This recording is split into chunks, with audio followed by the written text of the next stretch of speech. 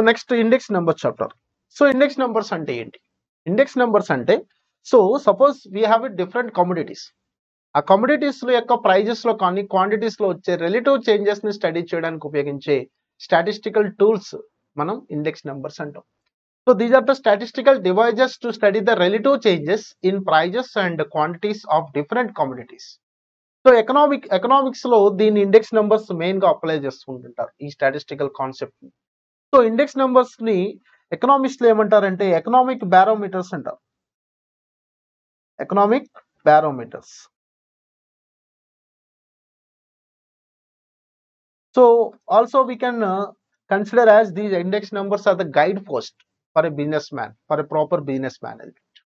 Guidepost అంటే so for example ఒక హైవేలో వెళ్తున్నప్పుడు మనకి ఏవైతే సైన్ బోర్డ్స్ ఎలాంటివన్నీ కనిపిస్తుంటాయో డైరెక్షన్ మనకి ఎలా వెళ్ళాలి అంటే ప్రాపర్ గా జర్నీ చేయాలంటే, సిమిలర్లీ ఒక బిజినెస్ ప్రాపర్ గా ప్లాన్ చేయాలంటే index numbers are the statistical devices we have to use. Okay, so different commodities యొక్క ప్రైజెస్ అండ్ క్వాంటిటీస్ లో వచ్చే చేంజెస్ ని మనం స్టడీ చేయడానికి మనం ఉపయోగించే స్టాటిస్టికల్ టూల్సే ఇండెక్స్ నెంబర్స్. ఓకే, అంటే జనరల్ గా మనం కమోడిటీస్ తీసుకుంటే ఇక్కడ 2 టైం పీరియడ్ ఇన్వాల్వ్మెంట్ అనేది ఉంటుంది. ఒక టైం పీరియడ్ వచ్చేసరికి బేస్ ఇయర్ అనుకుంటాం, సెకండ్ టైం పీరియడ్ వచ్చేసరికి కరెంట్ ఇయర్. సో ఈ 2 టైం పీరియడ్స్ లో for example 2010, now it is 2022. So compare to 2010 తో కంపేర్ చేసుకుంటే ప్రైజెస్ లో కానీ క్వాంటిటీస్ లో కానీ చేంజెస్ వస్తుంటాయి కదా. కొన్ని యొక్క కమోడిటీస్ యొక్క ప్రైజెస్ పెరగచ్చు, కొన్ని కమోడిటీస్ యొక్క ప్రైజెస్ తగ్గచ్చు. అలాగే quantity of consumption or quantities means year production, let it take agriculture production or industrial production. ఈ ప్రొడక్షన్స్ లో వచ్చే చేంజెస్ ఏవైతే ఉంటాయో సో వాటిని మనం క్వాంటిటీస్ అని చెప్తుంటాం. సో ప్రైజెస్ లో చేంజెస్ స్టడీ చేస్తాం, క్వాంటిటీస్ లో చేంజెస్ స్టడీ చేస్తాం. Those are called index numbers. So index numbers లో ఫస్ట్ మనం బేసిక్ గా గుర్తుపెట్టుకోవాల్సిన పాయింట్ ఏంటంటే, so what is meant by base year? So base year is nothing but the year which is used for comparing. ఏ year తో compare చేద్దాం అనుకుంటున్నాం prices or quantities, that year we call it as a base year. And current year is which has to be compare. దేన్నైతే compare చేద్దాం అనుకుంటున్నాము, I mean వేటి యొక్క prices compare చేద్దాం అనుకుంటున్నాం, 2022 లో ఉన్న ప్రైజెస్ కంపేర్ చేద్దాం అనుకుంటున్నాం. ఓకే, సో బేస్ ఇయర్ యొక్క ఇండెక్స్ మనం ఎప్పుడు కూడా 100 అని తీసుకుంటాం. అంటే బేస్ ఇయర్ లో 100 రూపీస్ ఉంటే కనుక ఒక ప్రైస్, ఒక కమోడిటీ యొక్క price, now what is the value of that current year? So suppose for example 175 అనేది ఒక ఇండెక్స్ నెంబర్ అంటే కనుక what is that meaning is 100 rupees ఉన్న బేస్ ఇయర్ లో 100 రూపీస్ ఉన్నది ఇప్పుడు అది 175 రూపీస్ అయిందని అర్థం. Okay, so that is the value that indicate. Okay, so index number value మనకి ఏమి ఇస్తుంది? సో జనరల్ గా ఎప్పుడు ప్రైజెస్ పెరుగుతుంటాయి కాబట్టి ఇండెక్స్ నెంబర్స్ జనరల్ గా 100 అబోవ్ ఉంటుంది. ఆఫ్ కోర్స్ 100 బిలో కూడా వచ్చే మన సిచ్యువేషన్స్ ఉంటాయి, బట్ మోస్ట్లీ ఎక్కువగా మనకి 100 ప్లస్ ఎక్కువ ఆన్సర్ వస్తుంది. ఎందుకు అంటే ఎప్పుడు ప్రైజెస్ కానీ క్వాంటిటీ ఆఫ్ కన్జంప్షన్స్ కానీ పెరుగుతూనే ఉంటాయి, ప్రొడక్షన్స్ కానీ ఇప్పుడు కూడా. Okay, so time period change అయ్యకూడదు. సో టైంతో పాటు వచ్చే ఈ చేంజెస్ ఏవైతే ఉన్నాయో relative changes, time to time కానీ ఏరియా టు ఏరియా కానీ, so cost of living index area to area change అయిపోతుంటుంది. సో వీటిని బట్టి మనం ఈ చేంజెస్ ని స్టడీ చేయడానికి ఉపయోగించే స్టాటిస్టికల్ టూల్స్ ని మనం ఇక్కడ ఇండెక్స్ నెంబర్స్ అంటాం. Now base year is which is used for comparison, current year is which is to be compare. Now we have to see the different notations also here. So the prices we denoted with small p. So suffix 0 means that is price in the base year, and P1 is price of a commodity in the current year. Similarly, small q0 is nothing but quantity consumed in base year. Q1 is nothing but quantity consumed in current year. Similarly, we can study the value index number also. So V0 and V1. V0 is value of the commodity in base year, value of the commodity current year. Okay, so what are the different types of index numbers? Suppose you want to study the relative changes in the prices of different commodities, we use the price index numbers.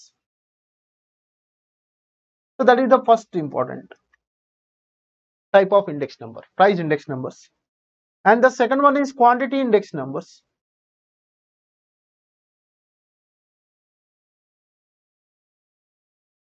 And the third one is value index numbers.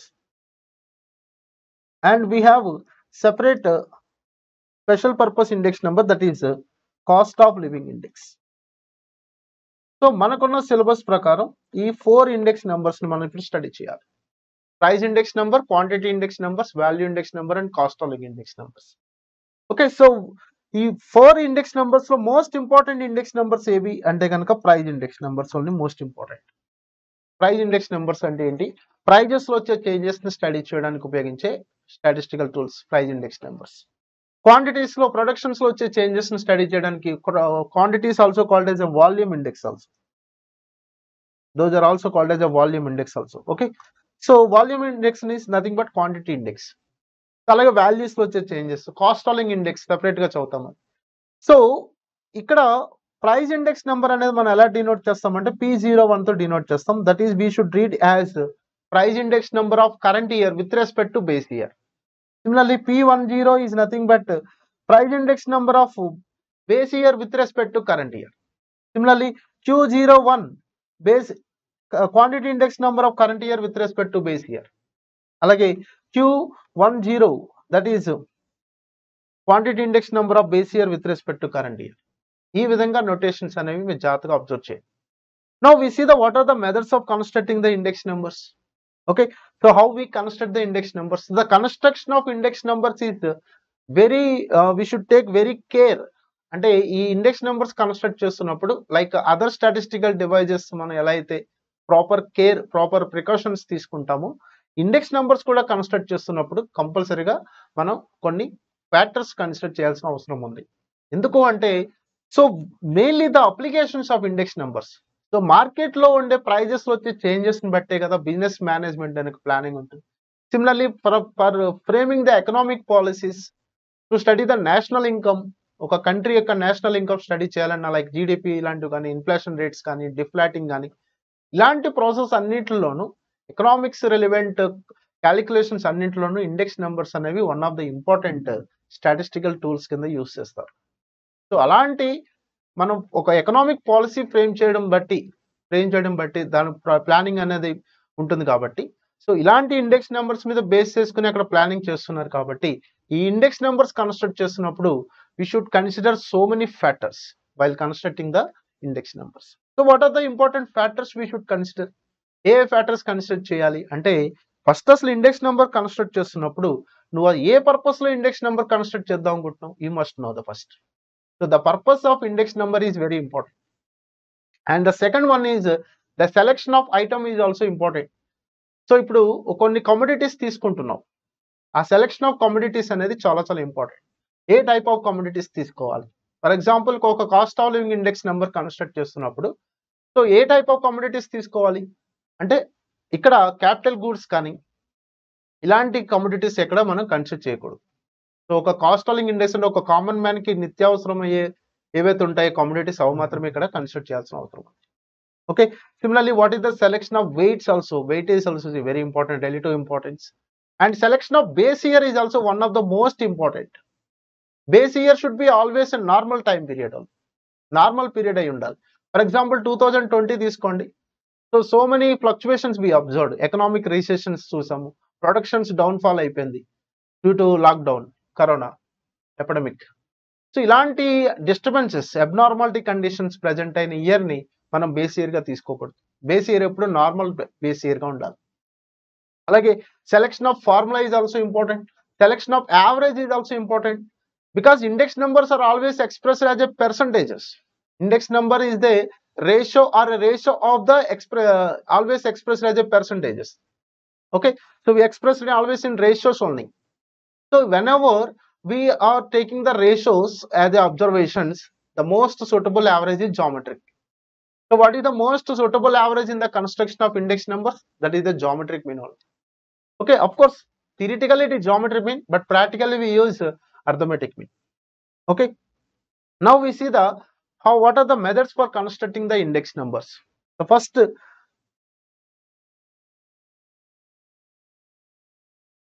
so index numbers will be constructed in two methods basically. First, that is simple index numbers or also called as unweighted index numbers, and second one is weighted index number.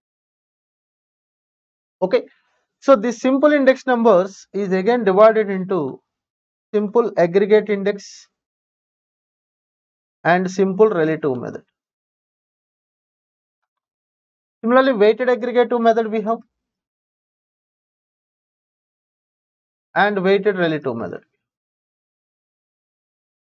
This relative method also it is divided into relative method using AM, arithmetic mean, relative method using GM, geometric mean. Similarly, relative method using arithmetic mean, relative method using geometric mean. Okay, so these are the different methods of constructing the index numbers.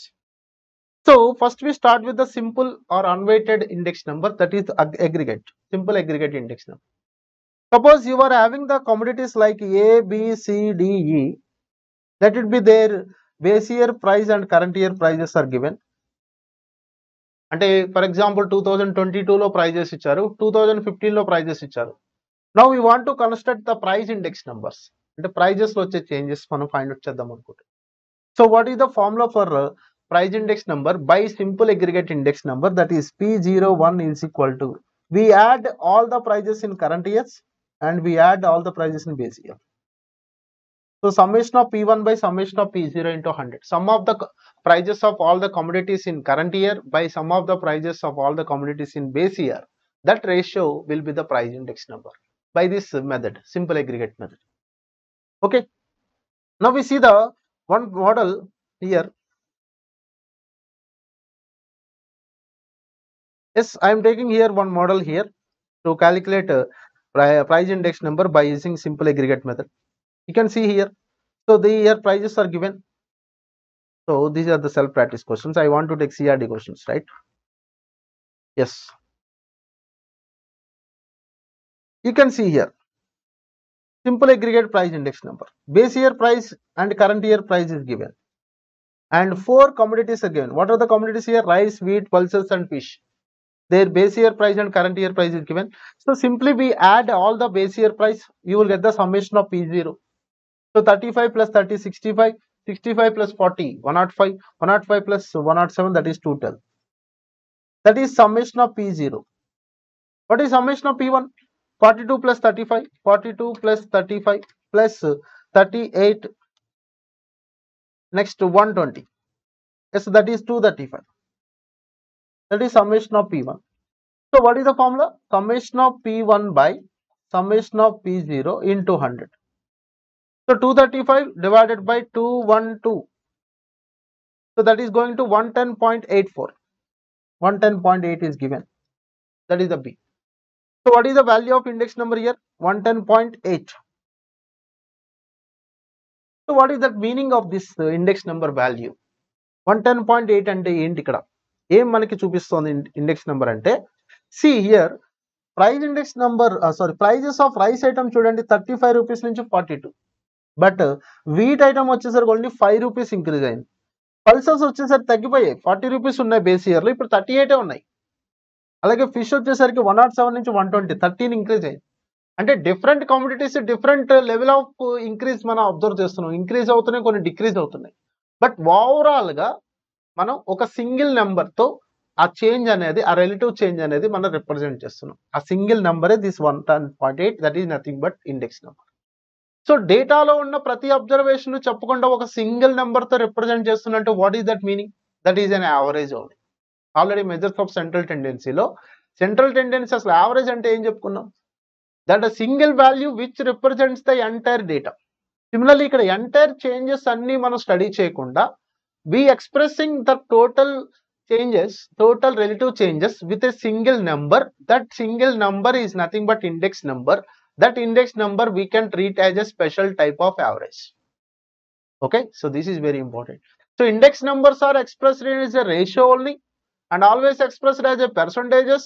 And we can treat index numbers or as a special type of averages. This is the point you should remember. So 110.8 అనేది overall change అనమాట. అంటే దీని అర్థం ఏంటంటే base ఇయర్లో 100 rupees ఉంటే now you should pay for that commodity 110.8 paisa. Okay, so that is the meaning. Now we see what is meant by price relative. Okay, so price relative అంటే ఏంటి? రిలేటివ్ మెథడ్లో మనం ఫస్ట్ నేర్చుకోవాల్సింది ఏంటంటే ప్రైస్ రిలేటివ్ అంటే ఏంటి? So price relative is nothing but it is also an index number only. But we study the changes only for single commodity. For example ఒక petrol తీసుకున్నాము, పెట్రోల్ ప్రైస్ పెరిగింది, నేను index number only for petrol అనే commodity ఒకటే తీసుకుంటున్నాను. So that is we call it as a price relative. So price relative is nothing but an index number of a single commodity. So it is also be denoted with P01, but it is standard notation we denoted with capital P. Capital P is equal to small p1 by small p0 into 100. Current year price by base year price into 100. That is we call it as a price relative. Similarly, you can take the quantity relatives also. So that is we denoted with Q1 by Q0 into 100. So base year current year quantities by base year quantities into 100. Okay, so price relatives is nothing but index number, price index number of a single commodity. Quantity relative is nothing but quantity index number of a single commodity. ఒక single commodity rice అనేది తీసుకున్నాను. So 10 years back 2010లో agriculture production, rice production ఎంత ఉంది ఇండియాలో, ఇప్పుడు 2022లో rice యొక్క production ఎంత ఉంది, ఐఎమ్ కంపేరింగ్. సో 2022లో ఉన్న ప్రొడక్షన్ Q1 అనుకుంటాను, 2010లో ఉన్న ప్రొడక్షన్ Q0 అనుకుంటాను. So I can get the index number. That is relative. Relatively we are observing, we are comparing with the base years. Okay, so price relative and quantity relative. For example, you can see, for example, the prices are increased by 25%. What is the index number అని అడిగారు. 25% పెరిగాయి అంటే మనం ఏం చేసుకోవాలి, base year లో 100 rupees అని తీసుకోవాలి. Now it is increased by 25% means that is 125 becomes. So what is the index number here? What is the current year? 125. Base year is 100. So into 100. So finally you get the 120. 100 will be cancelled. So 25% increase ayyayi prices to ante index number anta 125. Okay, so for example, we study few problems given here, very important. You can see in 2015 the price index is 267% with base 2005. Then how much price increment in 2015 with base 2005? So ఇక్కడ చూడండి 125 అనేది నేనేం చెప్తున్నా, index number అని చెప్తున్నా. అంటే ఎంత పెరిగినట్టు, 25% పెరిగినట్టు. బేస్ ఇయర్ అంతా 100 అనుకుంటే. సో అలాగే ఇక్కడ ఎంత ఇంక్రీజ్ అయింది ఇండెక్స్ నెంబర్ అంటే 267% అంటే index number value. Index number value 267 అంటే ప్రీవియస్ బేస్ ఇయర్ ఎప్పుడు అంతా 100. సో ఇప్పుడు ప్రజెంట్ 167 అయినట్టేగా, అంటే 167% పెరిగినట్టేగా ప్రైజెస్. ఎందుకంటే ఇప్పుడు 267 అయినట్టు. So 267 by 100 into 100 సరిపోయిందిగా, 267 increment index number value. So మనకి ఎప్పుడైనా సరే ప్రైస్ ఇండెక్స్ నెంబర్ వాల్యూ 267 ఇచ్చారంటే బేస్ ఇయర్ ఆల్రెడీ 100 రూపీస్ ఉంటుంది కాబట్టి ఎంత పర్సంటేజ్ ఇంక్రీజ్ అయింది అంటే కనుక ఈ 100 నుంచి 267 కదా ఇంక్రీజ్ అయింది. ఎంత పర్సంటేజ్? 167% ఇంక్రీజ్ అయింది. So what is the answer? 167% is the answer. Okay, so ఈ మోడల్స్ మనకి చాలా important. Similarly you can see the price index number of agriculture commodities in a given region at a given point is 280. What is the percentage increase in the price? So again 280 minus 100, that is 180. అంతేగా current year లో price 180% increase 180% increase అయిందంటే 100 280 అయినట్టేగా. 280 by 100 into 100 అంటే index number 280 వస్తుంది. So 180 అనేది అంటే minus 100 చేసుకోవాలి. అలాగే 35% decrease అని ఇచ్చారు ఇక్కడ. ఇట్ ఈస్ డిక్రీజ్డ్ బై 35% అని ఇచ్చారు. అంటే ఎంత? సో ఆల్రెడీ 100 ఉంది, 35% డిక్రీజ్ అయిందంటే 65 అన్నట్టు. So what is the index number? 65. Similarly, you can see this one. The prices of a commodity in the year 1975 and 1980 were 25 and 30 respectively. Like taking 1975 base year, what is the price rate? 1975 base year గా తీసుకోమన్నారు. అంటే ఇది P0, ఇది P1. అంటే base current price relative ఏమవుతుంది? Current year price by base year price into 100. So 4 times కాబట్టి you will get the 120 is the price relative. So ఈ విధంగా మనం ప్రైస్ రిలేటివ్స్ అనేవి ఫైండ్ అవుట్ చేస్తాం. ఓకే, సో మరి ఇప్పుడు మనకి సెకండ్ మెథడ్ ఏంటి? సింపుల్ అగ్రిగేట్ ఇండెక్స్ నెంబర్ అయిపోయిన తర్వాత మనకి నెక్స్ట్ మెథడ్ ఏంటి? Simple relative method. So simple relative method లో మన ఇండెక్స్ నెంబర్స్ ఎలా కన్స్ట్రక్ట్ చేస్తాం అంటే, ఫర్ ఎగ్జాంపుల్ నాకు ఒక 5 కమోడిటీస్ ఇచ్చారు. ఈ 5 కమోడిటీస్ యొక్క base year price, current year price ఇచ్చారు. Now I will calculate the price relatives for each and every commodity separately. మనం ఫస్ట్ సింపుల్ అగ్రిగేట్ ఇండెక్స్ నెంబర్లో ఏం చేసామంటే కరెంట్ ఇయర్ ప్రైజెస్ అన్ని యాడ్ చేసాము, divided by base year prices అని add చేసి into 100 తీసాం. ఆ విధంగా ఇండెక్స్ నెంబర్ కన్స్ట్రక్ట్ చేసాం. బట్ రిలేటివ్ మెథడ్స్ వచ్చేసరికి ఇక్కడ మనం చేయాల్సింది ఏంటంటే ప్రతి కమోడిటీకి ఇండివిజువల్గా రిలేటివ్స్ ఫైండ్ అవుట్ చేయాలి. ఓకే, అంటే కరెంట్ ఇయర్ వాల్యూ, ఆ కమోడిటీ యొక్క current year value by base year value into 100 వేసుకుంటూ ప్రైస్ రిలేటివ్స్ ఫైండ్ అవుట్ చేస్తాం. సో మీకు 5 కమోడిటీస్ వచ్చాయి కదా, ఎన్ని ప్రైస్ రిలేటివ్స్ వస్తాయి? 5 ప్రైస్ రిలేటివ్స్ వస్తాయి. ఈ ప్రైస్ రిలేటివ్స్ అన్నిటికీ అర్థమెటిక్ మీన్ ఫైండ్ అవుట్ చేస్తే that is nothing but simple average of price relative method using arithmetic mean. అదే 5 రిలేటివ్స్ కి జామెట్రిక్ మీన్ ఫైండ్ అవుట్ చేశారు అనుకోండి. జామెట్రిక్ మీన్ అంటే మనం నేర్చుకుంది nth root of product of observations. Arithmetic mean అంటే మనం నేర్చుకుంది some of observations by number of observation. అంటే ఎన్ని కమోడిటీస్ ఇచ్చినా సరే ప్రతి కమోడిటీకి ఇండివిజువల్ గా రిలేటివ్స్ ఫైండ్ అవుట్ చేస్తాము. అలా వచ్చిన రిలేటివ్స్ అన్నింటికి ఏఎం ఫైండ్ అవుట్ చేస్తే that is nothing but simple arithmetic mean of price relatives method. That is the second method. Second method అంటే ఇక్కడ ఈ మెథడ్. అలా వచ్చిన ప్రైస్ రిలేటివ్స్ అన్నింటికి జామెట్రిక్ మీన్ ఫైండ్ అవుట్ చేస్తే that is nothing but simple relative method using geometric. Okay, so that is it. మరి simple aggregate index number ఉండగా మనం సింపుల్ రిలేటివ్ మెథడ్కి వెళ్ళాం. సో ఏ method best method, simple అగ్రిగేటా simple relative method అంటే simple aggregate index number తో చూస్తే simple relative method అనేది కొంచెం better method అని చెప్పాలి. ఎందుకు అంటే ఇక్కడ ఇచ్చిన దీంట్లో మనకి సింపుల్ ఇండెక్స్ నెంబర్స్ ఉన్నాయి, వెయిటెడ్ ఇండెక్స్ నెంబర్స్ ఉన్నాయి. ఈ రెండింటిలో మోస్ట్ యాక్యురేట్ ఏది అంటే కనుక వెయిటెడ్ ఇండెక్స్ నెంబర్సే. Okay, so weighted index numbers are the most accurate index numbers. Okay, but simple aggregate index number లో ఉన్న మెయిన్ డిసడ్వాంటేజ్ ఏంటి అంటే కనుక we are adding the commodities prices in current year, in base year. అంటే ఆ commodities యొక్క units మనం ఇక్కడ కన్స్ట్రక్ట్ చేయట్లేదు. చూడండి, ఇప్పుడు ఒక 5 కమోడిటీస్ తీసుకున్నాను. 5 commodities different unit of measurements లో ఉండొచ్చు కదా. కొన్ని లీటర్స్ లో ఉంటాయి, కొన్ని కేజీస్ లో ఉంటాయి, కొన్ని డజన్స్ లో ఉంటాయి. ఇలా డిఫరెంట్ యూనిట్ ఆఫ్ మెజర్మెంట్ ఉండొచ్చు క్వాంటిటీస్, ఐ మీన్ వాటి యొక్క ప్రైజెస్ కాల్కులేట్ చేస్తున్నప్పుడు. మరి ఆ యూనిట్ ఆఫ్ మెజర్మెంట్ మనం కన్సిడర్ చేయకుండా అన్ని యొక్క కమోడిటీస్ యొక్క ప్రైజెస్ మనం యాడ్ చేసేస్తాం. అంటే ఏంటి, ఇక్కడ simple aggregate index number is affected with the unit of measurement. It is dependent on unit of measurement. So simple aggregate index number లో ఉన్న డిసడ్వాంటేజ్ ఏంటి అంటే it is dependent on unit of measurement. Okay, so ఇక్కడ మనం ఏం చేస్తున్నామంటే relative method లో individually we are calculating the base year price, current year price by base year price. So ఆ కమోడిటీ ఏ యూనిట్ లో ఉన్నా పర్వాలేదు, current year by base year ratio తీసేసుకుంటున్నాం కాబట్టి ఇక్కడ యూనిట్ ఆఫ్ మెజర్మెంట్ అనే ఎఫెక్ట్ దీని మీద ఉండదు. కాబట్టి సింపుల్ అగ్రిగేట్ మెథడ్ తో కంపేర్ చేసుకుంటే సింపుల్ రిలేటివ్ మెథడ్ కొంచెం బెటర్ అని చెప్తాం. సో సింపుల్ రిలేటివ్ మెథడ్ ఎలా ఫైండ్ అవుట్ చేయాలి, ఒక మోడల్ తీసుకుందాం. సో ఇక్కడ ఒక simple average of relative method using AM ఒక మోడల్ ఉంది. ఈ మోడల్ నేను తీసుకుంటున్నాను ఇప్పుడు. So I'm copying this 8th one.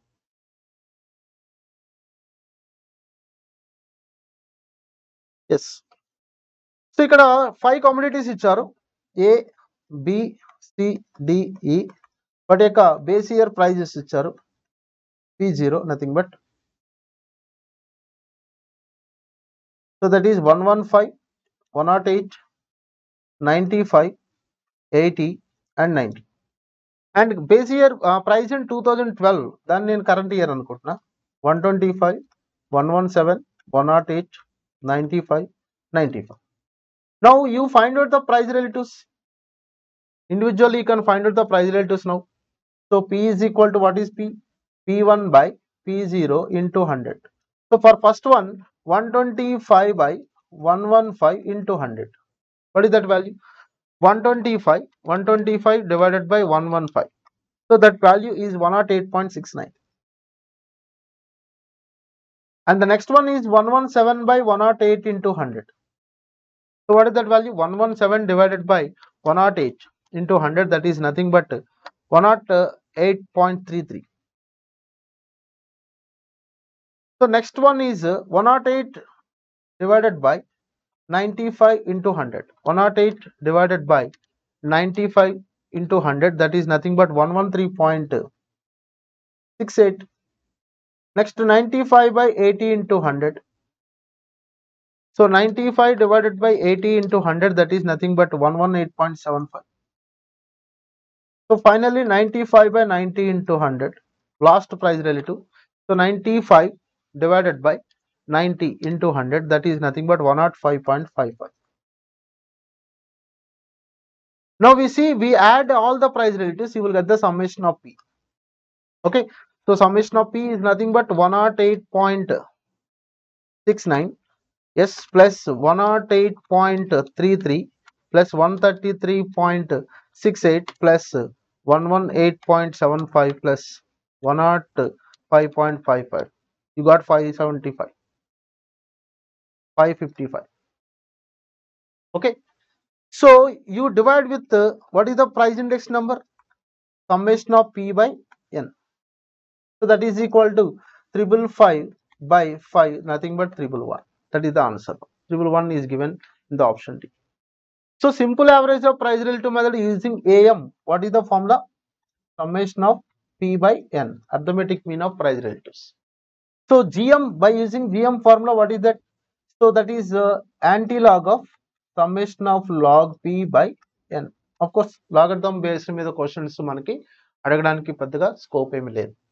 Okay, so this is about a simple relative method and using AM and GM. Now we go to the weighted index numbers. So weighted index numbers అంటే ఏంటి?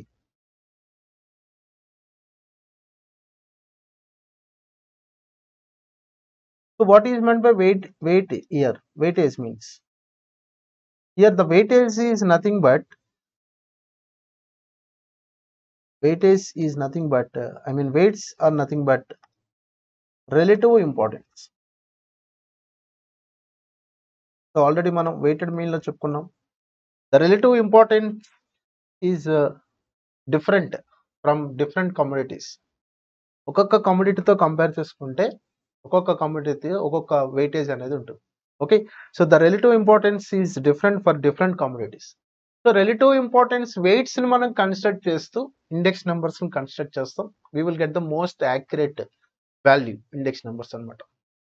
అంటే relative method ద్వారా కానీ simple aggregate index number method ద్వారా కానీ మనకి index numbers వస్తాయి.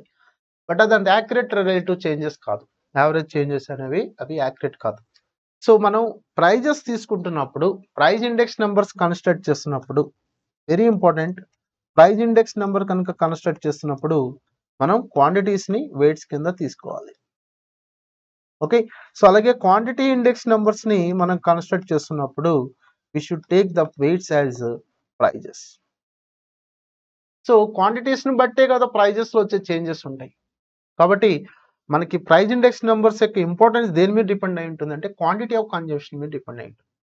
కాబట్టి ప్రైజ్ ఇండెక్స్ నెంబర్ కన్స్ట్రక్ట్ చేస్తున్నప్పుడు క్వాంటిటీస్ కన్స్ట్రక్ట్ చేస్తాం. So weighted aggregate index method అంటే ఏంటి? First method weighted index numbers లో మీరు ఈ చార్ట్ అనేది ఎప్పుడు గుర్తుపెట్టుకోండి, ఫ్లో చార్ట్ అనేది అంటే ఏ మెథడ్ మనం కన్స్ట్రక్ట్ చేస్తున్నాం అనేది మనం చూసుకోవాలి. ఓకే, ఇక్కడ మనకు చూస్తే సింపుల్ అగ్రిగేట్ మెథడ్ అనేది ఇక్కడ ఫస్ట్ మెథడ్, అలాగే simple relative method using GM అనేది సెకండ్ మెథడ్, జిఎం అనేది థర్డ్ మెథడ్, ఏఎం అనేది సెకండ్ మెథడ్, జిఎం అనేది third method, simple aggregate method అనేది ఫోర్త్ మెథడ్. ఇక్కడ ఒక 7 ఇండెక్స్ నెంబర్స్ యాడ్ అవుతాయి, other weighted aggregate index numbers అంటాం. సో నెక్స్ట్ ఇది 7 + 4 11 ఇది 12th నెంబర్ అవుతుంది. Weighted relative method AM, weighted relative method GM 13 అవుతుంది. టోటల్ గా 13 మెథడ్స్ ఉన్నాయి. ఈ 13 మెథడ్స్ లో మనం ఫస్ట్ 3 మెథడ్స్ నేర్చుకున్నాం. నెక్స్ట్ ఫోర్త్ మెథడ్ వచ్చేసరికి weighted aggregative method. So weighted aggregative method లో మనం ఇక్కడ ఇచ్చే ఫార్ములా ఏంటి అంటే కనుక that is simple, nothing but simple aggregative method formula ఏంటి? Summation of P1 by summation of P0 into 100, ఇదే కదా. దీనికి మనం ఇప్పుడు వెయిట్స్ అనేవి అసైన్ చేస్తున్నాం, double. So summation of P1 W by summation of P0 W is the weighted aggregate index number. So మనకి prices, current year prices, base year prices ఇచ్చి వాటి కరస్పాండింగ్ వెయిట్స్ కూడా ఇచ్చినప్పుడు so P1 current year price into weights multiply చేస్తాం, అలాగే P0 into W current year base year price into weights multiply చేస్తాం. We will get the summations. So that is P01. ఇక్కడ మనం main గా focus చేయాల్సిన area ఏంటంటే other weighted index numbers, other weighted aggregate index. So index number chapters లో most important concept, the first priority దీనికి ఇవ్వండి మీరు, అదర్ వెయిటెడ్ అగ్రిగేట్ ఇండెక్స్ కి. ఓకే, అవి ఏంటి అంటే కనుక టోటల్ గా మనకి ఇక్కడ 7 other weighted aggregate index numbers వస్తాయి టోటల్ గా. సో ఈ ఫార్ములాలో P01 equal to summation of P1W by summation of P0W into 100 అనే formula weighted aggregate index.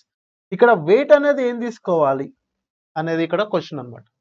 So దీనికి డిఫరెంట్ ఎకనామిస్ట్ కానీ స్టాటిస్టిషియన్స్ మ్యాథమెటిషియన్స్ డిఫరెంట్ ప్రపోజల్స్ ఇచ్చారు. ఆ ప్రపోజల్స్ ని బట్టి మనం ఇండెక్స్ నెంబర్స్ కన్స్ట్రక్ట్ చేస్తుంటాం. So the first proposal was given by Laspeyres index.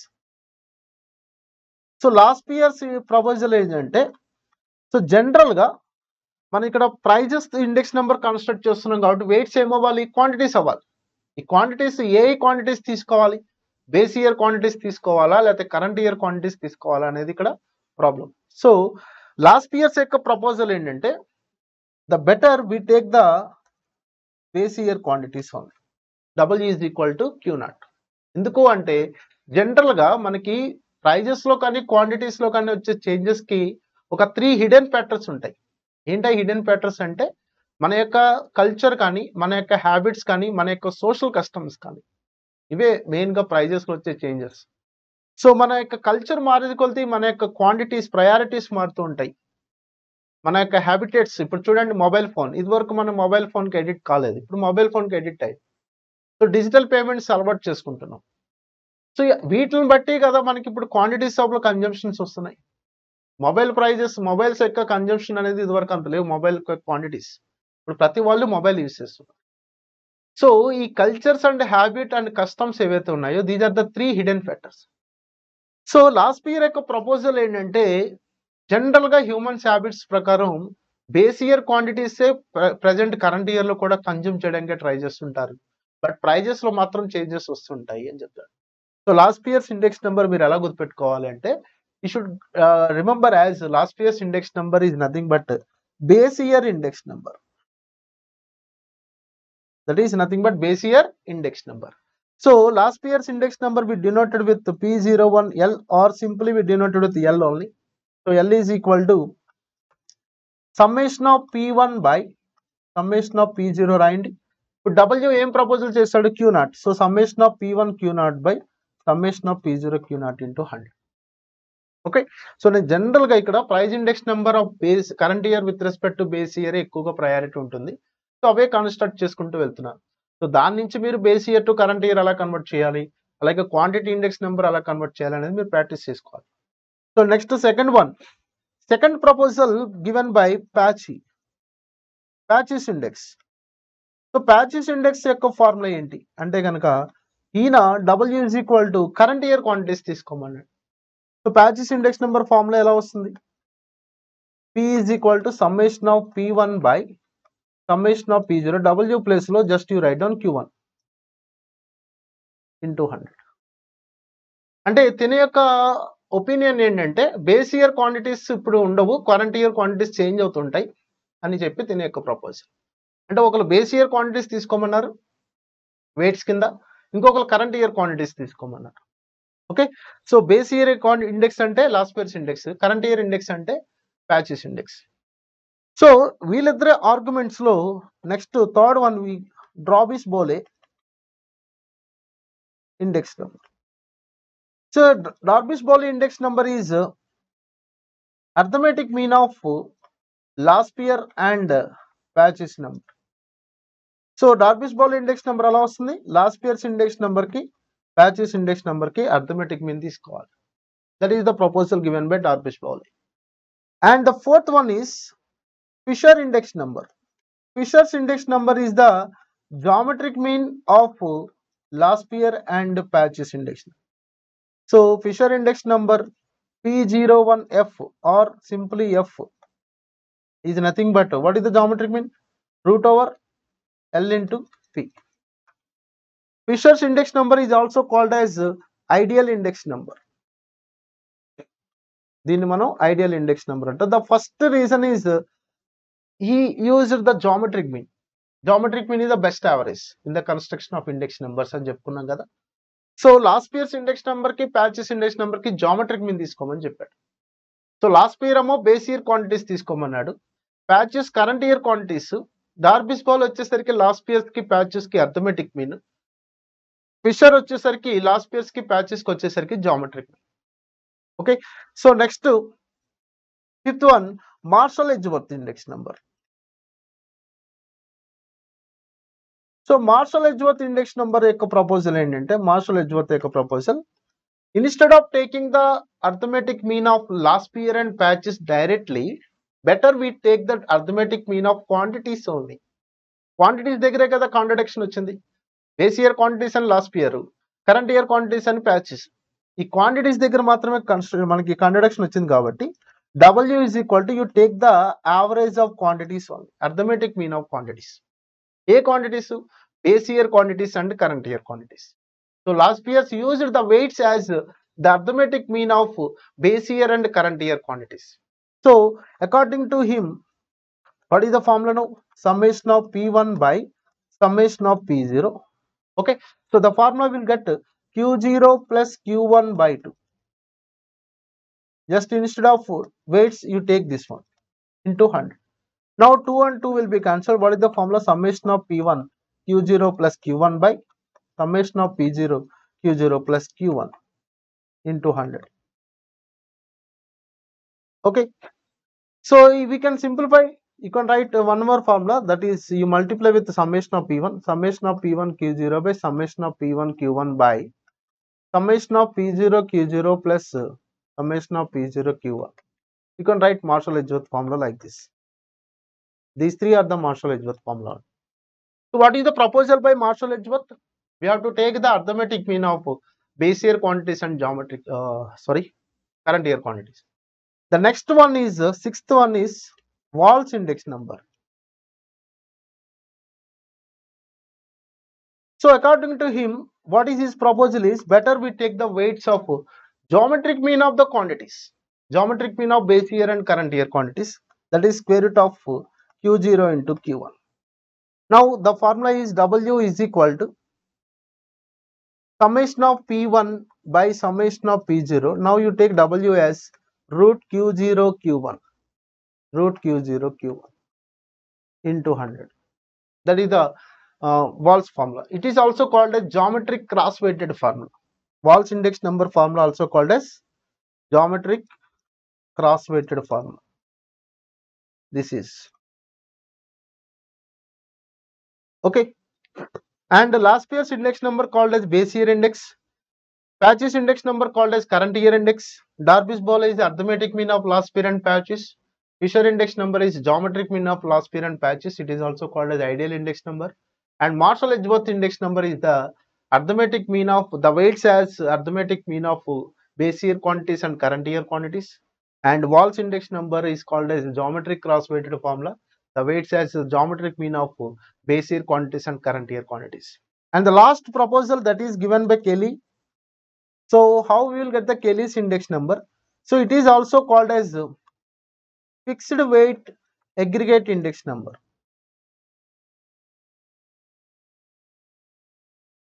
So what is his proposal is, instead of taking the base year or current year, better we take any 1 year between the base year and current year. And sometimes we can take average of more than 1 year also. Okay, so his proposal is W is equal to Q only. At the time of construction of index number, for what purpose you are constructing the index number, for what type of commodities you are considering while constructing the index number, you decide the quantities. అది base year అని అవ్వచ్చు, current year అని అవ్వచ్చు, లేకపోతే ఏదైనా ఒక year మధ్యలో ఒక ఇయర్ అవ్వచ్చు. That is depend upon the nature of the communities. కొన్ని కమ్యూనిటీస్ యొక్క ఎఫెక్ట్ డిఫరెంట్ గా ఉంటుంది కదా. So that is the proposal given by Kelly's. So Kelly's way, he has used the weights as fixed quantities. That's why it is called as a fixed weight aggregate index number. So according to him, Kelly's formula is summation of P1 Q by summation of P0 Q into 100.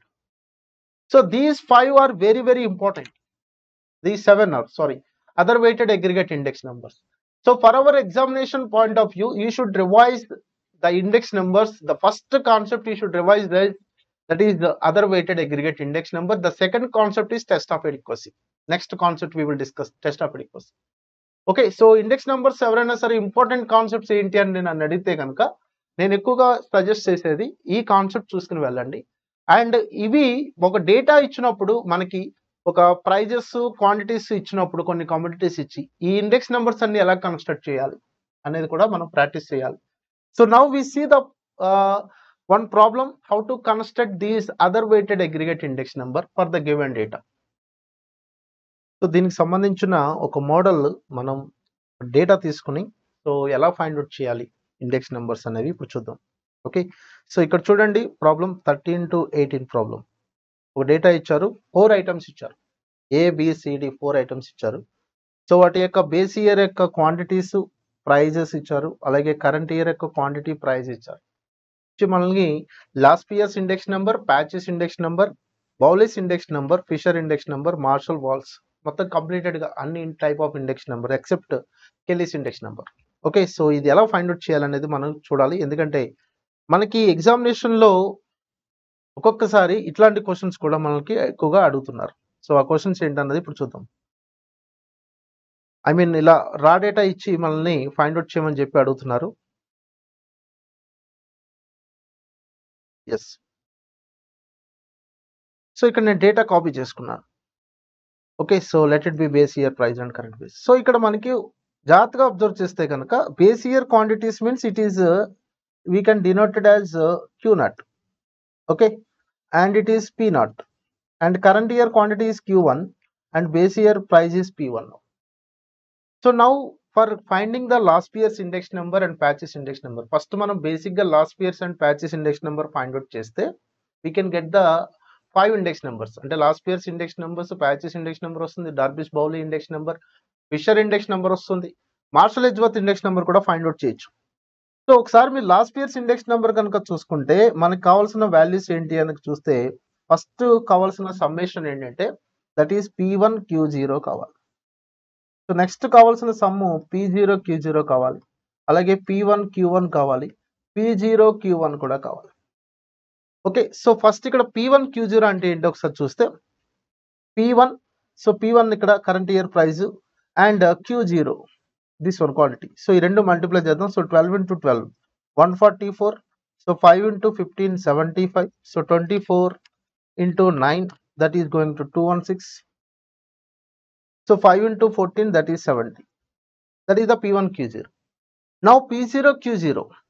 Okay, so P0 and Q0 12 into 10 120 అంటే current year base year price into base year quantity. 7 into 15 75, sorry 105. So 24 into 5, so that is 120. 5 into 16 is 80. Okay, that is about P0 Q0. Similarly, you can find out P1 and Q1. 15 into 12. 15 into 12 is 180. 20 into 5 is 100. 20 into 9 is 180 again. 5 into 14 is 70. Now P0 and Q1. P0 and Q1. 10 into 15, 150. So 7 into 20, 140. 5 into 20 is 100. 16 into 5 is 80. Now you find out these summation values. You find out these summations. Okay, so I am adding all these values. 144 plus 75 plus 216 plus 70. So that is going to 505. Okay, so I got to 505. Next to 120 plus 105 plus 200 directly. So that is 305. So I think it is wrong. 1 minute. So 120 plus 105 plus 200. So that is 425.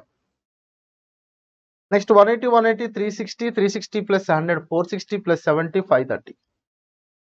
Similarly, 180 plus 140, that is 320, 320 plus 150, that is 470. 320 plus 150, 470. Yes.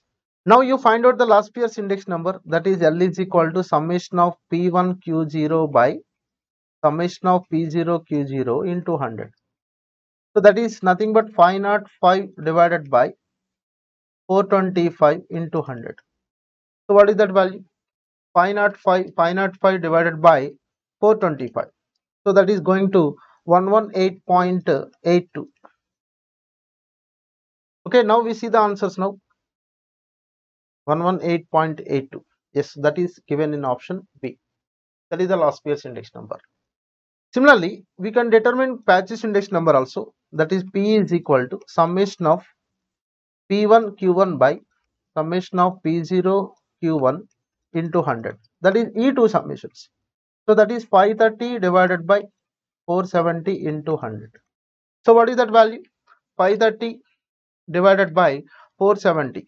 So that is going to 112.76. 112.76. So that is given in option A. Now Bowley's index number. So how you will get the Bowley's index number now? Bowley's index number is equal to Darby's-Bowley equal to arithmetic mean of last year's and patches index number. So 118.82 plus 112.76 by 2. Okay, so I am taking the arithmetic mean 118.82 plus 112.76. Okay, so divided by 2, so you will get 115.79. Similarly, you can find out the Fisher index number once you get the last period and patches root of L into P. So root of 118.82 into 112.76. So again, I am taking the multiplication of 118.82 into 112.76. So root, that is 115.75. Now you can see the answers now, right? So Bowley's index number, that is 115.79. So we got in option A. And Darby's-Bowley's index number 115.75. That is option C. Similarly, you can find out the Marshall-Edgeworth index number. ఇక్కడ జాగ్రత్తగా observe చేయాల్సిన point ఏంటంటే, for example మీకు ఒక data ఇచ్చి అందులో ఒక 2-3 index numbers మిమ్మల్ని కన్స్ట్రక్ట్ చేయమని అడిగారు ఎగ్జామినేషన్ లో. ఒకసారి అడిగింది ఆల్రెడీ December 21 అటెంప్ట్ లో. సో ఒకే డేటా ఇచ్చి మనకి 3 type of index numbers, Paasche's index number find out చేయమన్నారు, Fisher's index number find out చేయమన్నారు, అలాగే Marshall-Edgeworth కూడా ఫైండ్ అవుట్ చేయమన్నారు. ఇలా Marshall-Edgeworth కనుక సెపరేట్ గా ఇస్తే కనుక better you take Q0 plus Q1 first.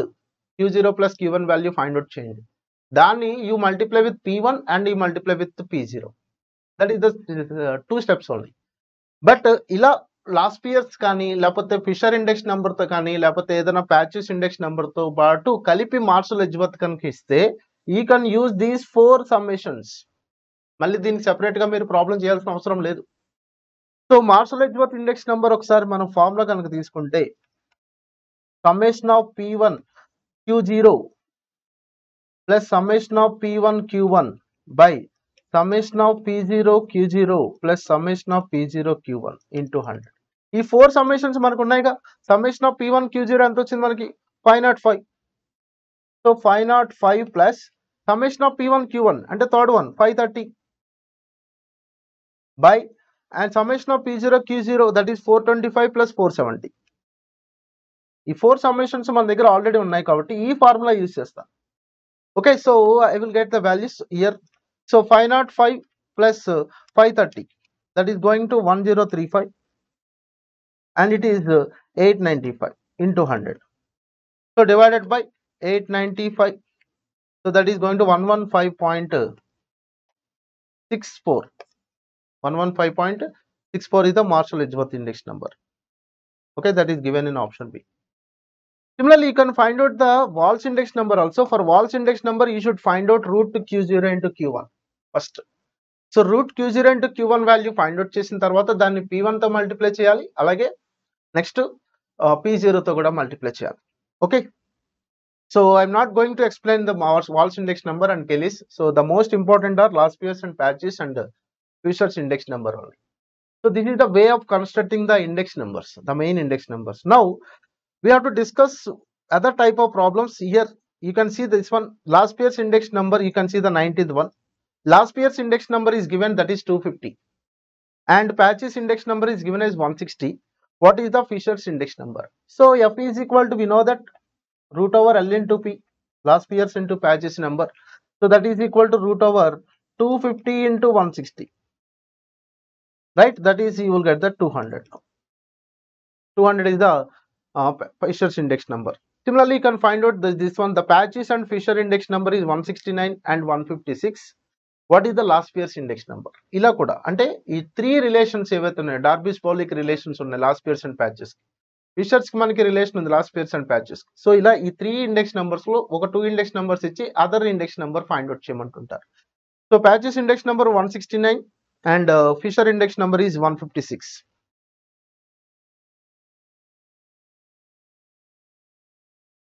That is given, and it is asking last year's index number.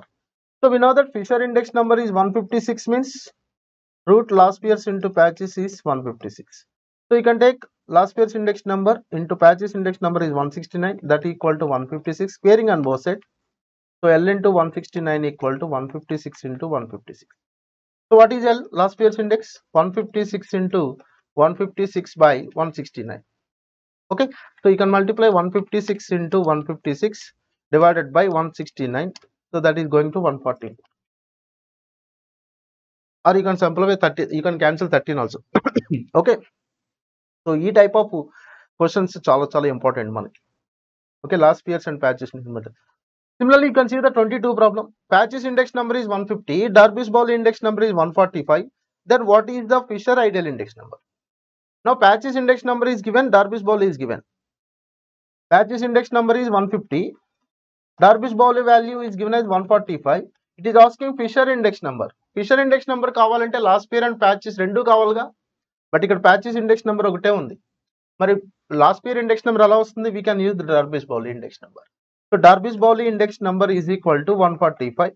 So L plus P by 2 is equal to 140. So L plus P is equal to 290. What is P? 150. So L is equal to, that is 140. Last year's index number value is now 140 now. Now it is asking Fisher index numbers, that is root over L into P. So that equal to root over L is 140 we got, and it is 150. So that is going to 145.91 something.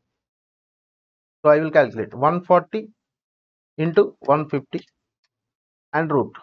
Yes, 144.91, not 145, 144.91. That is the required Fisher's index number. So that is given in the option, that is option D. So ఈ particular construction ఎలా చేస్తాము, last years నుంచి at least martial edge వరకు construction ఎలా చేస్తాము నేర్చుకోవాలి. అలాగే ఈ టైప్ ఆఫ్ ప్రాబ్లమ్స్ ఖచ్చితంగా చూడాలి index numbers. Okay, so next we have to go to next type of index numbers, that is weighted average of relatives method. So weighted aggregate index number చూసాం, other weighted aggregate index number చూసాం. Now we're going to discuss weighted average of relatives method. So weighted average of relative లో again AM ఉంది and GM ఉంది కదా. So the weighted average of relatives method using AM, it is also called as a general index, okay, or group index also. So that is equal to, the formula is summation of P into W by summation of W. Okay, so weight or the quantities generally. So here P is nothing but the price relatives of each commodity. Similarly, by using geometric mean, weighted average of price relatives using geometric mean, that is nothing but P01 is equal to anti-log of summation of W log P by summation of W, where P is nothing but again P1 by P0 into 100. Now we calculate how to calculate weighted average of relative method, one problem. So here one problem is given, that is we call it as a general index also. Okay, so let me copy this one. So how to calculate weighted average of relative method? Yes, now you can see this one. So I am taking the 5 commodities here, 5 commodities A, B, C, D, E, F, and the group index is given, that is nothing but P. Index is nothing but P, because individual index number, individual commodity యొక్క index number అంటే that is nothing but relative only. So 120, 132, 98, 115, 108 and 95. Now what are the weights are given? Weights are given as 6, 3, 4, 2, 1, 4. Now you find out the PW. So no need to calculate here P01. I mean P1 by P0. Directly P value is given. So 120 into 60, sorry 6, 720, and this one is 396, and 4 into 98. 4 into 98 is nothing but 392. So 2 into 115, 230. 108 into 1, 108, 95 into 4, 95 into 4 is nothing but 380. Now you add the summation of PW. Okay, so 720 plus 396 plus 392 plus 230 plus 108 plus 380.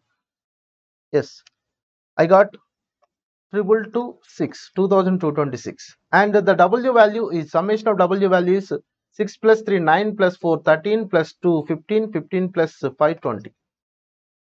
Okay, so what is the P01?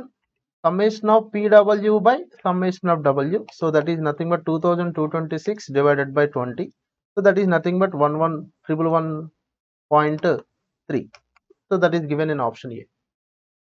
ఒకవేళ P value కనుక ఇవ్వకలేదు, current year price base year price ఇచ్చారు, అప్పుడు ఏం చేస్తాం? First we find the price relatives. Same as simple relative method లో మనం ఏం చేసామంటే ప్రైస్ రిలేటివ్స్ ఫైండ్ అవుట్ చేసి సింపుల్ అర్థమెటిక్ మీన్ అప్లై చేస్తాం. మరి వెయిటెడ్ ప్రైస్ రిలేటివ్ మెథడ్ లో ఏం చేస్తున్నాం? ఇక్కడ కూడా ప్రైస్ రిలేటివ్స్ ఫైండ్ అవుట్ చేస్తాం, వెయిటెడ్ మీన్ ఫైండ్ అవుట్ చేస్తాం, వెయిటెడ్ అర్థమెటిక్ మీన్. అలాగే జామెట్రిక్ మీన్ కేసులో వెయిటెడ్ జామెట్రిక్ మీన్ అప్లై చేస్తాం. Okay, so this is the type of index numbers. So totally 13 type of construction of index numbers మనం already ఒక quick revision లాగా చూసాం. అందులో most important వచ్చేసరికి మాత్రం లాస్ట్ ఇయర్స్ టు ఎలిస్ index numbers. Okay, now so we can construct the quantity index numbers also. Price index numbers ఎలా అయితే మనం యూస్ చేస్తామో క్వాంటిటీ ఇండెక్స్ నెంబర్స్ కూడా కన్స్ట్రక్ట్ చేయొచ్చు. ఫర్ ఎగ్జాంపుల్ నేను just last years and patches numbers కి quantity index numbers ఎలా construct చేయాలి అనేది చూద్దాం. So Laspeyres index number అయితే కనుక what is the price index number P1Q0 by summation of P1Q0, sorry, P0Q0, that into 100. That is the last year's index number, price index number.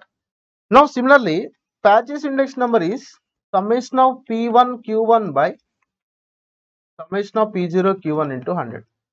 These are the P01. How to calculate, how to construct a quantity index number for last year's method. Okay, so now you take the quantities now, summation of Q1 by summation of Q0 instead of summation of P1 by summation of P0. Now last year's used base years only. So ikkada meeru quantity index number construct chestunaru kabatti weights ఏమవుతాయి, prices అవుతాయి. ఆ prices కూడా last years method లో base year prices అవుతాయి. So just you add P0. This is the quantity index number by last year's method. Similarly, quantity index number by patches method, again summation of Q1 by summation of Q0. Okay, now you take the current year price into 100. Okay, so this is the way constructing the quantity index number. Once you get the last year's and patches, you can get the Darvish-Bowley index number and Fisher quantity index numbers, and Marshall-Edgeworth index number also you can determine by using these 4 summations. Okay, so quantity index numbers and price index numbers tarvata manam discuss cheyalsina inkoka type of index number, that is value index number. So value index number is very simple, that is we denoted with V01, that is summation of P1Q1 by summation of P0Q0 into 100. So what is meant by value? Value of a commodity is nothing but price into quantity. Value of a commodity is nothing but price into quantity, that is the value. So in current year, what is the value? P1 into Q1. Base year, what is the value? P0 into Q0. So we add all the values of all the commodities in current year by all the values of all the commodities in base year, that is summation of P1 Q1 by summation of P0 Q0 into 100. So simply we can write this one as V1 by V0 also, where V1 is value in the current year, that is summation of P1 Q1. V0 is value in the base year, that is summation of P0 Q0. So nothing but it is also called as a value ratio. V1 by V0 is nothing but it is called as a value ratio. So this is about value index number. Now we are going to discuss very important concept in index numbers, that is test of adequacy. Very important.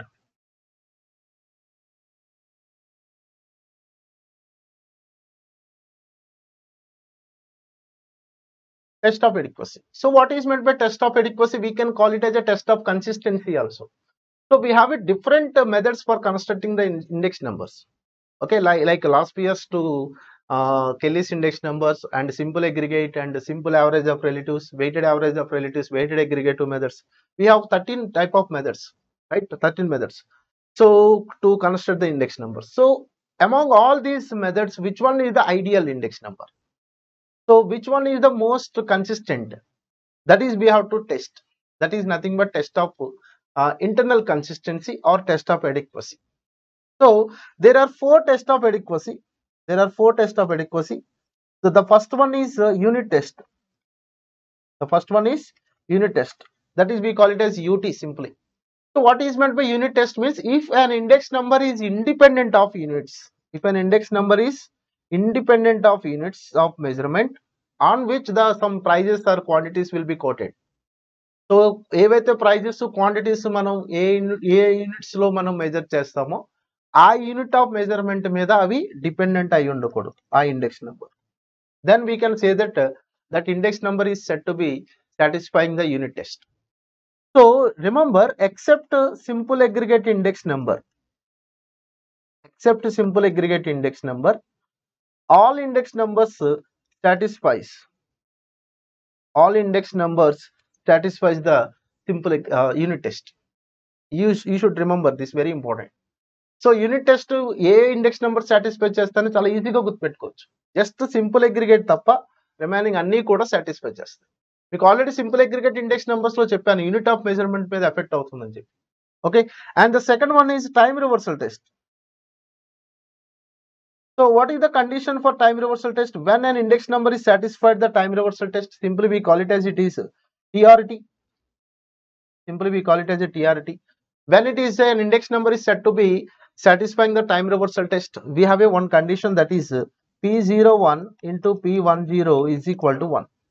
P01 means current year with respect to base year. P10 means base year with respect to current year. That means the time is reversible. That is why it is called as a time reversal test. Okay, so what are the conditions? P01 into P10 is equal to 1. So you remember last year's index number and Patch's index number and Darvish-Bowley index number. Okay, and fourth one, simple arithmetic mean of price relatives. Similarly, weighted arithmetic mean of price relatives.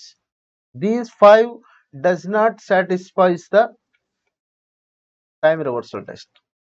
Does not satisfy the time reversal test. Fisher's index number satisfies the time reversal test. Okay, so I am taking here P01 F into P10 F. Fisher's index number P01 తీసుకుంటున్నా. That is nothing but root L into P, right? What is last year's summation of P1 Q0 by summation of P0 Q0? And what is Patch's index number? Summation of P1 Q1 by summation of P0 Q0. Right? That is P0 Q1. That is last year's into Patches. That is nothing but P01 F. Now what is P10? So just you interchange 1 and 0, you will get the P10. So that is summation of P0 Q1 by summation of P1 Q1 into summation of P0 Q0 by summation of P1 Q0. This is root A into root B, like that. That is root AB only. So we can take the common square here. You can take the common square. Now you can cancel summation of P0 Q0, summation of P0 Q0, P1 Q1 and P1 Q1, P0 Q1, P0 Q1, summation of P1 Q1, summation of P1 Q0. So finally you get the root 1, that is equal to 1. So Fisher's index number satisfies the time reversal test. In this way we can check for other index numbers also, whether they are satisfying the unit time reversal test or not. Okay, remember last year's index number, Patch's index number, Darvish-Bowley index number, simple arithmetic mean of price relative using AM. Similarly, weighted arithmetic mean of price relative, these five index numbers does not satisfy. That means AM is not suitable for time reversibility. That is the important point you should remember. AM is not suitable for time reversibility. Only GM is suitable, because GM relevant ఇవన్నీ ఇక్కడ లేవు చూడండి, satisfy చెయ్యనివి ఇవన్నీ. These are the index numbers which are not satisfied. ఇక్కడ geometric mean లేదుగా. What is that meaning? Geometric mean is suitable for time reversibility, but arithmetic mean cannot. Okay, so that is the second test of adequacy. Now come to the third test of adequacy, that is factor reversal test. So it is given by FRT simply. It is given by Irving Fisher. It is invented by Irving Fisher, the condition.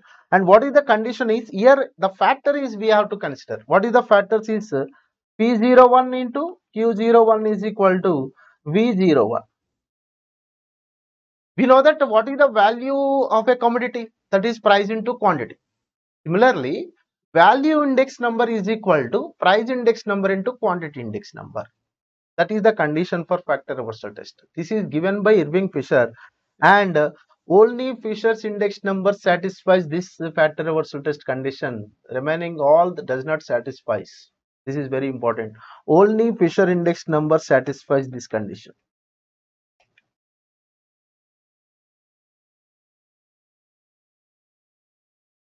Remaining 12 index numbers out of 13, remaining 12 index number does not satisfy the factor reversal test. Okay, so how it is satisfied the factor reversal test? అంటే ఇక్కడ test యొక్క condition చూడండి, చాలా valid condition. We know that value is nothing but price into quantity. And value index number price index number into quantity index number అవుతుందా? That is only possible in case of Fisher's index number. So Fisher index number satisfies both the time reversal test and factor reversal test. Of course, unit test also it is satisfies. So that's why it is called as ideal index number. Okay, so among all the types of index numbers, all the methods of index numbers, Fisher's method is the ideal method for constructing the index numbers. Why? Because it is satisfying both time reversal test and factor reversal test, of course unit test also. And Fisher's used the geometric mean between the loss pairs and patches index number. Geometric mean is the best average in the construction of index numbers. Because of these reasons, we can say that it is an ideal index number. Remember, we have a 4 test of adequacy: unit test, time reversal test, factor reversal test, and fourth one is circular test. If an index number satisfying all the 4 tests of adequacy, it is called as a good index number. If it is satisfying only time reversal test and factor reversal test, it is called as an ideal index number. It is called as an ideal index number. Okay. Now, how we the Fisher's index number satisfies factor reversal test? We check now. So I'm taking P01 F into Q01 F. Okay. So price index number, loss pairs into patches. So I am writing first loss pairs index number, after that patches index number. Yes, loss pairs into patches, that is P01 into Q01, root over Q01. Now summation of Q1 by summation of Q0, base year price, that is last year. Summation of Q1 by summation of Q0, current year. Now you take the common root now. Okay, summation of P1 Q0 and here summation of P1 Q0, you can cancel. Summation of P0 Q1, summation of P0 Q1, you can cancel. What is the remaining one? Remaining is in numerator summation of P1 Q1 whole square and denominator summation of P0 Q0 whole square. Now square root and root will be cancelled if you take the common square. So what will the remaining? Summation of P1 Q1 by summation of P0 Q0, that is nothing but value index. In that way, Fisher's index number satisfies the factor reversal test. Now come to the circular test, very important. Circular test, very important. CT.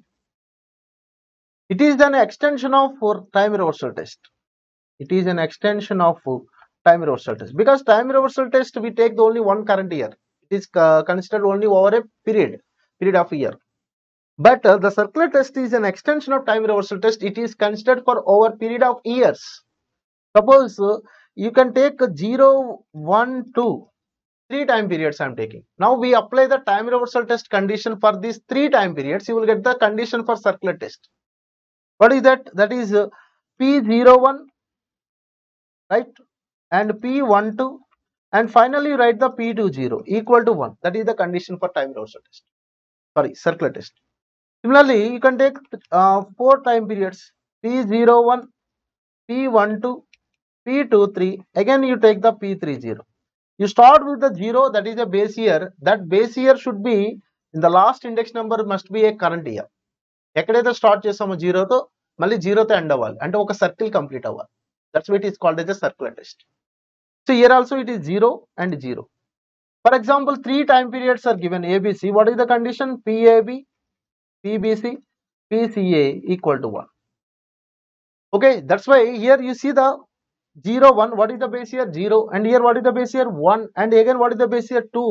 So the base year is shifting from one index number to another index number. That's why it is called as test of base shifting also. The circular test is called as test of base shifting. Okay, so this is the one of the important. Now what are the index numbers satisfies the circular test? What are the index number does not satisfy the circular test? Means only 3 index numbers satisfy the circular test. That is simple aggregate index. Simple aggregate index ఏదైతే unit test satisfy చేయదో అది ఇక్కడ circular test satisfy చేస్తుంది. Similarly, simple geometric mean of price relatives also satisfies the circular test. And the third one is fixed weights, weighted aggregate fixed weights. Okay, that is Kelly's index number. Kelly's index number satisfies circular test. Now I am giving you one tabular form for this entire test of adequacy concept.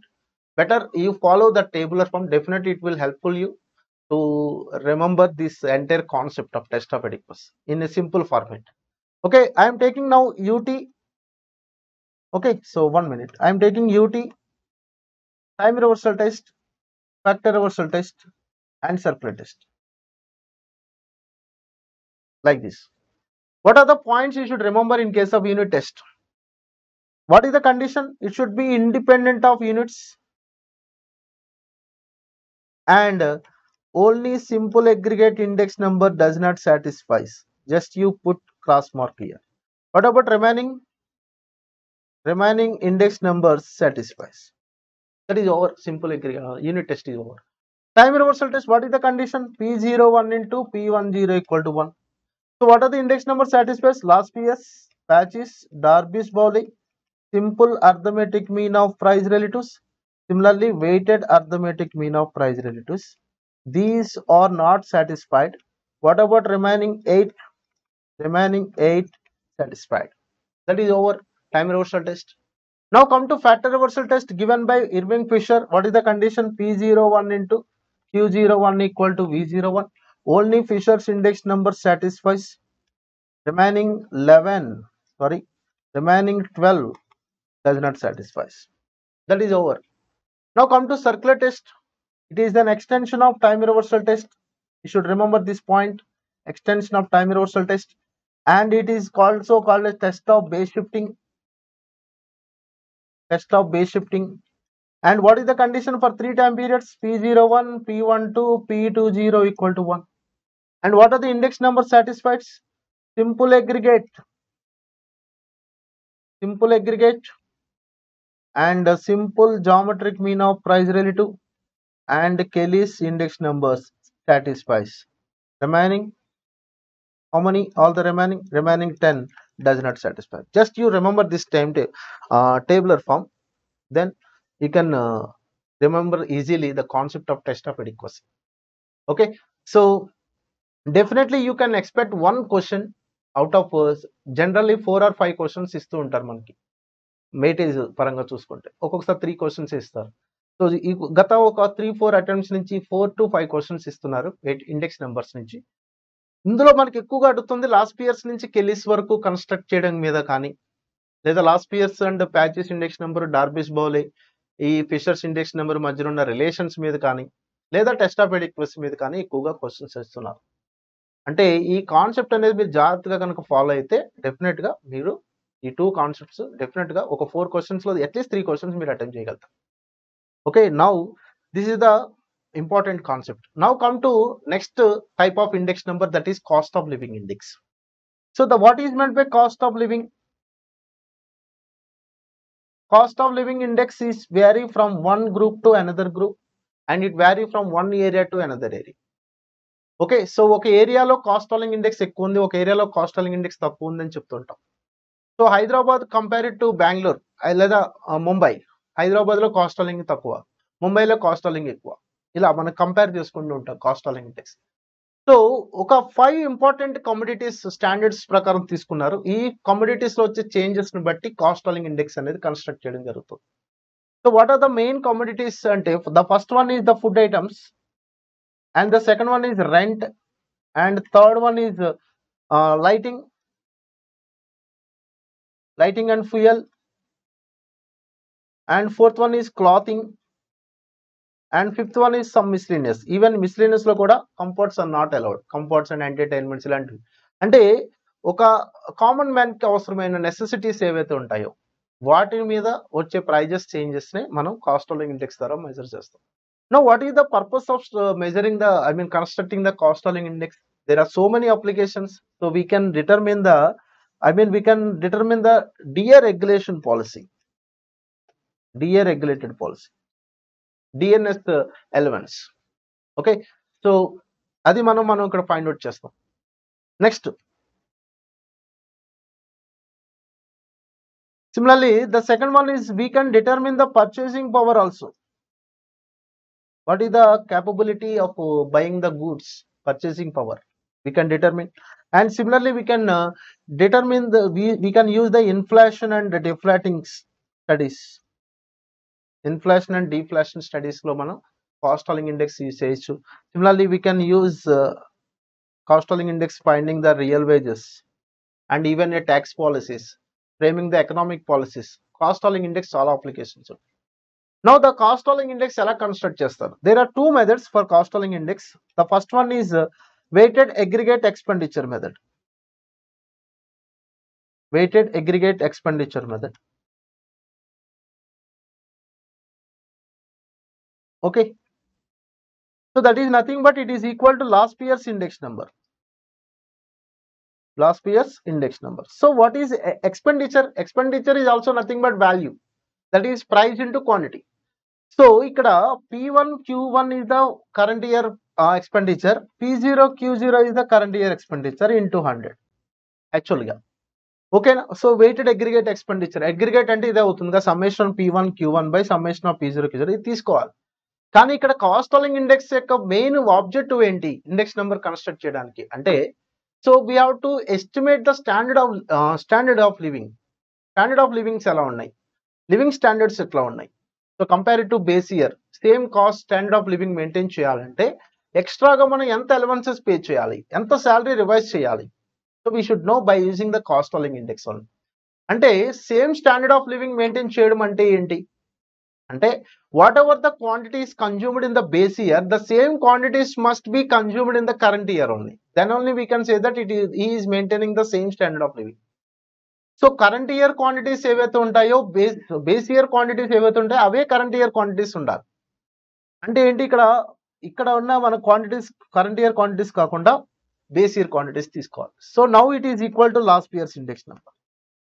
So weighted aggregate expenditure method is the method used for the constructing the cost of living index, that is nothing but last year's index number. And the second one is family budget method.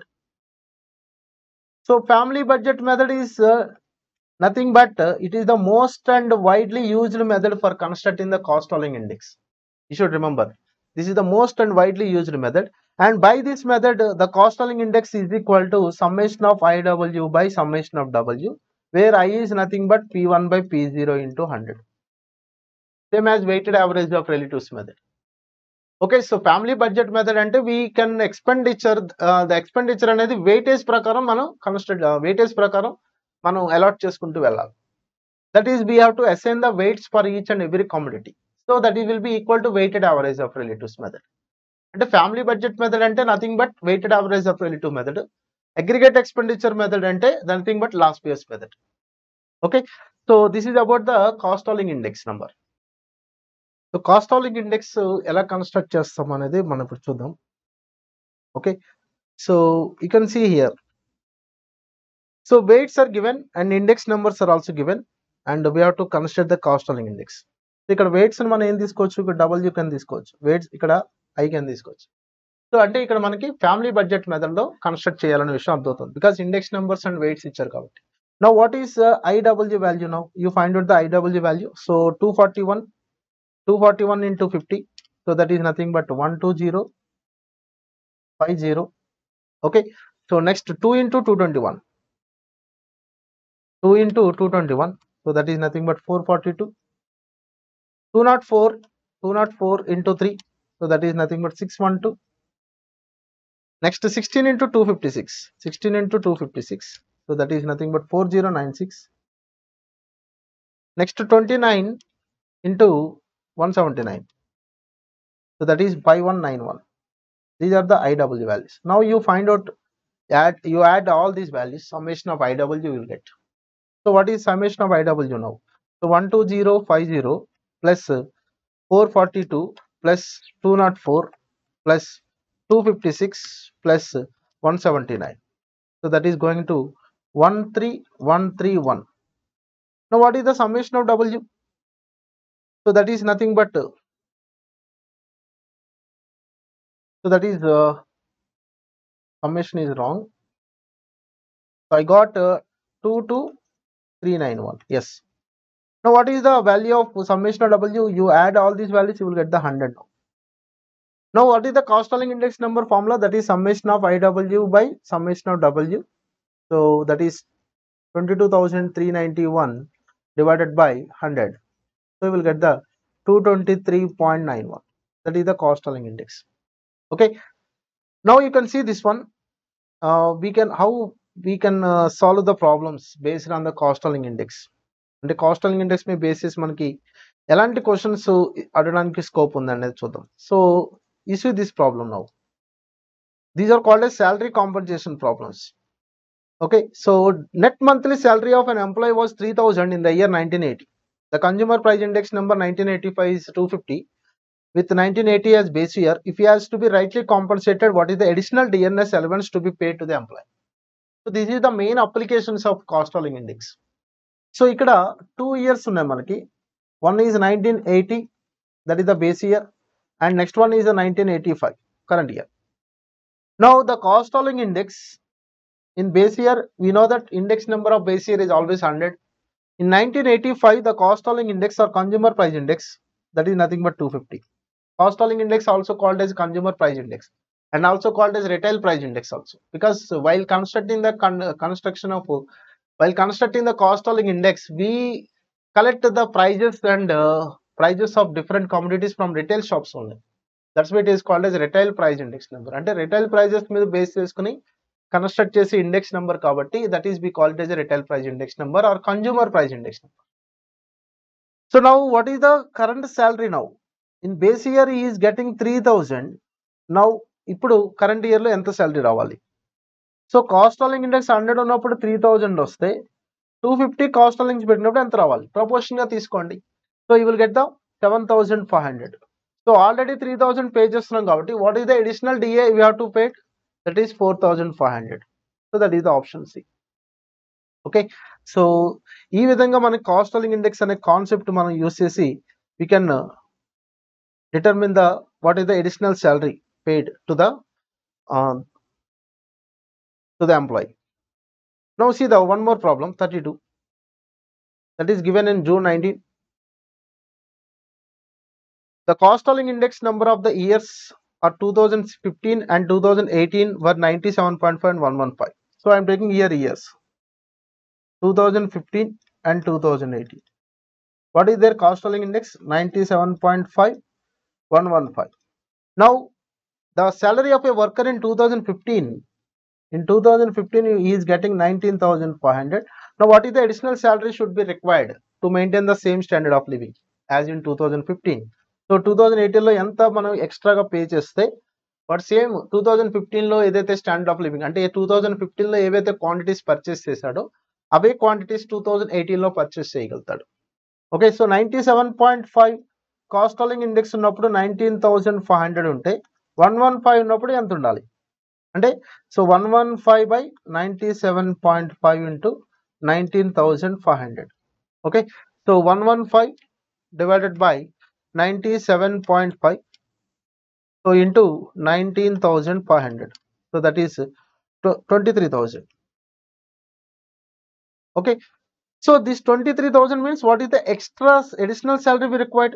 That is 3,500. So 3,500 is the answer. That is the additional salary required to maintain the same standard of living. So this is the one of the application of cost of living index.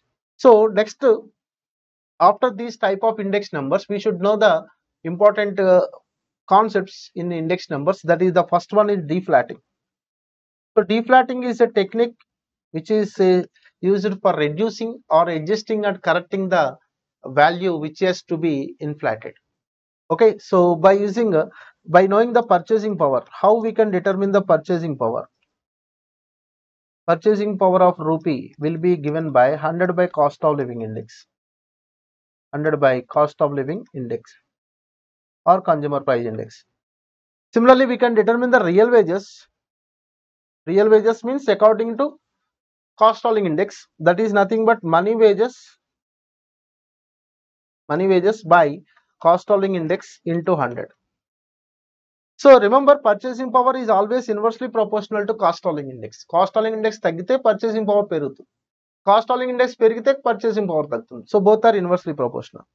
Similarly, we can determine the real wage index also. Real wage index. So that is nothing but current year real wages by base year real wages into 100. That is the real wage index. These are the important techniques we use in the deflating process. Okay, so how to determine the real wages? Also, given some problems here in our material. So what is the consumer price index number? So here 400 is the cost of living index. What is the consumer price index number? Means 100 by 400. So that is nothing but 0.25 rupees. 0.25 rupees means 25 pice. Okay, similarly, we can determine here. So different problems is given based on the real wages. Okay, so and one more important concept is base shifting. So base shifting is also very important concept. So the base shifting will be done in 3 methods. So what is the main purpose of base shifting? As base shifting ante enti? Shifting of the base year. So base year అనేది ఎప్పుడు మనకి normal period ఉండాలని చెప్పుకున్నాము. Base year అనేది ఎప్పుడు current year కి మరీ long ఉండకూడదు, అలాంటి మరీ దగ్గరగా కూడా ఉండకూడదు. It should not be two long from the current year. So ఒకవేళ అలా ఉంటే కనుక మనం డేటాని అప్డేట్ చేయడం కోసం, రీకన్స్ట్రక్ట్ చేయడం కోసం, రీకాస్టింగ్ ద ఇండెక్స్ నెంబర్స్ అంటాం. సో రీకన్స్ట్రక్ట్ చేయడం కోసం we have to use the technique that is base shifting. So the base shifting done be in 3 methods.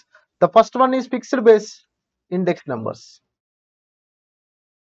So what is fixed base index numbers? That is, we call it as FBI. So fixed base index numbers is nothing but we select a 1 year. So we shift all the index number to that year. అంటే ఆ year ని base year గా construct చేస్తాం. So already ఒక series of index number ఉన్నాయి. That is we call it as list of index numbers, nothing but index number series. ఈ index number series ఏదైతే ఉందో ఒక 10 years లకి ఇండెక్స్ నెంబర్స్ కన్స్ట్రక్ట్ చేశాను. అవన్నీ ఒక బేస్ ఇయర్ బేస్ చేసుకుని కన్స్ట్రక్ట్ చేశాను. ఇప్పుడు నాకు ఒక పర్టికులర్ ఇయర్ కి, ఒక ఫిక్స్డ్ ఇయర్ కి నేను బేస్ ఇయర్ గా షిఫ్ట్ చేద్దాం అనుకుంటున్నాను. That is we call it as fixed base index numbers. Similarly we can take the average base index number also. Average base index, that is we call it as ABI. So average base index numbers means more than one or more than 2 or more years. We take the average base year price అవ్వచ్చు, లేకపోతే base year index numbers అవ్వచ్చు, వాటి average తీసుకుని ఆ average ని base year యొక్క index గా లేకపోతే బేస్ ఇయర్ యొక్క ప్రైస్ గా తీసుకుని ఇండెక్స్ నెంబర్ కన్స్ట్రక్ట్ చేస్తాం. And the one more is chain base index. Chain base index is nothing but CBI. Okay, so fixed base years index numbers అంటే ఏంటంటే current year index number by n index number of the base year which it has to be shifted. అంటే ఏ year కి shift చేద్దాం అనుకుంటున్నామో ఆ year కి తీసుకున్న ఆ ఇయర్ యొక్క ఇండెక్స్ నెంబర్ తీసుకుంటాం. మరి చైన్ బేస్ ఇండెక్స్ నెంబర్ ఎలా కన్స్ట్రక్ట్ చేస్తాం అంటే, chain base index number construct చేయాలంటే first you should find out the link relatives. So what is the formula for link relatives here? Link relative is nothing but current year value, current year index or current year value by previous year into 100. Okay, అంటే sometimes మనం year to year index numbers construct చేయాల్సిన situation రావచ్చు. Okay, year to year change చేస్తాం. So అలాంటి cases లో మనం chain based index number construct చేస్తాం. అంటే ప్రీవియస్ ఇయర్ నే బేస్ ఇయర్ గా తీసుకుని కన్స్ట్రక్ట్ చేసే index number chain based index number. అంటే ఫర్ ఎగ్జాంపుల్ 2022ని బేస్ ఇయర్ ఏమవుతుందంటే 2020 అవుతుంది. 2020కి బేస్ ఇయర్ ఏమవుతుందంటే 2019 అవుతుంది. 2019 బేస్ ఇయర్ 2018 అవుతుంది. ఇలా ఒక చైన్ ఫామ్ అవుతూ మన ఇండెక్స్ నెంబర్ కన్స్ట్రక్ట్ చేస్తున్నాం కాబట్టి that is we call it as chain based index numbers. So once you find the link relatives, chain based index numbers formula is nothing but link relative of current year into chain based index of previous year by 100. So this is the formula for chain based index numbers. Okay, so how to determine the link relatives and chain based index numbers, everything we have given here. So many problems here. You can see this one, how to determine the link relatives for the given data. Remember, for first year the link relative and chain based index or chain relative must be, you can assume as a 100 only. Okay, so for this 1986 to 1991, how to construct the link relatives and how to construct the chain based index numbers. Now I will solve one problem now here. So I am taking this one data. Yes, so I am taking the years here. So 1986, 1987, 1988, 1989, 1990 and 1991, and the price values are given 94, okay, 98, 102, 95, 98, 100. Now the link relatives for first year is 100. What about the 1987? What is the current value? 98, previous value 94 into 100, and here 102 by 98 into 100, and here 95 by 102 into 100. For 1990, 98 by 95 into 100. For the last year, the link relative is 100 by 98 into 100. In that way, we can determine the link relatives. Okay, so if you get the link relatives, you can find out the chain based index numbers also. So if in this problem, and the next problem, directly link relatives are given, how to construct the chain based index numbers now?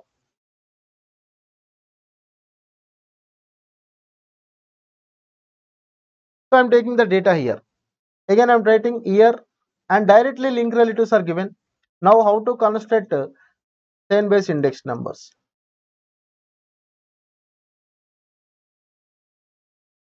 Right, so first one is 100 only, 103, 105, 112, 108. Now what is the chain based index number formula? Link relative of current year, first year is 100 only. For the next year, link relative is current year is 100, previous year is also 100 by 100. So we will get the 100 only. Okay, so sorry, it is 103, link relative is 103, previous year is 100, so 103 into 100, so that is you will get the 103. Now link relative of current year is 105, previous year CBI is 103 by 100. What is that value? 105 into 103 by 100 divided by 100, that is nothing but 108.15. Now the link relative is 112, previous year is 118.15 by 100. So into 112. Okay, so that is 121.12. Now the link relative is 108, previous year is 121.12 by 100. So 121.12 into 108. So that is 130.8. Okay, so this is the way of constructing the cost of living index. So you will get the answer nearly option B. Right? So the base shifting is very important concept. So we can shift the particular year, that is we call it as fixed base index numbers. So అలా కాకుండా average of years తీసుకుని construct చేస్తాం, average base index numbers. Previous years నే మనం construct చేసుకుంటూ చేస్తాం, that is call it as chain based index numbers. Okay, and one more important concept you should revise, that is splicing also. So what is meant by splicing? Splicing is nothing but combining or merging. Merge చేయడం. Let it be, I am having a two series of index numbers. First series of index number 2000 నుంచి నాకు 2010 వరకు construct చేశారనుకో. It is one series, let it be series A. Next series B I'm taking, that is constructed from 2010 to 2020. ఈ first series కి base year ఏంటంటే 2000, ఈ second year series కి base year 2010. ఇక్కడ 2 సిరీస్ ఆఫ్ ఇండెక్స్ నెంబర్స్ ఉన్నాయి. ఈ రెండింటిని నేను మెర్జ్ చేయడాన్ని స్ప్లైసింగ్ అంటాం. అయితే ఇక్కడ మనం చూడండి, ఇవి ఓల్డ్ సిరీస్ అనుకుందాం. A is old series, B is new series. ఇప్పుడు ఓల్డ్ సిరీస్ తీసుకెళ్లి న్యూ సిరీస్ తో కంబైన్ చేయొచ్చు, లేదా న్యూ సిరీస్ తీసుకెళ్లి ఓల్డ్ సిరీస్ తో కంబైన్ చేయొచ్చు.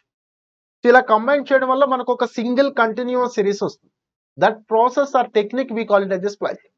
So splicing is nothing but combining 2 or more series of index numbers, okay, so with different periods, base periods, and we can combine and we can form a one single continuous index number series. That is we call it as a splicing. Now ఒకవేళ new series ను old series తో combine చేస్తే that is we call it as a forward splicing. Forward splicing అంటే ఏంటి? New series ను old series తో combine చేయడం అంటే ఏంటి? ఈ సిరీస్ ఆఫ్ ఇండెక్స్ నంబర్స్ కూడా బేస్ ఇయర్ 2000 అయిపోతుంది. Okay, similarly old series of index number new series తో కంబైన్ చేయడం అంటే ఏంటి? That is we call it as backward splicing. Forward splicing and backward splicing. Okay, so these are two techniques. So new series to old series is nothing but forward splicing. Old series to new series is nothing but backward splicing. Okay, so అంటే combine చేయడాన్ని. So దీనికోసం దీని మీద కూడా మనకి problems, number of problems కూడా దీని మీద ఉన్నాయి, స్ప్లైసింగ్ మీద. Okay, so now we can see the important points you should remember in case of theory. What is an index number, what are the main characteristics, what are the types of index numbers, price index numbers, quantity index number, value and special purpose index number, nothing but cost following index, and what are the factors to be considered while constructing the index number. What is the selection of data, what is the base period you should select, selection of weights, selection of average, choice of variables, and selection of formula. These are all the factors you should consider, and these are the methods for constructing the index numbers. Okay, so what are the methods and what is their formula and everything is given in detail. And weighted aggregate index numbers and other weighted aggregate index number and other weighted aggregate index number, each and every one explained in a detailed manner. Okay, so why it is called as last year's why Fisher's index number is called as ideal index number, what is Marshall-Edgeworth index number, Wall's method, Kelly's method, and quantity index number, value index number, what is meant by test of adequacy, what are the index numbers are satisfying, what is the conditions, what are the conditions for time reversal test, how Fisher's index number satisfying, and how last period patches are not satisfying. Everything is given in detail in our material. Okay, and this is the table is given cover comparing. So A index numbers A test లో satisfy చేస్తున్నాయని చాలా simple గా ఒక tabular format లో ఇవ్వడం జరిగింది. So cost following index numbers, what are the methods for constructing the cost following index numbers and everything, and what is meant by deflating. So how to determine purchasing method and real wages, real wage index and everything. And similarly, what are the different types of base shifting. Fixed base shifting ante enti, chain base ante enti, average base shifting ante enti. Alage shifting of the formula chudandi, original price index number by price index of the year on which it has to be shifted. A year కి మనం shift చేద్దాం అనుకుంటున్నాం అనేది అక్కడ మనం తీసుకుని చేయాలి. అలాగే స్ప్లైసింగ్ అంటే ఏంటి? So there are 2 types of splicing, forward splicing and backward splicing.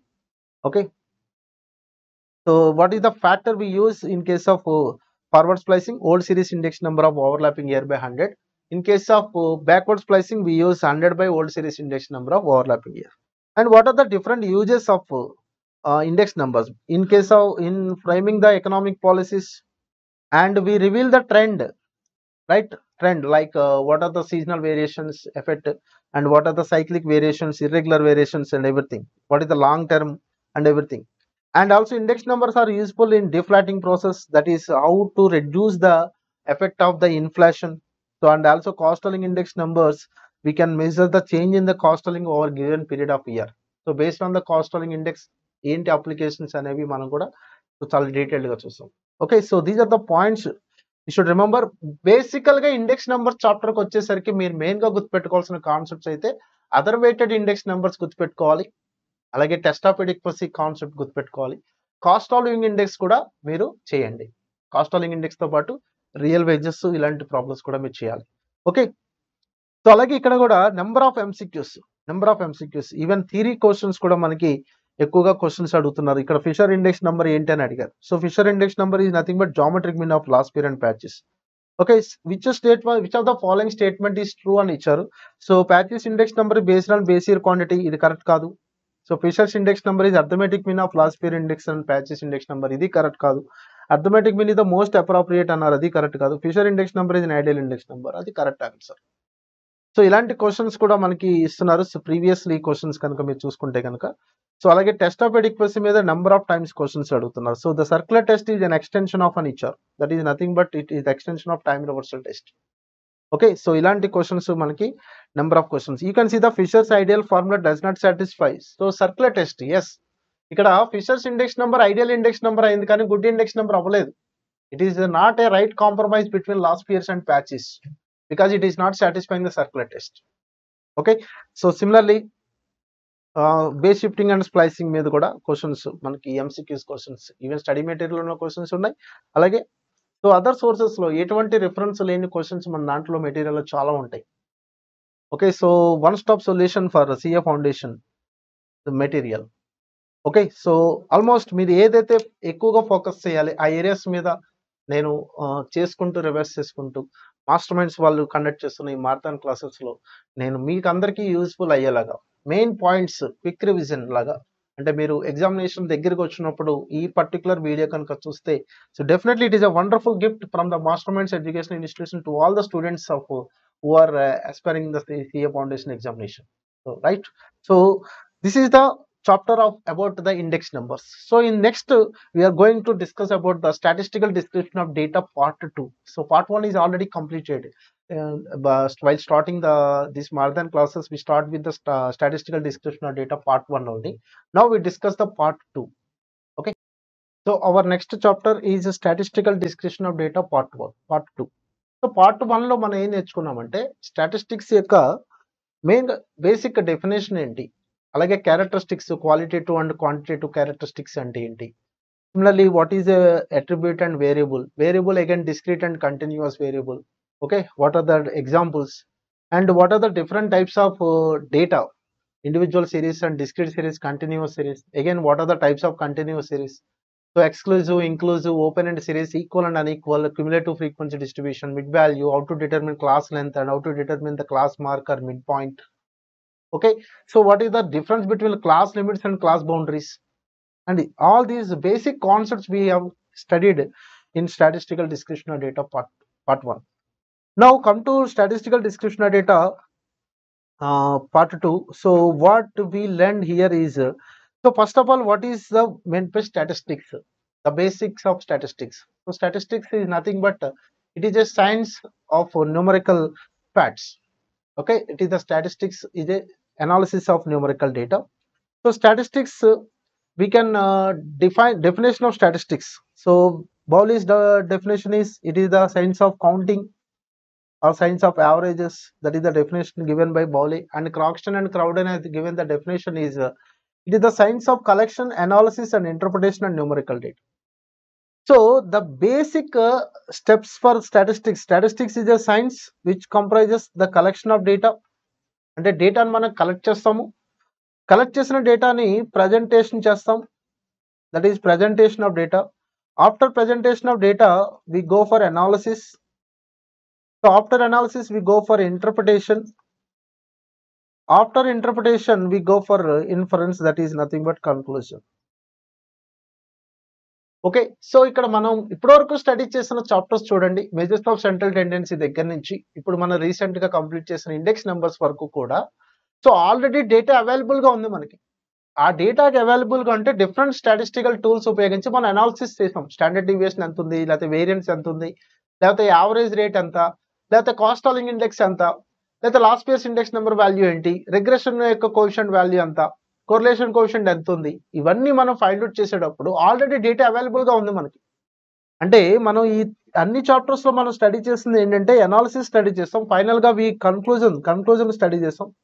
So sorry interpretation, and final గా కన్క్లూజన్ చేస్తాం. ఇంటర్ప్రిటేషన్ అంటే R value, suppose correlation coefficient find out చేసాం ఒక డేటాకి, ఆర్ వాల్యూ వచ్చింది. ఏదో 0.78 వచ్చింది. సో దాన్ని ఇంటర్ప్రిటేషన్ చేస్తాం. 0.78 అంటే ఏంటి? సో డిటర్మినేషన్ ఎంత, నాన్ డిటర్మినేషన్ ఎంత, ఎక్స్ప్లెయిన్ వేరియన్స్ ఎంత, అన్ఎక్స్ప్లెయిన్ వేరియన్స్ ఎంత, ఇలాంటి ఇంటర్ప్రిటేషన్ చేసి ఫైనల్గా కన్క్లూజన్ చేసాం. Okay, it is high degree positive relation అని సంథింగ్ ఇట్లా ఒక కన్క్లూజన్ తీసుకొచ్చాం. అంటే మన ఈ చాప్టర్స్ అన్నింటిలోనూ మనం స్టడీ చేసింది ఏంటంటే analysis, interpretation and conclusion. But ఎక్కడ కూడా మనం డేటాని కలెక్ట్ చేయలేదు, డేటాను మనం ప్రజెంట్ చేసే వేస్ ఏంటి అనేది మనం స్టడీ చేయలేదు. That collection and presentation of data, these 2 stages will comprise statistical description of data. So how the data will be collected, how the data will be presented. Okay, and how we collect the information, how we present the collected information, what are the different methods, what are the different mode of presentation of the data, that is we studied in this chapter. So what is the different ways of collection of data? So before going to that, you should know the what is the statistics, right? So statistics is a branch of mathematics applied to numerical facts. So statistics is originated from different words. Some researchers, they think that statistics is originated from the Latin word status, and some of researchers, they thought that statistics is originated from the word statista, Italian word. అలాగే కొంతమంది German word statistic నుంచి వచ్చింది అనుకుంటారు, French word statistics నుంచి వచ్చిందని కొంతమంది suggest చేశారు. So ఏదైనా సరే టోటల్గా వీటన్నింటికి మీనింగ్ ఏంటంటే it is nothing but a political state. Okay, so we call it as a political science also, it is statistics.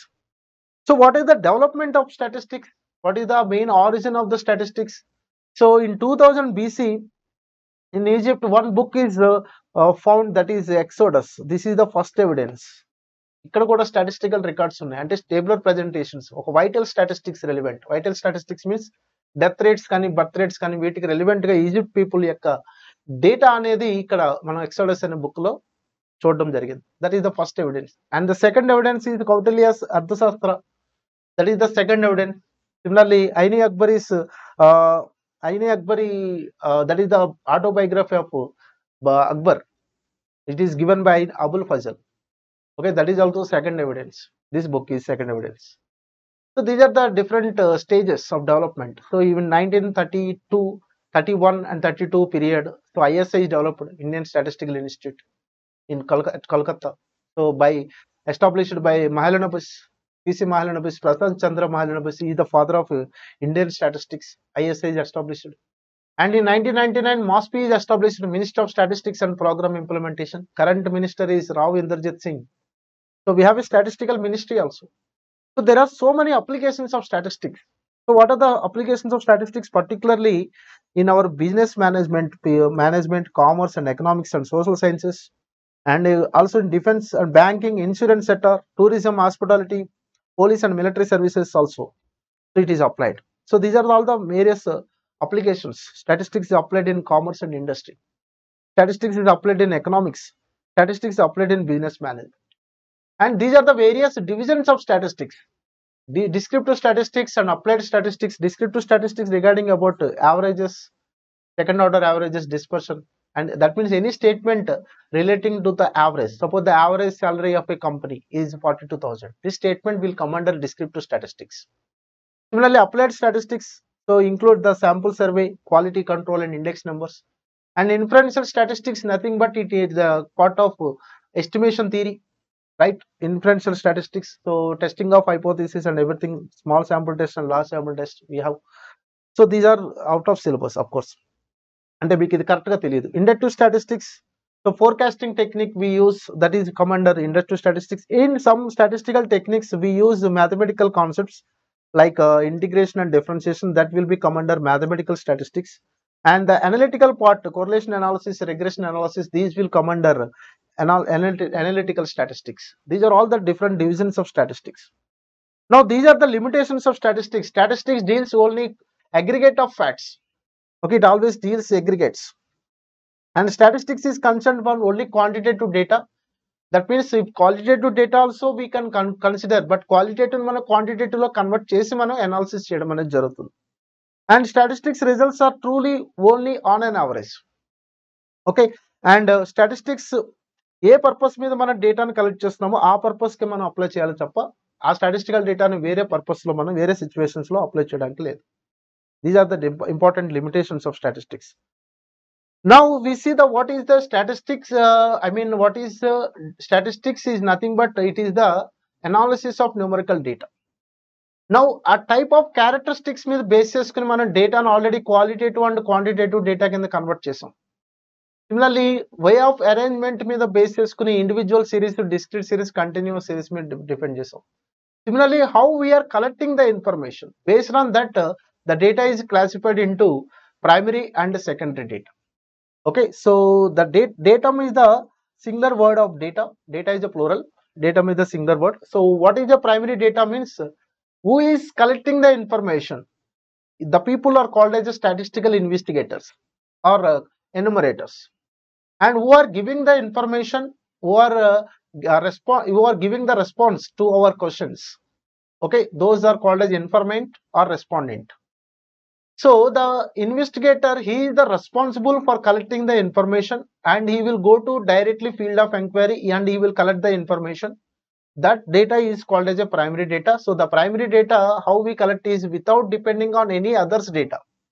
Fresh గా మన డేటాను కలెక్ట్ చేస్తాం, ఎవరి డేటా మీద డిపెండ్ అవ్వవు. లైక్ సెన్సస్, ఎవ్రీ 10 years కి the government of India will conduct the census by Central Statistical Organizations. Recently it is called as NSO, National Statistical Office. PSO and NSS were merged in NSO. Okay, so the government people will conduct the surveys, those will be come under primary data, census. Similarly, there are so many examples for primary data. So like WHO data and ILO, International Labour Organization, International Monetary Fund, World Bank data, World Health Organization. Okay, so these are all, and not only this one, some government sectors like Central Statistical Organization data, Ministry of Statistics and Program Implementation, okay, ISA data, and ICAR, Indian Council of Agriculture Research, and National Council of Educational Research and Training. So there are so many organizations, central and international organizations, who will conduct the surveys and they will collect the information. That information will come under primary data. That is the fresh data. It is without depending on any others data, we collect the information. So what is meant by secondary data means? Secondary data means it is depending on others data. So already existing data మీద base చేసుకుని డేటాను collect చేస్తాం. ఇప్పుడు census data collect చేస్తాం, census డేటాలో religion relevant data మొత్తం మనం separate చేస్తే that data is a secondary data, because census is primary data, that census is the source of this secondary data. Okay, so all the examples of primary data will be the sources of secondary data. So secondary data is we can take the examples like suppose you are downloading the data from the internet, that is the example of secondary data. Okay, so these are all the differences between primary and secondary data. Now what are the methods for collecting the primary data? What are the different methods we collect the primary data? We should know that. So that is interview method, mail questionnaire method, and observation method, and it is also one more type is interview method is again divided into personal interview and indirect interview and telephonic interview. So personal interview method means directly in ఎవరైతే investigator ఉంటారో direct గా field of ఎంక్వైరీలోకి వెళ్ళి respondent meet అయ్యి so direct face to face మనకి interview conduct చేయడం జరుగుతుంది, అంటే information collect చేయడం జరుగుతుంది. That is we call it as direct personal interview method. So it is the most accurate method, and general గా దీన్ని న్యాచురల్ క్యాలమిటీ కేసెస్ లో మనం ఎక్కువగా యూజ్ చేయడం జరుగుతుంది. అంటే డేటా అనేది ఇన్ఫర్మేషన్ కరెక్ట్ గా రావాలి, నెక్స్ట్ మనకి రీఎంబర్స్మెంట్స్ ఇస్తారు గవర్నమెంట్స్ వాళ్ళు, సో డేటా అనేది చాలా యాక్యురేట్ గా ఉండాలి. And it is a proof based data అని చెప్పొచ్చు, అంటే మనం క్రాస్ చెకింగ్ చేసుకోవడానికి పాసిబిలిటీ ఉంటుంది ఈ డేటాలో, ఈ మెథడ్లో. ఓకే, అంటే ఫర్ ఎగ్జాంపుల్ రెస్పాండెంట్ వాడు కరెక్ట్ గా ఇన్ఫర్మేషన్ ఇస్తున్నాడా లేదా, రాంగ్ ఇన్ఫర్మేషన్ ఇస్తున్నాడా లేదా అనేది మనం క్రాస్ చెక్ చేసుకోవడానికి ప్రూఫ్ బేస్డ్, లైక్ సపోజ్ వాడు ఇన్కమ్ అనేది చెప్పాడు అనుకోండి, ఆ ఇన్కమ్ కి మనం బేస్ చేసుకుని ప్రూఫ్ అడుగుతాం, లైక్ స్టేట్మెంట్స్ కానీ లేకపోతే పే స్లిప్స్ కానీ ఇట్లాంటివి. Okay, so we can cross check అనమాట. So like epidemics like plague and corona also we can, that is method we call it as direct interview method. So indirect interview method, suppose the investigator is not possible to reach the respondent directly, for example railway accident case. Okay, so already injured people ఉన్నప్పుడు మనం వాళ్ళ దగ్గర నుంచి information direct collect. So the person who is associated to that incident, from that person we collect the data, that is we call it as indirect interview method. So particularly in rail accident cases we use the this one. And the most quickest method, that is telephonic interview method. So nowadays telephone charge is very cheap and very non-expensive.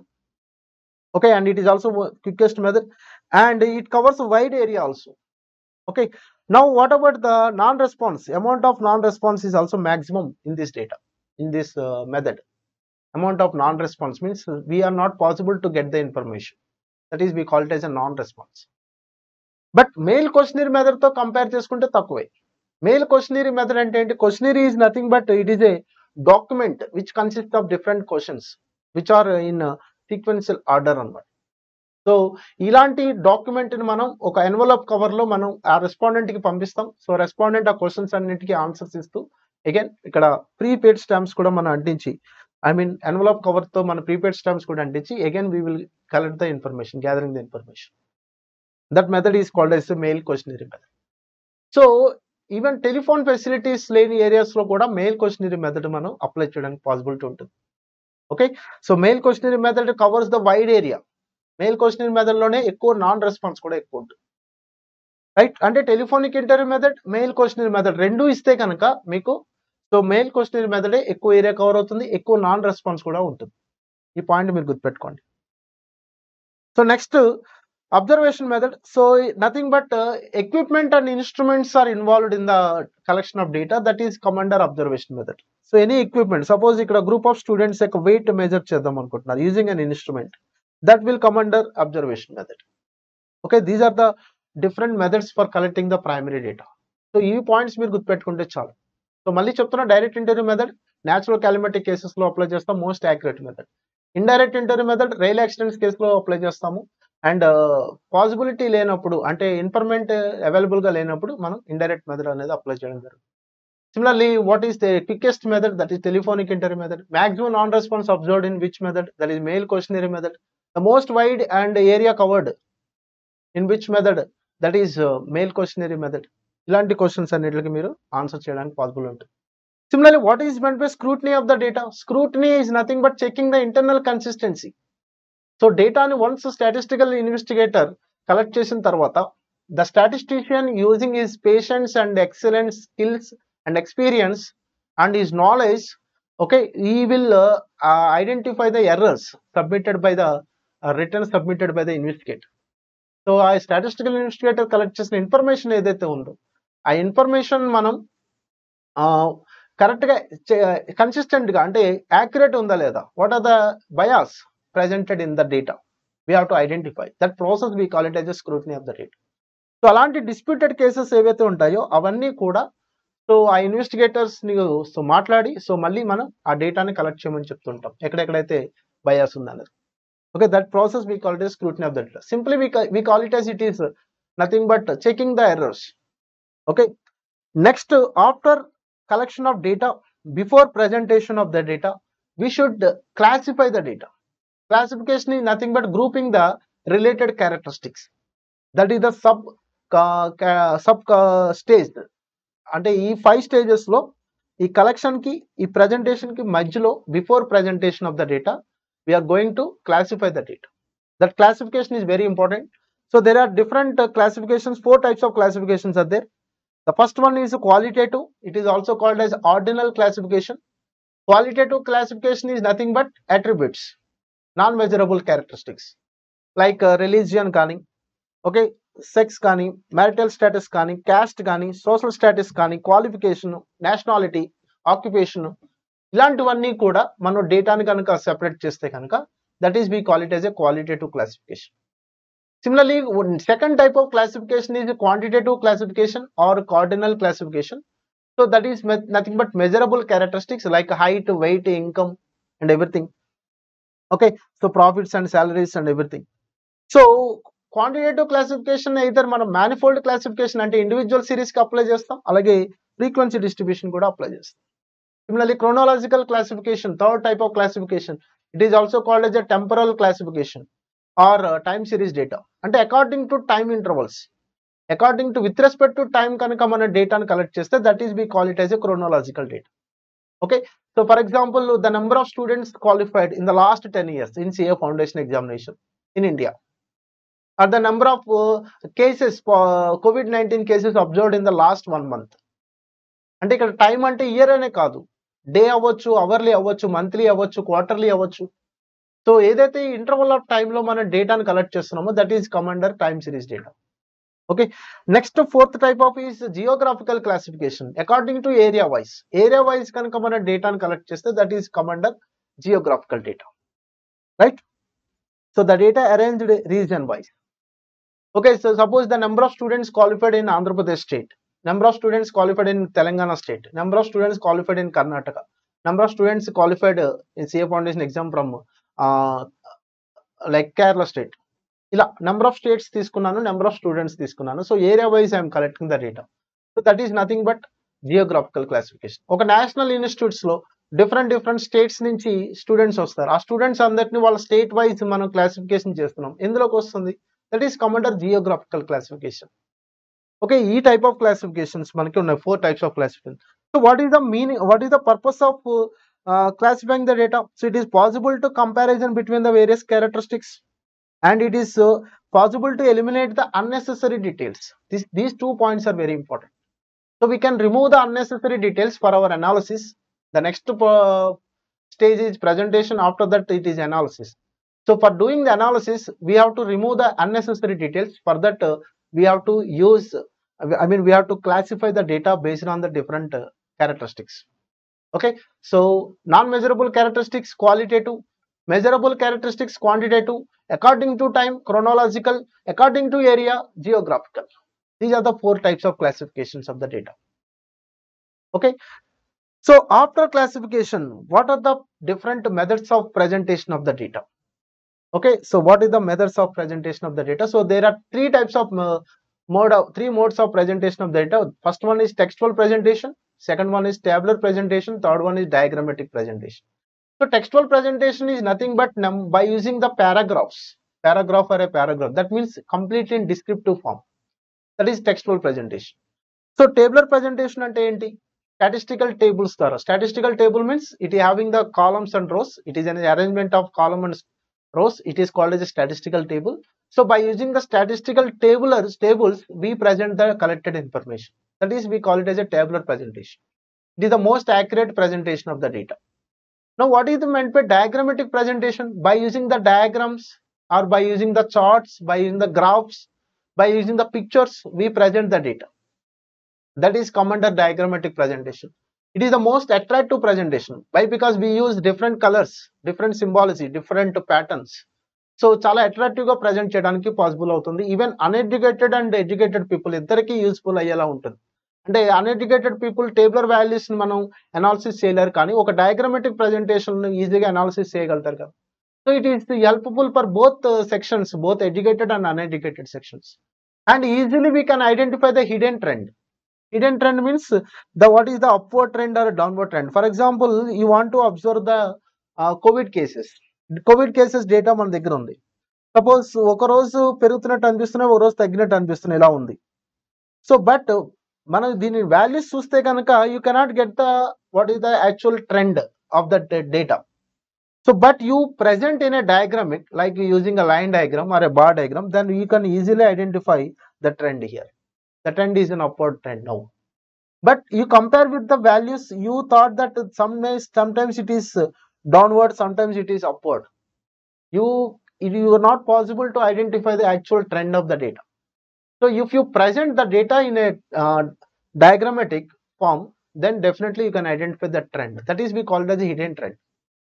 Okay, so hidden trend మనం identify చేస్తాం ఎక్కడంటే only diagrammatic presentation of data.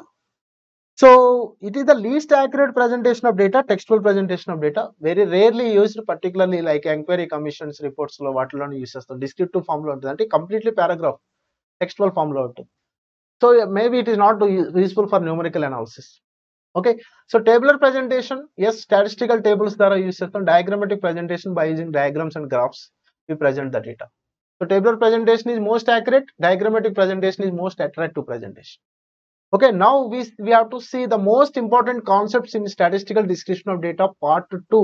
That is what is the different what is the points you should remember in case of tabular presentation and the diagrammatic presentation. What are the different diagrams we have, what are the main features of each and every diagram, what are the points you should be remember in each and every diagram, and everything. You should remember the most important concept in the statistical description of data chapter is diagrammatic presentation. Definitely we can expect 3 or 4 questions from this topic. Okay, so now we go to start with the tabular presentation now. So first we start with the tabular presentation of the data. Okay, so tabular presentation of the data లో so already చెప్పాం మనకి tabular presentation అంటే ఏంటి, statistical tables ద్వారా మనం డేటాని represent చేస్తాం. So the statistical data in rows and columns, right? That is the systematic arrangement of statistical data in rows and columns. That is nothing but tabular presentation. So మనం collect చేసిన information ని tabular presentation లో చేస్తే this is the most accurate presentation of the data. So ఇక్కడ మీరు మన examination point of వ్యూలో అంటే జనరల్ గా టేబుల్స్ ఎలా ఉంటాయి అనేది మనకు ఐడియా ఉంది. బట్ ఆ టేబుల్స్ యొక్క స్ట్రక్చర్ ఏదైతే ఉందో, I mean what are the different parts of the table, that is most important for our examination point of view. Okay, అంటే మనకి క్వశ్చన్స్ అక్కడ అడగడానికి పాసిబిలిటీ ఉంది. So the first part is a title. అంటే ప్రతి table కి for example మీరు ఎన్ని గవర్నమెంట్ స్టాటిస్టికల్ అబ్స్ట్రాక్ట్స్ తీసుకున్నారనుకోండి, లైక్ సిఎస్ఓ వాళ్ళ అబ్స్ట్రాక్ట్స్ కానీ, లేకపోతే మినిస్ట్రీ ఆఫ్ స్టాటిస్టిక్స్ అబ్స్ట్రాక్ట్స్ కానీ, any central government or state government abstracts తీసుకుంటే, let it be take economic survey లేదా ఒక సెంట్రల్ గవర్నమెంట్ బడ్జెట్ తీసుకోండి. So inside that document or abstract so many tabular forms we can observe. మరి ప్రతి tabular form కి ఒక identification అనేది ఉండాలి కదా. సో దానికోసం మళ్ళీ టేబుల్స్ అన్నింటికి ఒక సెపరేట్ గా ఇండెక్స్ అనేది ఇవ్వడం జరుగుతుంది. సో టేబుల్స్ అన్నింటికి స్టార్టింగ్ లో ఇండెక్స్ ఇస్తున్నారు. ఆ ఇండెక్స్ ఇస్తున్నారంటే అర్థం ఏంటి, ఆ టేబుల్ కి ఒక లేబుల్ ఇవ్వాలి కదా. That is nothing but title, table number. Okay, so table number, so not title, table number. Okay, so table number తర్వాత మనకి టైటిల్ అనేది వస్తుంది. సో ప్రతి టేబుల్ కి ఫస్ట్ పార్ట్ వచ్చేసరికి టేబుల్ నెంబర్ ఇక్కడ ఇవ్వలేదు, table number. Next is title. అంటే ఐసీఏ వాళ్ళు ఫస్ట్ టేబుల్ నెంబర్ అనేది ఇక్కడ మెన్షన్ చేయలేదు. బట్ జనరల్ గా టేబుల్ కి ఫస్ట్ పార్ట్ వచ్చేసి టేబుల్ నెంబర్ ఉంటుంది, తర్వాత టైటిల్ ఉంటుంది. టైటిల్ అంటే ఏంటి అంటే మనం ఆ డేటాని ఏ పర్పస్ లో మనం కండక్ట్ చేస్తాం, ఎప్పుడు కండక్ట్ చేసాం, when we conducted, who will conducted, for what purpose we conducted, why we conducted, where we conducted, everything. ఈ క్వశ్చన్స్ అన్నిటికీ కూడా మనకి ఆన్సర్ ఆ టైటిల్ చూడగానే, సో ఆ డేటా అనేది దేనికి రెలివెంట్ గా మనం కలెక్ట్ చేయడం జరిగింది అనేది క్లియర్ గట్గా టైటిల్ చూస్తే తెలుస్తుంది. So we can get an idea about the data for what purpose we collected. That will B by seeing the title. Okay, that is the title of the table. Okay, the title should be clearly worded and should be state briefly what data are shown in the table. అంటే title అని చెప్పి చాలా లెంతీగా ఉండకూడదు, simplest గా simple words తో చాలా clear గా title అనేది ఉండాలి. Now the rows in the table we represent with the stubs and always stubs will be left side of the table. Okay, so అలాగే కాలమ్స్ అండ్ సబ్ కాలమ్స్ ని మనం captions అంటాం. ఇవి upper part of the table ఉంటాయి. So entire upper part of the table we call it as a box set. Entire upper part of the table we call it as a box set. So unit of measurement కూడా మనం box set లో, caption దగ్గర మన unit of measurement మనం mention చేయడం అనేది జరుగుతుంది. But captions అనేవి బాక్స్ సెట్ లో ఉంటాయి. అలాగే body of the table, this is the most important main part of the table because which contains the numerical information. మనం ప్రెజెంటేషన్ చేసిన తర్వాత నెక్స్ట్ స్టేజ్ ఏంటి, అనాలిసిస్. ఒక ప్రాపర్ అనాలిసిస్ చేయాలంటే ముందు మనకు ఒక ప్రాపర్ ప్రెజెంటేషన్ అనేది కావాలి. అది టేబులర్ ప్రెజెంటేషన్ అయినా డయాగ్రామాటిక్ ప్రెజెంటేషన్. ఓకే, సో కాబట్టి నెక్స్ట్ మన అనాలిసిస్ చేయాలంటే న్యూమరికల్ వాల్యూస్ కావాలి కదా. ఆ న్యూమరికల్ వాల్యూస్ ఉన్న పార్ట్ ఏదైతే ఉందో that part we call it as a body of the table. Okay, so that is the main part of the table. Now the next part is source note. The source note and foot note, ఈ two parts ఏవైతే ఉంటాయో ఇవి under the below the table ఉంటాయి. Source note అంటే from where we collected the data. For example you are presenting the secondary data. So secondary data means ఒక source అనేది ఉంటుంది కదా, ఆ సోర్స్ అనేది ఏంటి అనేది మనం మెన్షన్ చేయాలి. The data is collected through the some secondary source. A note must be made below the table regarding the source from which the data have been collected. Okay, next foot note. A footnote is a phrase or statement which clarifies some specific items or some specific part of the table which explains the omission thereof and is placed at the bottom of the table. This is important. Footnote should be used wherever some explanation regarding any item of the table is required. Footnote means like మనం ఏదైనా notes రాసుకుంటున్నప్పుడు note అని చెప్పి రాసుకుంటాం, అలాంటిదే foot note కూడా. So ఏదైతే information మనం tabular form లో ఇన్వాల్వ్ చేయడానికి ఇంక్లూడ్ చేయడానికి పాసిబుల్ లేదో that will be we can given under footnote. That is the additional information, okay, which is not possible to include in the tabular form. So that is, you can see the here one tabular form is given. So here the members of trade union, non-members and total, these are the called as columns. These three are called as captions now, columns. And again sub columns are also there, male and female total, male and female total, male and female total. Even sub columns are also called as the captions only. Okay, so అవన్నీ ఏంటి captions కింద మనం చెప్పాలి. ఈ captions ఉన్న ఈ part మొత్తం ఉంది ఏదైతే ఉందో the entire upper part of the table, this part is called as body of box head. That entire upper part of the table is called as a box head. Now you see the year values 99 and 2000. These are the columns now. These columns, two columns are called as the stubs.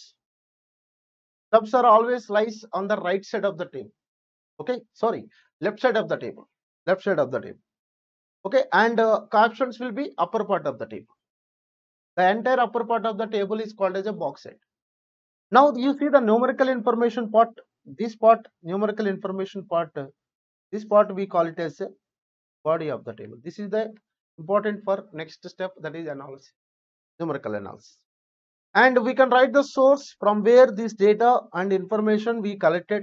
We can write under the source note and footnote. You see the footnote. ఇక్కడ ఏవైతే TU అని ఇచ్చారో, అలాగే ఎం అని ఇచ్చారో, F అని ఇచ్చారో, tea అని ఇచ్చారో, వాటి యొక్క ఫుల్ ఫామ్స్ ఏవైతే ఉన్నాయో అవి ఎక్స్ట్రా ఇన్ఫర్మేషన్ అన్నమాట. ఇక్కడ మనం మెన్షన్ చేయకుండా టీ అంటే ట్రేడ్ యూనియన్ అని, ఎం అంటే మేలు, ఎఫ్ అంటే ఫిమేల్, టీ అంటే టోటల్, అలా ఫుల్ ఫామ్స్ కదా అడిషనల్ ఇన్ఫర్మేషన్ ఇదంతా.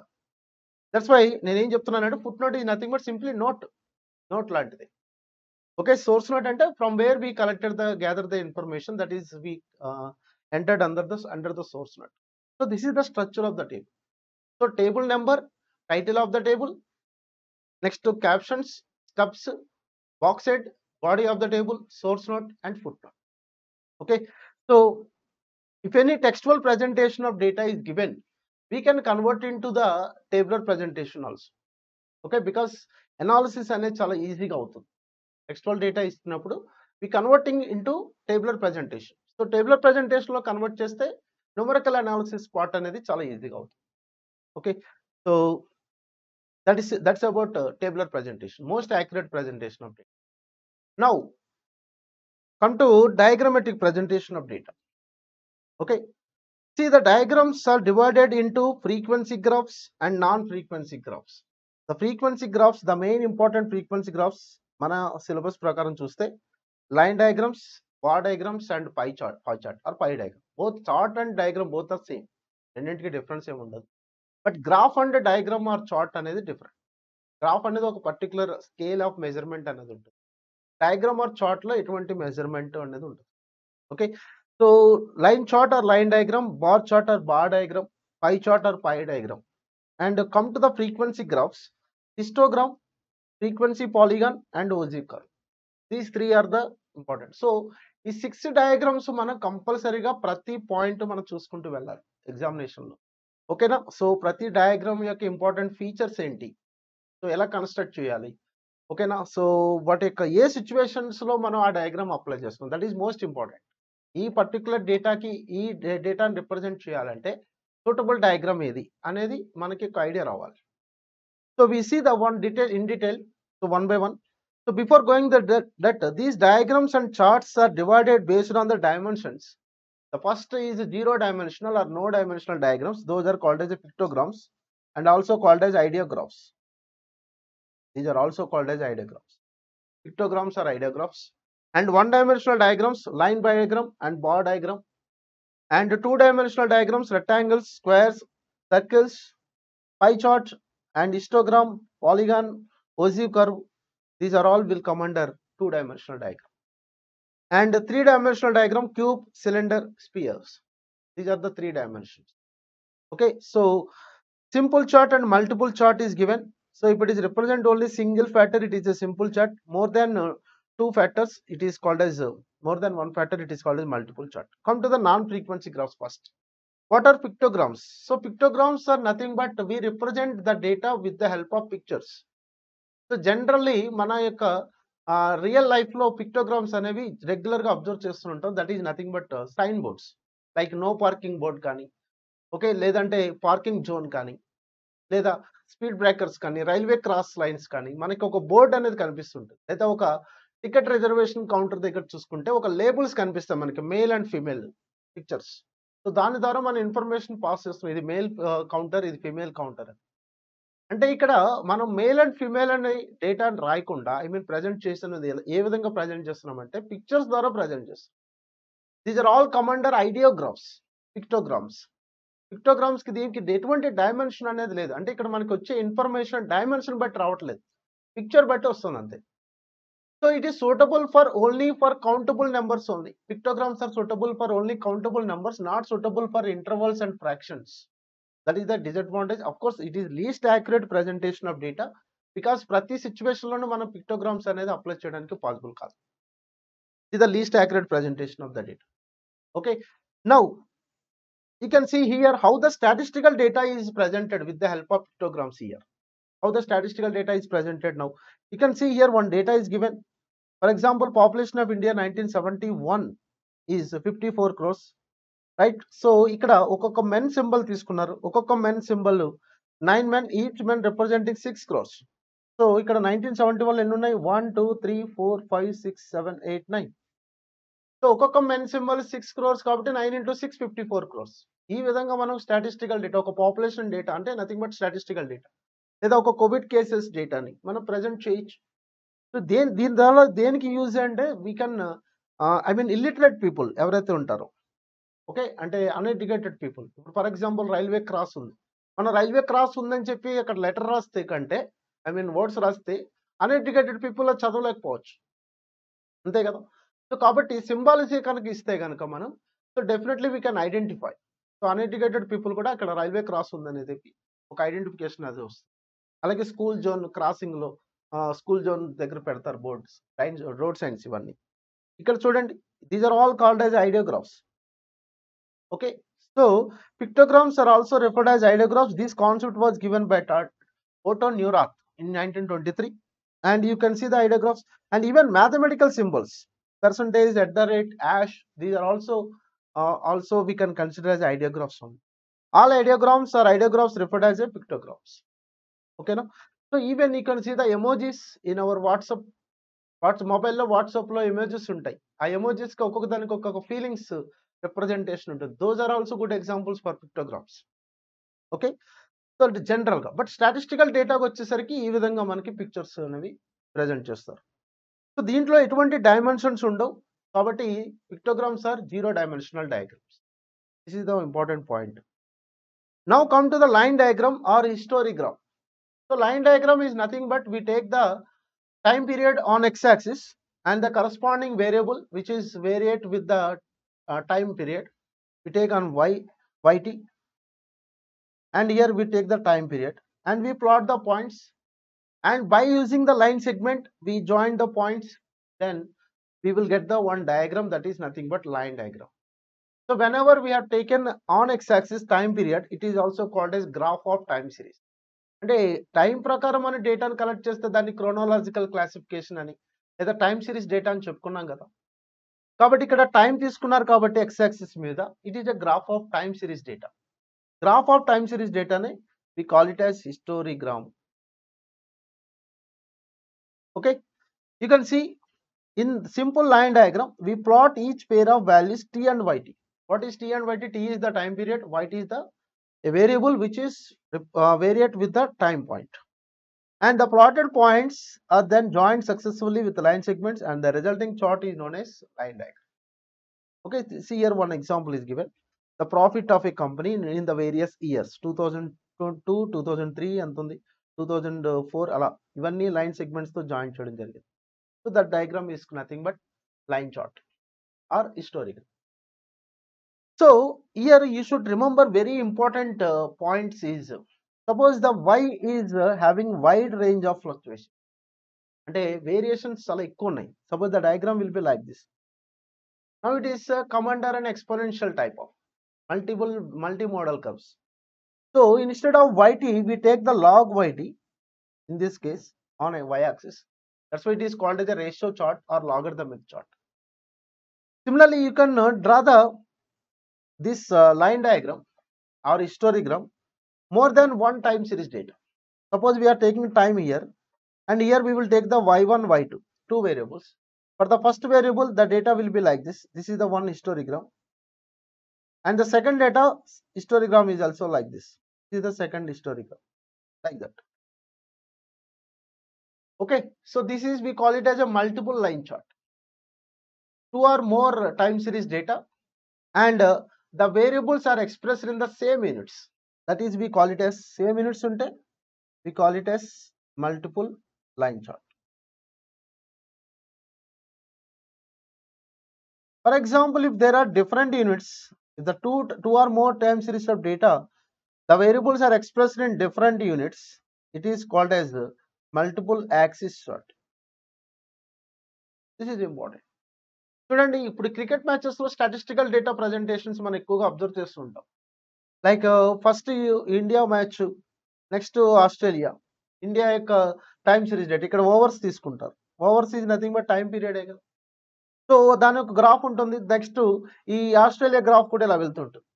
ఇండియా గ్రాఫ్ నుంచి ఈ ఆస్ట్రేలియా గ్రాఫ్ కూడా వెళ్తుంది. That is a good example for multiple line chart. ఇక్కడ వై యాక్సిస్ మీద మనం రన్స్ తీసుకుంటాం, ఎక్స్ యాక్సిస్ మీద ఓవర్స్ తీసుకుంటాం. ఓకే, సో ఈ పాయింట్స్ మీరు పర్టికులర్ గా లైన్ డయాగ్రామ్ లో గుర్తుపెట్టుకోవాల్సిన points. So we use multiple line chart for representing two or more related time series data expressed in the same units. Same units ఉంటే multiple line chart అంటాం. Suppose the data expressed in different units, it is called as multiple axis chart. Same situation, same two or more time series డేటాను తీసుకుంటాం, but different units తీసుకుంటాం. That is we call it as a multiple axis chart. Okay, you remember these points. Now come to bar diagram. So bar diagram instead of line diagram అనేది general గా we use for large number of data. అంటే for example COVID డేటాను మనం represent చేద్దాం అనుకుంటున్నాం. ఒక 1 month Covid data, లేదా ఒక 1 year కోవిడ్ డేటా, అంటే 365 వాల్యూస్ కావాలి. 365 వాల్యూస్ డేటా నేను ప్రజెంట్ చేయాలంటే బార్ డయాగ్రామ్ అనేది సూటబుల్ కాదు. ఎందుకంటే 365 బార్స్ నేను తీసుకుంటే వెళ్ళాలి, rectangles. Instead of the taking the rectangles, better we represent the data by using vertical lines. ఓకేనా? So line diagram is applicable only in case of large values are given, but bar diagram is represents only finite values. Finite data ఉన్నప్పుడు మాత్రమే bar diagram apply అవుతుంది. But bar diagram లో చాలా advantages ఉంటాయి compare to line diagram. ఏంటో advantages తెలుసుకోవాలంటే first you should remember what are the different types of bar diagram. So instead of vertical line, we take the rectangular bar. The length or height of each and every rectangular bar will be proportional to the variable value. Okay, so the horizontal bar diagram and vertical bar diagram, these two will be come under simple bar diagram. Okay, simple bar diagram మనం represent చేయాలి. దాన్ని 2 types గా divide చేసుకోవచ్చు, vertical and horizontal. Horizontal bar diagram దేనికి use చేస్తారంటే qualitative data, non measurable information and geographical information. ఈ డేటాకి మనం డేటా వేరింగ్ ఓవర్ స్పేస్ అంటే నథింగ్ బట్ జియోగ్రాఫికల్ డేటా. ఈ రెండు క్లాసిఫికేషన్ ఆఫ్ డేటాకి హారిజంటల్ బార్ డయాగ్రామ్ అప్లై చేస్తాం. Now come to vertical bar diagram is suitable for time series data and quantitative data, measurable information and chronological classification. అంటే మనకి 4 types of classifications లో qualitative and geographical ఏమో horizontal bar diagram, quantitative and time series వచ్చేసరికి vertical bar diagram. Right? Similarly, we have a multiple or grouped bar chart to compare the related series. Okay, and we have also component subdivided bar diagram to divide into the number of components. So a single factor is dividing into the various components. We can use the subdivided bar chart or pie chart also. మరి subdivided bar chart ఎప్పుడు apply చేయాలి, pie chart ఎప్పుడు apply చేయాలంటే for example నేను ఒక 5 families తీసుకున్నాను. ఆ 5 families యొక్క మంత్లీ ఎక్స్పెండిచర్ నేను రిప్రజెంట్ చేద్దాం అనుకుంటున్నాను. A అనే ఫ్యామిలీ యొక్క మంత్లీ ఎక్స్పెండిచర్, B అనే యొక్క ఫ్యామిలీ యొక్క monthly expenditure. Now the monthly expenditure is a single factor. Now we can divide this expenditure into various components, right? Like rent ఎంత ఇస్తున్నారు, ఫుడ్ ఐటమ్స్ కి ఎంత వెళ్తుంది, ఓకేనా, సేవింగ్స్ కి ఎంత అవుతుంది, లోన్స్ కి ఎంత పే చేస్తున్నారు, ఇలా ఎక్స్‌పెండిచర్ అనేది ఉంటుంది కదా! Family expenditure. సో, నేను ఇక్కడ 5 ఫ్యామిలీస్ డేటా తీసుకుంటున్నాను. A, B, C, D. Okay, for each family, I will represent with the rectangles. Now, this rectangle is divided into various components now. That is nothing but a subdivided bar chart. ఈ subdivided bar chart లో ఉండే ప్రతి component ని మనం పెర్సంటేజెస్ లో కనుక express చేస్తే that is nothing but percentage bar diagram, another type of bar diagram. So in our material clearly given for examples you can see the here time and profit, the same data we can represent with bar diagram also. ఇందాక మనం ఏదైతే line diagram లో represent చేసామో అదే diagram ని మనం ఇక్కడ bar diagram లో reaching vertical bars, it is nothing but vertical bar diagram because time series data తీసుకున్నాం. It is also called as a column chart. ఈ వెర్టికల్ బార్ డయాగ్రామ్ లో this line we call it as a base line. Just generally in vertical bar diagram the baseline is horizontal. In horizontal bar diagram, this is in a horizontal bar diagram. The baseline is vertical. Okay, so you can see this one a multiple bar diagram. ఇక్కడ 2 productions తీసుకున్నాను, rice and wheat production తీసుకున్నాను. Rice నేను ఈ diagrams తో represent చేస్తున్నాను, వీటిని shaded ఏరియాతో represent చేస్తున్నాను. Now I am comparing the productions of 2 crops, rice and wheat in various years. What is the suitable diagram? Multiple bar diagram. So ఈ విధంగా ఒక సిచ్యువేషన్ కి మనం ఈ డయాగ్రామ్ ఎలా అప్లై అవుతుంది, ఈ డయాగ్రామ్ ఈ సిచ్యువేషన్ లోనే అప్లై అవుతుంది అనేది కంపల్సరీగా మీరు నేర్చుకోవాలి. That is important. Okay, so these are the various types of bar diagrams. Now come to the next pie chart. This is very important, very important. Pie diagram or pie chart or subdivided circular diagram is also called as subdivided circular diagram or angular diagram also. So the single factor or a total is divided into various components. So we can represent with pie chart. Okay, here we can see the source of government revenue given: customs, excise, income tax, corporate tax, miscellaneous. Their revenue values are also given. Now what is the suitable data? ఇక్కడ only ఒక particular year లేదా ఒక particular month యొక్క government source యొక్క డేటాని present చేస్తున్నారు.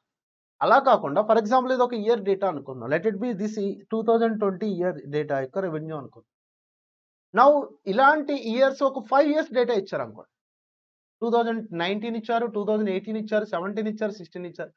Now we cannot represent with pie chart, we go for subdivided bar diagram. ఒక్కొక్క year కి ఒక్కొక్క రెక్టాంగిల్స్ తీసుకుంటాం. Now we divided into 5 components: customs, excise, income tax, corporate, miscellaneous. Now we use subdivided bar chart. ఇక్కడ only 1 year data, only 1 family expenditure, only 1 year యొక్క central government budget, economic service, ఇవన్నీ కూడా we can represent with using pie chart. So pie chart is also called as angular diagram or subdivided circular diagram. అది subdivided rectangle diagram. Okay, అది 1 dimensional, but pie chart is a 2 dimensional diagram because whenever it dividing into various sectors, ప్రతి sector కి ఒక area ఉంటుంది. Area అనేది involve అయ్యిందంటే that is length into breadth అనేది ఉంటుంది, లేదా బేస్ ఇంటూ హైట్ ఉంటుంది. సో 2 డైమెన్షన్స్ అనేవి ఇక్కడ కన్సిడర్ చేయాల్సిన అవసరం.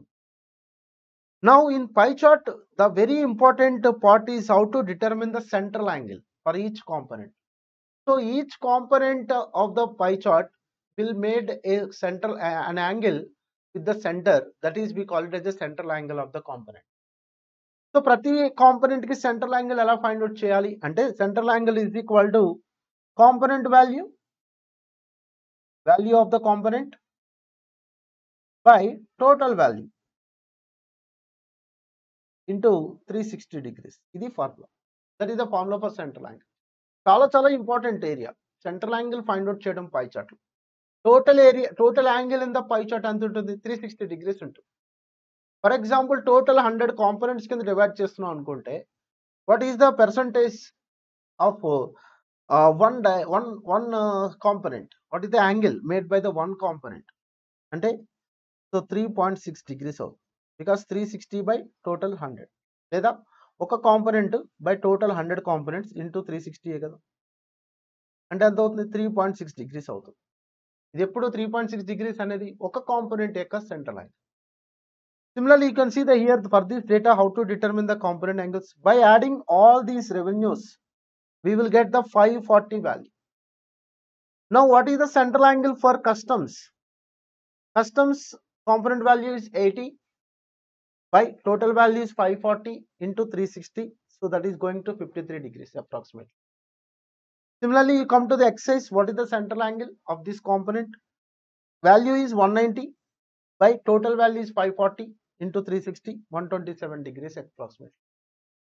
Similarly, for remaining components, for income tax 10 degrees, for corporate tax again 75 by 540, 50 degrees, for miscellaneous 35 by 540, 23 degrees. Okay, so by adding all these values, you will get the 360. Okay, now this is the way of finding the central angle. Even మనం problems కూడా చేయిస్తాము ఈ particular chapter లో. కొన్ని problems కూడా నేను examples గా solve చేస్తాను at the end of the theory part. So అప్పుడు కూడా మనం సెంట్రల్ యాంగిల్స్ ఫైండ్ అవుట్ చేయడం అనేది నేర్చుకోవాలి. సో పై చార్ట్ అనేది చాలా అట్రాక్టివ్ ప్రెజెంటేషన్ అని చెప్తాం. ఎందుకంటే పై చార్ట్ లో మనకి డిఫరెంట్ కలర్స్ కానీ ఆపరేషన్స్ కానీ లైక్ డిఫరెంట్ కలర్స్ కానీ లైక్ లేదా ప్యాటర్న్ కానీ లేదా డిఫరెంట్ సింబాలజీ మనం యూజ్ చేస్తాం. ఇక్కడ చూడండి, ఇక్కడ కంప్లీటెడ్ గా ఒక పై చార్ట్ అనేది డిఫరెంట్ సింబాలజీతో డిఫరెంట్ కలర్స్ తోను ఒక్కొక్క సెక్టార్ ని ఒక్కొక్క కాంపోనెంట్ ని ఒక్కొక్క సింబాలజీ కలర్ ఇచ్చుకుంటూ attractive. Even now days 3 dimensional పై చార్ట్స్ కూడా వస్తున్నాయి. 3 డైమెన్షనల్ పై చార్ట్ అంటే ఒక సెక్టార్ ఏదైతే హైలైట్ అవుతుందో ఆ సెక్టార్ ని కొంచెం లిఫ్ట్ అప్ చేస్తున్నారు. మీరు బిజినెస్ అనలిటిక్స్ న్యూస్ పేపర్స్ లో బిజినెస్ అనాలిసిస్ చూస్తే కనుక most of the data we represent with diagrams only, like line diagram కానీ బార్ డయాగ్రామ్ కానీ పై చార్ట్ కానీ any government abstracts economic surveys budget ఇలాంటివి ఎప్పుడైనా చూస్తే మాక్సిమం డేటా అంతా పై చార్ట్స్ లోను లైన్ డయాగ్రామ్స్ బార్ డయాగ్రామ్స్ లోనే ఉంటుంది. సో వాటిని అనలైజ్ చేయడం అనేది మీరు ప్రాక్టీస్ చేయడం అనేది మంచిది. మీకు రేపొద్దున ఇవన్నీ కూడా బిజినెస్ అనలిటిక్స్ లో మీకు డెఫినెట్ గా మంచి స్కిల్స్ కింద యూజ్ అవుతాయి. Now this is the way of calculating the central angle in the pie chart.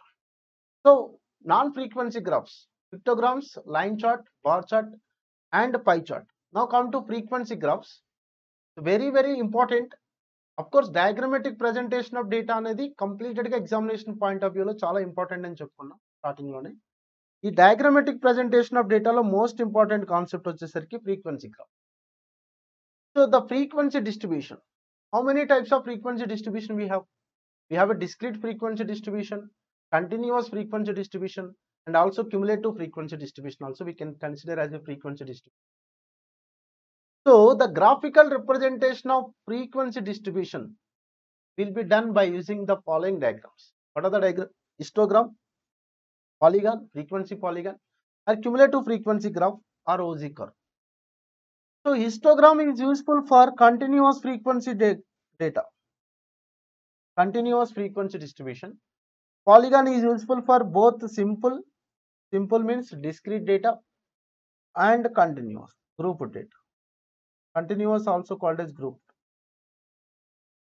Continuous frequency distribution anna grouped frequency distribution anna ఒకటే.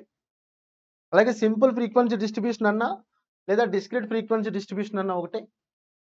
But cumulative frequency distribution nothing but it is graphical representation of cumulative frequency distribution. Okay, so ఇక్కడ మనకి first మనం focus చేయాల్సిన important area వచ్చేసరికి histogram. What are the points you should remember in histogram? So histogram అనేది ఎలా construct చేస్తాం? Histogram is the most important graphical representation of the frequency distribution. అంటే ఈ మూడింట్లో ఏది ఇంపార్టెంట్ అంటే హిస్టోగ్రామ్ కి ప్రయారిటీ ఇవ్వాలి. So histogram is suitable to represent the continuous frequency distribution. Histogram looks like a vertical bar diagram only, but vertical bar diagram or line chart will be the one-dimensional diagram, but histogram is a two-dimensional diagram.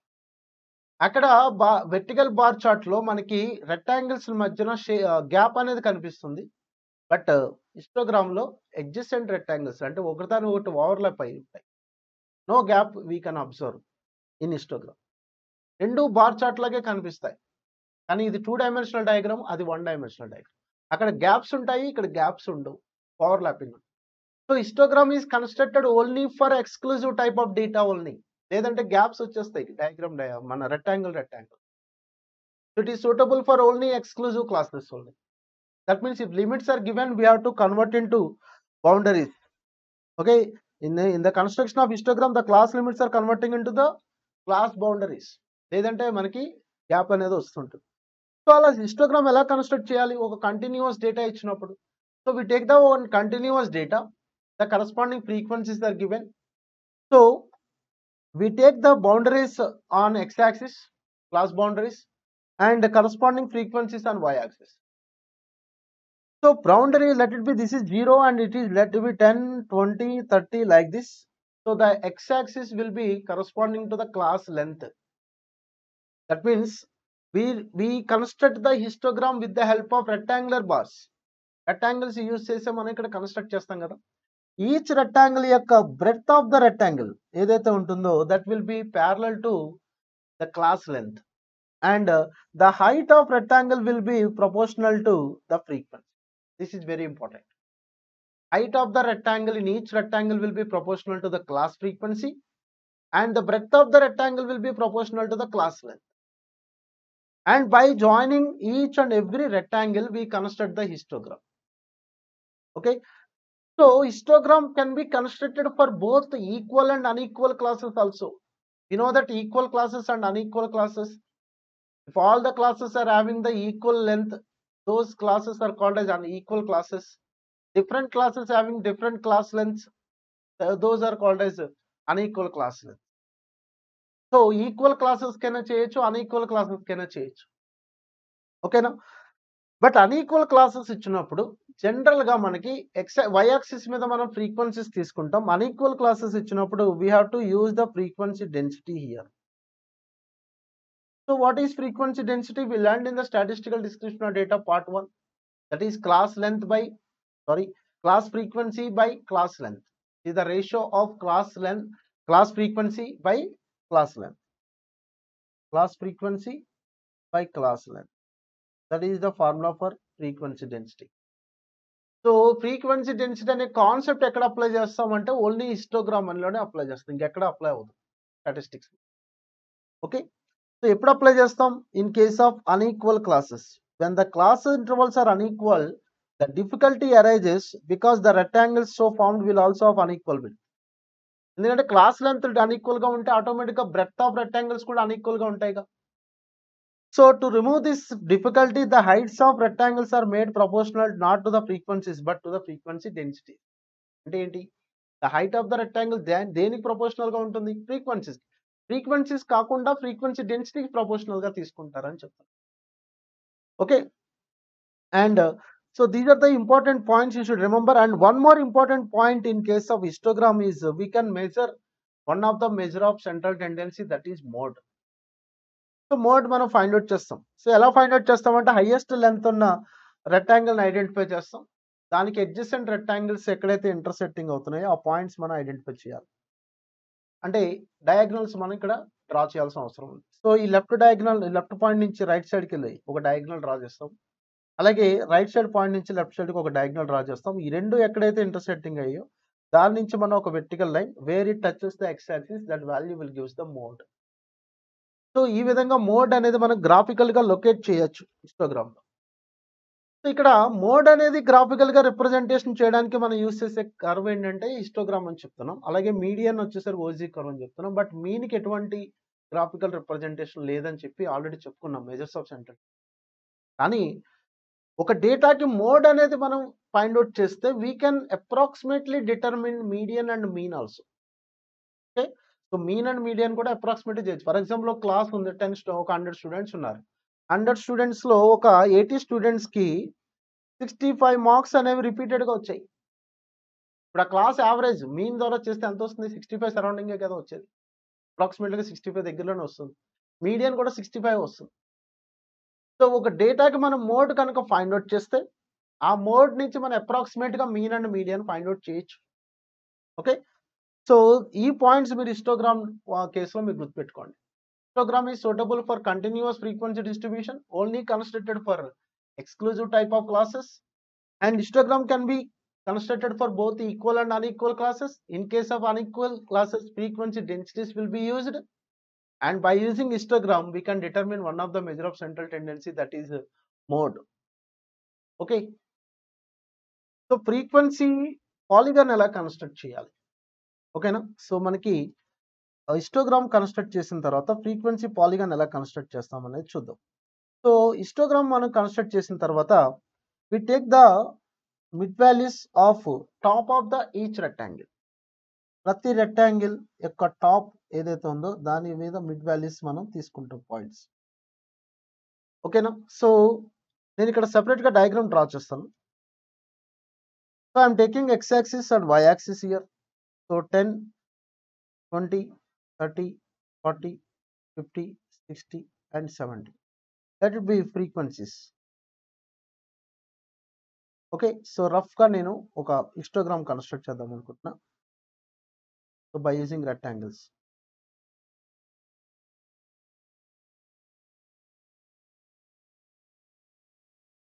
Yes, now top of the rectangles I am taking the mid values.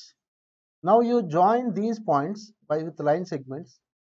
So what you will get, it is called as a frequency curve. Frequency polygon రాదు, frequency curve వస్తుంది. ఇప్పుడు మీరు ఈ హిస్టోగ్రామ్లో మనకి ఈ రెక్టాంగిల్స్ని కనుక hide చేస్తే, నేను ఇక్కడ డ్రా చేసిన డయాగ్రామ్ ఎలా ఉంటుందంటే ఇలా ఉంటుంది. ఆ కర్వ్ అనేది ఇలా వస్తుంది. That is we call it as a frequency curve, ఓకేనా. సో ఇక్కడ లెంత్ తీసుకుంటాం. సో ఇక్కడ తీసుకున్న తర్వాత మనకి ఇది పాలిగాన్ అవ్వాలంటే we should take the additional points here on x axis. So already let it be, this one is x1, this is x2, it is x3, it is x4, it is x5.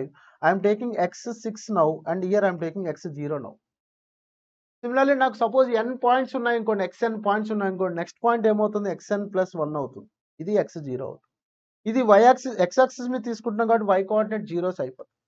అంటే I will take the two additional points x0, 0 and xn + 1, 0 on x axis, and I will join this curve to that points. Then I will get a closure figure. That closure figure is nothing but frequency. Okay, no? So ఈ frequency polygon యొక్క area ఏదైతే ఉందో, that area will be equal to the sum of the areas of all these rectangles. ఈ 5 rectangles యొక్క area ఎంత ఉంటుందో ఈ area of the polygon కూడా అంతే ఉంటుంది. That's why histogram is called as area diagram.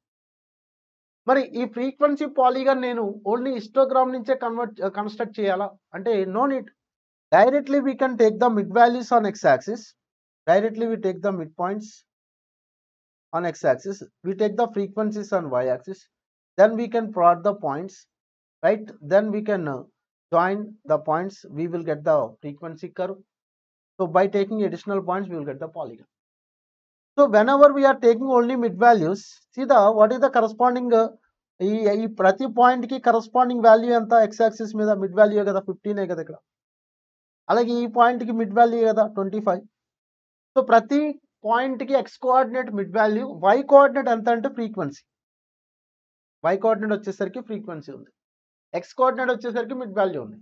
So ఈ ప్రతి పాయింట్లోనూ కోఆర్డినేట్స్ వచ్చేసరికి xi, f frequency. xi is nothing but mid value, f is nothing but frequencies. So అదే మిడ్ వాల్యూస్ డైరెక్ట్గా మనం తీసుకుంటే, అంటే ఇంటర్వల్స్లో కాకుండా డైరెక్ట్గా xi వాల్యూస్ లైక్ 15, 25, 35, 45, 55 ఇలా కనుక తీసుకుని మనం ప్రొసీడ్ అయిపోతే, so that is nothing but a discrete data only. కాబట్టి ఫ్రీక్వెన్సీ పాలిగాన్ అనేది simple frequency distribution, discrete frequency డిస్ట్రిబ్యూషన్కి సూటబుల్ అవుతుంది. ఎందుకంటే ఇక్కడ ఇంటర్వల్స్ తీసుకోవట్లేదు, నేను కౌంటబుల్ నెంబర్స్ తీసుకున్నాను. Mid values nothing but countable numbers. So countable numbers తీసుకుంటుందంటే అది ఏమవుతుంది, డిస్క్రీట్ వేరియబులే కదా. So it is nothing but discrete frequency distribution. అంటే మనం ఫ్రీక్వెన్సీ పాలిగాన్ హిస్టోగ్రామ్ ద్వారా కంటిన్యూస్ డేటా తీసుకుని దాని నుంచి మనం హిస్టోగ్రామ్ కన్స్ట్రక్ట్ చేసి, హిస్టోగ్రామ్లో ప్రతి రెక్టాంగిల్కి top of the rectangles mid values తీసుకుని అవి జాయిన్ చేసి దాని ద్వారా మనం ఫైండ్ అవుట్ చేయొచ్చు, కన్స్ట్రక్ట్ చేయొచ్చు, పాలిగాన్ కన్స్ట్రక్ట్ చేయొచ్చు. లేదా డైరెక్ట్గా మిడ్ వాల్యూస్ x యాక్సిస్ మీద తీసుకుని y యాక్సిస్ మీద ఫ్రీక్వెన్సీస్ తీసుకుని మనం పాలిగాన్ కన్స్ట్రక్ట్. అంటే ఇక్కడ polygon is constructed for both continuous and discrete data. కాబట్టి మీకు ఇక్కడ నేను స్టార్టింగ్లో చూస్తే కనుక మీకు స్టార్టింగ్లో ఇక్కడ రాశాను. Frequency polygon is suitable for both simple and continuous data, but histogram is suitable for only continue, is not suitable for discrete. Okay, ఈ పాయింట్స్ మీరు జాగ్రత్తగా గుర్తుపెట్టుకోండి. Okay, now we see the what are the values. In order to draw a frequency polygon without using histogram, we plot xi comma fi, where xi denote the midpoint and fi denote the corresponding frequency without using the histogram. That means continuous series కాకుండా డైరెక్ట్గా ఇలా mid values తీసుకుని మనం points తీసుకుని డైరెక్ట్గా ఇలా construct చేస్తాం. ఇక్కడ అడిషనల్ పాయింట్స్ మనం తీసుకుని జాయిన్ చేస్తాం. We get the area, that is the closer figure is nothing but polygon. Okay, so the plotted points are joined successfully by line segments and the figure so drawn is given the shape of the polygon. A closure figure, ఎప్పుడు అవుతుంది closure figure? By joining two extreme ends of the drawn figure to additional points x0, 0 and xn plus 1, 0. ఈ రెండు points మనం x axis మీద తీసుకుంటాం కాబట్టి y coordinate 0 అయిపోతుంది. ఓకేనా? సో ఈ పాయింట్స్ మనం తీసుకుని మనం జాయిన్ చేస్తే will get the closer figure, that is nothing but polygon. So histogram and polygon is very very important for our examination. Histogram మీద డెఫినెట్గా మనకి క్వశ్చన్ అనేది ఎప్పుడు వస్తూనే ఉంటుంది. Next ogee curve.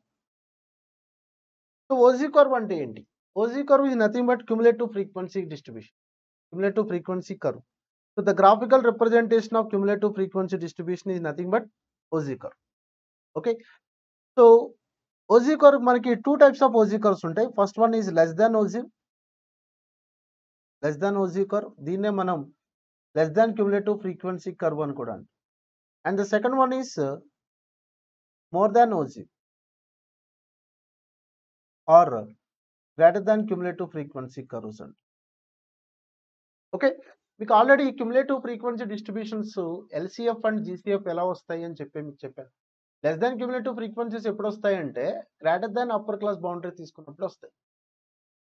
అర్థమైందా? మనకు ఒక కంటిన్యూస్ డేటా ఇచ్చినప్పుడు అందులో greater than upper class boundaries మనం ఫైండ్ అవుట్ చేస్తుంటే, sorry less than upper class boundaries find out చేస్తుంటే you will get the less than cumulative frequency.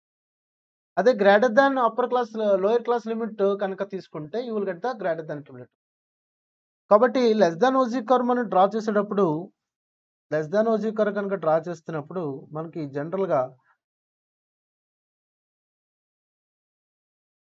X axis మీద మనం అప్పర్ క్లాస్ బౌండరీస్ తీసుకుంటాం, వై యాక్సిస్ మీద less than cumulative frequency.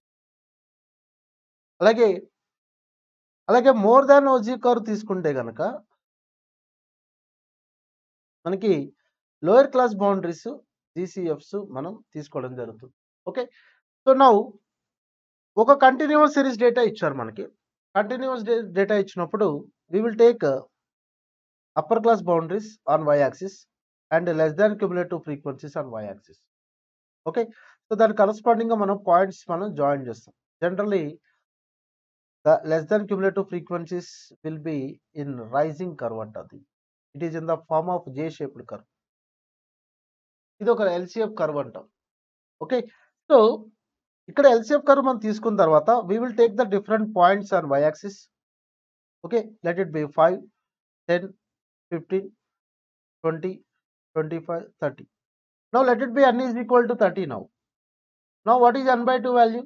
30 by 2, that is 15. Now we place n by 2 value here. So from this n by 2 value, just you draw a vertical horizontal line. So అది ఎక్కడైతే మనకు OG curve draw meet అవుతుందో అక్కడి నుంచి మనం ఒక projection line తీసుకుంటాం y axis x axis మీదకి. Where it touches the x axis, that value will gives us the median value. Okay, so ఇదే n ఈజ్ ఈక్వల్ టు 30లో n/4 చేస్తే ఎంత వస్తుంది? 30/4 అంటే 7.5 కదా. సో 7.5 అనేది మనం ఇక్కడ లొకేట్ చేస్తాము. సో దీని నుంచి మనం హారిజంటల్ లైన్ డ్రా చేస్తాము. సో ఇది ఎక్కడైతే టచ్ అవుతుందో అక్కడ నుంచి వెర్టికల్ లైన్ డ్రా చేస్తాం. That is we call it as a first quartile Q1, because n/4 అనేది లొకేట్ చేసాం కాబట్టి. సిమిలర్లీ 3n/4 తీసుకుంటాం మనం, దట్ ఈస్ 22.5. ఓకే, సో 22.5 అనేది ఇక్కడ లొకేట్ అవుతుంది. సో దీని నుంచి నేను హారిజంటల్ లైన్ డ్రా చేస్తాను. సో ఇది ఎక్కడైతే మీట్ అవుతుందో అక్కడి నుంచి మళ్ళీ వెర్టికల్ లైన్ డ్రా చేస్తాను. That value will gives us Q3 now. This is Q2 now. Q2 is nothing but median. So ఈ విధంగా క్వార్టైల్స్ కూడా మనం not only quartiles, percentiles, deciles, all partition values we can represent by using the OZ curve. Okay, similarly, suppose you are taking GCFs on y-axis and less than cumulative, sorry, lower class boundaries on x-axis. తీసుకుంటే కనుక then the points will be like this. Then the points will be like this. That is, we call it as a falling curve. That is, we call it generally it is in the form of inverted J shape. Okay, ఇలా inverted J shape curve లో ఉంటుంది. ఏంటిది? More than OG curve. So ఇక్కడ కూడా మనం points తీసుకుంటాం 5, 10, 15 ఇలా points తీసుకుంటాం. Again we identify the n/2 value and corresponding horizontal line తీసుకుంటాం, అక్కడ నుంచి వెర్టికల్ లైన్ తీసుకుంటాం, విల్ గెట్ ద మీడియన్. కానీ ఈ జీసీఎఫ్ కర్వ్ నుంచి లేదా మోర్ దాన్ ఓజీ కర్వ్ నుంచి మనకి మీడియన్ వాల్యూ ఒకటే వస్తుంది, క్వార్టైల్స్, డిసైల్స్, పర్సెంటైల్స్ రావు. మనం క్వార్టైల్స్, డిసైల్స్, పర్సెంటైల్స్ చేస్తున్నప్పుడు డేటాని అసెండింగ్ ఆర్డర్లో అరేంజ్ చేస్తున్నాం కదా. అసెండింగ్ ఆర్డర్లో అరేంజ్ చేస్తున్నాం అంటే ఏంటి అంటే అర్థం ఏంటి? దట్ ఈస్ రైసింగ్ కర్వ్ అనమాట. ఓకేనా? కాబట్టి only less than ogive more than ogive partition values determine చేసేది అని పర్టికులర్గా అడిగితే లెస్ దెన్ ఓజీ. బట్ జనరల్గా ఓజీ కర్వ్స్ అని చెప్తుంటాం. ఓజీ కర్వ్స్ ద్వారా మనం మీడియన్ ఫైండ్ అవుట్ చేయొచ్చు. ఓజీ కర్వ్స్ ద్వారా మనం quartiles, deciles, percentiles find out చేయొచ్చు. ఇది less than ogee and more than ogee. అలా కాకుండా ఓజీ కర్వ్ అంటే ఏంటి?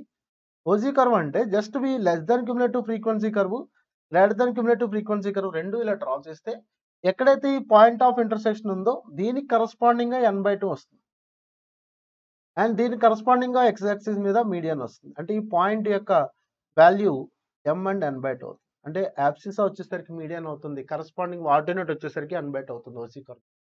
అలాగే మీరు కనుక ఇక్కడ లెస్ దెన్ ఓజీ కర్వ్ తీసుకుంటే కనుక ఈ పాయింట్ తీసుకున్నారనుకోండి, ఈ పాయింట్ యొక్క యాబ్సిస్ ఎంత అంటే Q3 అండ్ 3n/4 అనేది ఆర్డినేట్ అవుతుంది. అలాగే ఈ పాయింట్ తీసుకుంటే కనుక ఈ పాయింట్ యొక్క కోఆర్డినేట్స్ ఏమవుతాయి? యాబ్సిస్ వచ్చేసరికి Q1, y యాక్సిస్ మీద ఆర్డినేట్ వచ్చేసరికి n/4 అవుతుంది. ఓకేనా? సో ఇలాంటి క్వశ్చన్స్ మనకి మెజర్స్ ఆఫ్ సెంట్రల్ టెండెన్సీలో ఎక్కువగా ఇస్తుంటారు. So the point of intersection of two OG curves will gives us median. So median వచ్చిందంటే అప్రాక్సిమేట్ గా మనం మీన్ అండ్ మోడ్ కూడా ఎక్స్పెక్ట్ చేయొచ్చు, అప్రాక్సిమేట్ గా, నాట్ ఎగ్జాక్ట్లీ. ఓకేనా? సో ఇవి మనకి frequency graphs. So histogram, polygon and OG curve మీరు ఏ పాయింట్స్ గుర్తుపెట్టుకోవాలి, ఎలా కన్స్ట్రక్ట్ చేస్తాం, ఎక్స్ యాక్సిస్ మీద ఏం తీసుకుంటున్నాం, వై యాక్సిస్ మీద ఏం తీసుకుంటాం, ఈ పాయింట్స్ మీరు జాగ్రత్తగా గుర్తుపెట్టుకుంటే కనుక ఖచ్చితంగా మీరు ఎలాంటి క్వశ్చన్స్ ఇచ్చినా మీరు ఆన్సర్ చేయగలుగుతారు. Now we see the next topic, that is different types of frequency curves. So what is frequency curve? Frequency curve is the limiting form of histogram and frequency polygon. అంటే histogram నుంచి మనం frequency curve draw చేయొచ్చు, అలాగే polygon నుంచి కూడా మనం frequency curve అనేది draw చేస్తాం. So there are 4 types of frequency curves.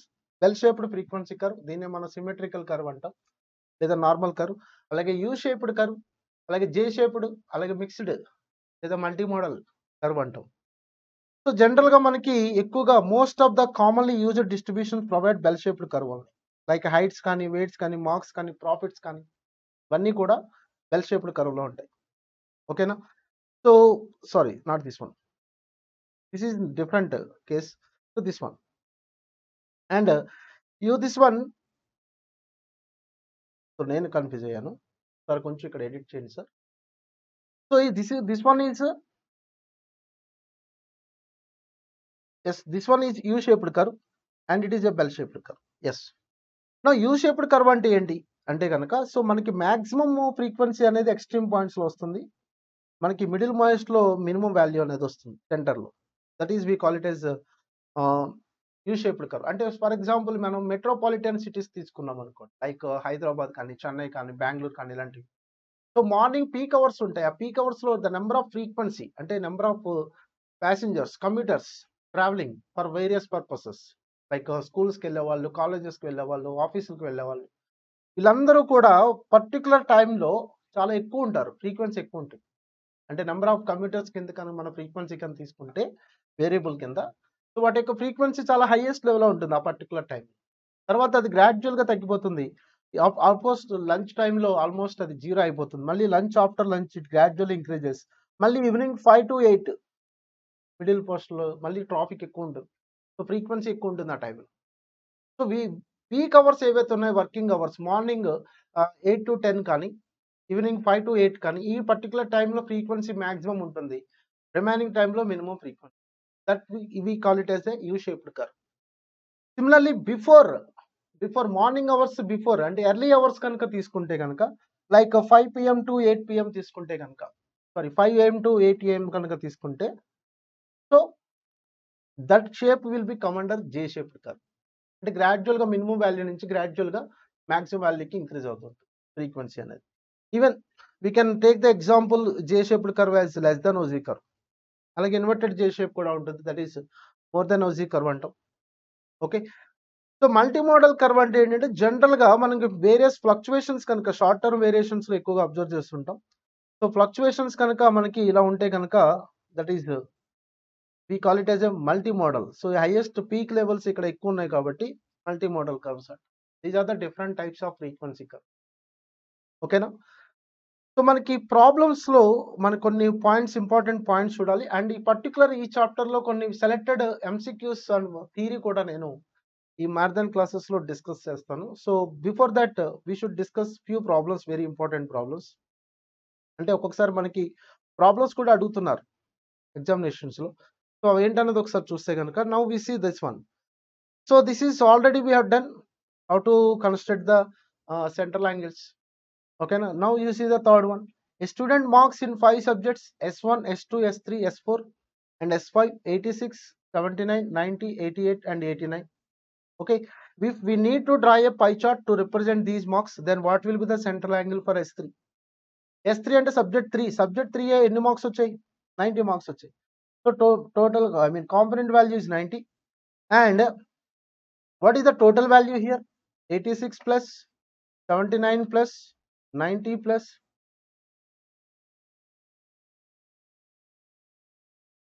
yes and 88 plus 89, that is 432 into 360. Okay, so what is that value? 90 divided by 432 into 360, so you got 74.99. It is almost equal to 75 degrees. That is given in option B. Okay, ఇలా subject 1 కావాలనుకోండి. Subject 1 యొక్క marks ఎంత? 86. Total marks ఎంత? 432 into 360. అలాగే subject 5 కావాలి, 89 marks, 89 by 432 into 360. In this way we calculate central angles for each and every component. Now see the fourth one. There were 200 employees in an office, 150 were married. Total male employees were 160, out of which 120 were married. That what is the number of female and unmarried employees? Okay, so here I am taking a tool here.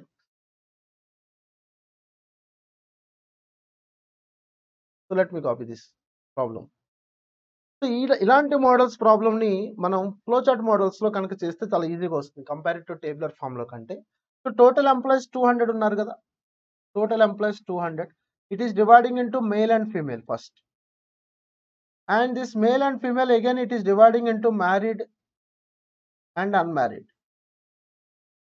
And here also it is married and unmarried. ఇలా divide చేసుకోండి. So 200 employees లో 150 were married. Total male employees were 160. It is given 160 male employees. So let it be, this is 160, so it is 40. అంతేగా, male 160 అంటే remaining 40 female అవుతారు. Total married వీళ్ళిద్దరూ కలిపి, I mean 1 and 2, 3, 4 అనుకుంటే, so 1 plus 3 value is given as 160, sorry 150 total married employees, out of which 120 were married. Okay, so ఇక్కడ male 160 లో 120 married అంటే 1 value 120 ఇచ్చారు, so 120. So what about third value? 150 minus 120, so that is 30. So 160 లో 120 married అంటే unmarried అంతా 40 కదా, అలాగే 40 లో 30 మ్యారీడ్ అంటే అన్మ్యారీడ్ అంతా 10 కదా, అయిపోయింది. Now what is that question? Now what was the number of female unmarried employees? Female అవ్వాలి, అన్మ్యారీడ్ అవ్వాలి, ఎంతమంది ఉన్నారు? 10 మెంబర్స్ ఉన్నారు. That is the answer. ఇలా ఫ్లో చార్ట్ మోడల్లో కనుక మీరు క్వశ్చన్ని కన్వర్ట్ చేసుకోగలిగితే ఇలాంటి టైప్ ఆఫ్ క్వశ్చన్స్ మీరు ఆన్సర్ చేయగలుగుతారు. ఓకేనా? Similarly we can solve those different problems and even you can find out this one, central angles. Here, the cost of sugar in a month under the heads raw material, labor, direct production and others were 12, 20, 35, 23 units. What was the difference between central angles for the largest and smallest component? First of all, what is the largest component here? 35. That is nothing but direct production value. And smallest component for raw material, 12. So what is the total value? Total component value? 32 plus 35, 67 plus 23, 90. So for I am calculating central angle for largest component, that is 35 by total component value is 90 into 360, right? 90 360 lo 4 times kabatti. Okay, so 4 into 35, that is 140. 140, not 145.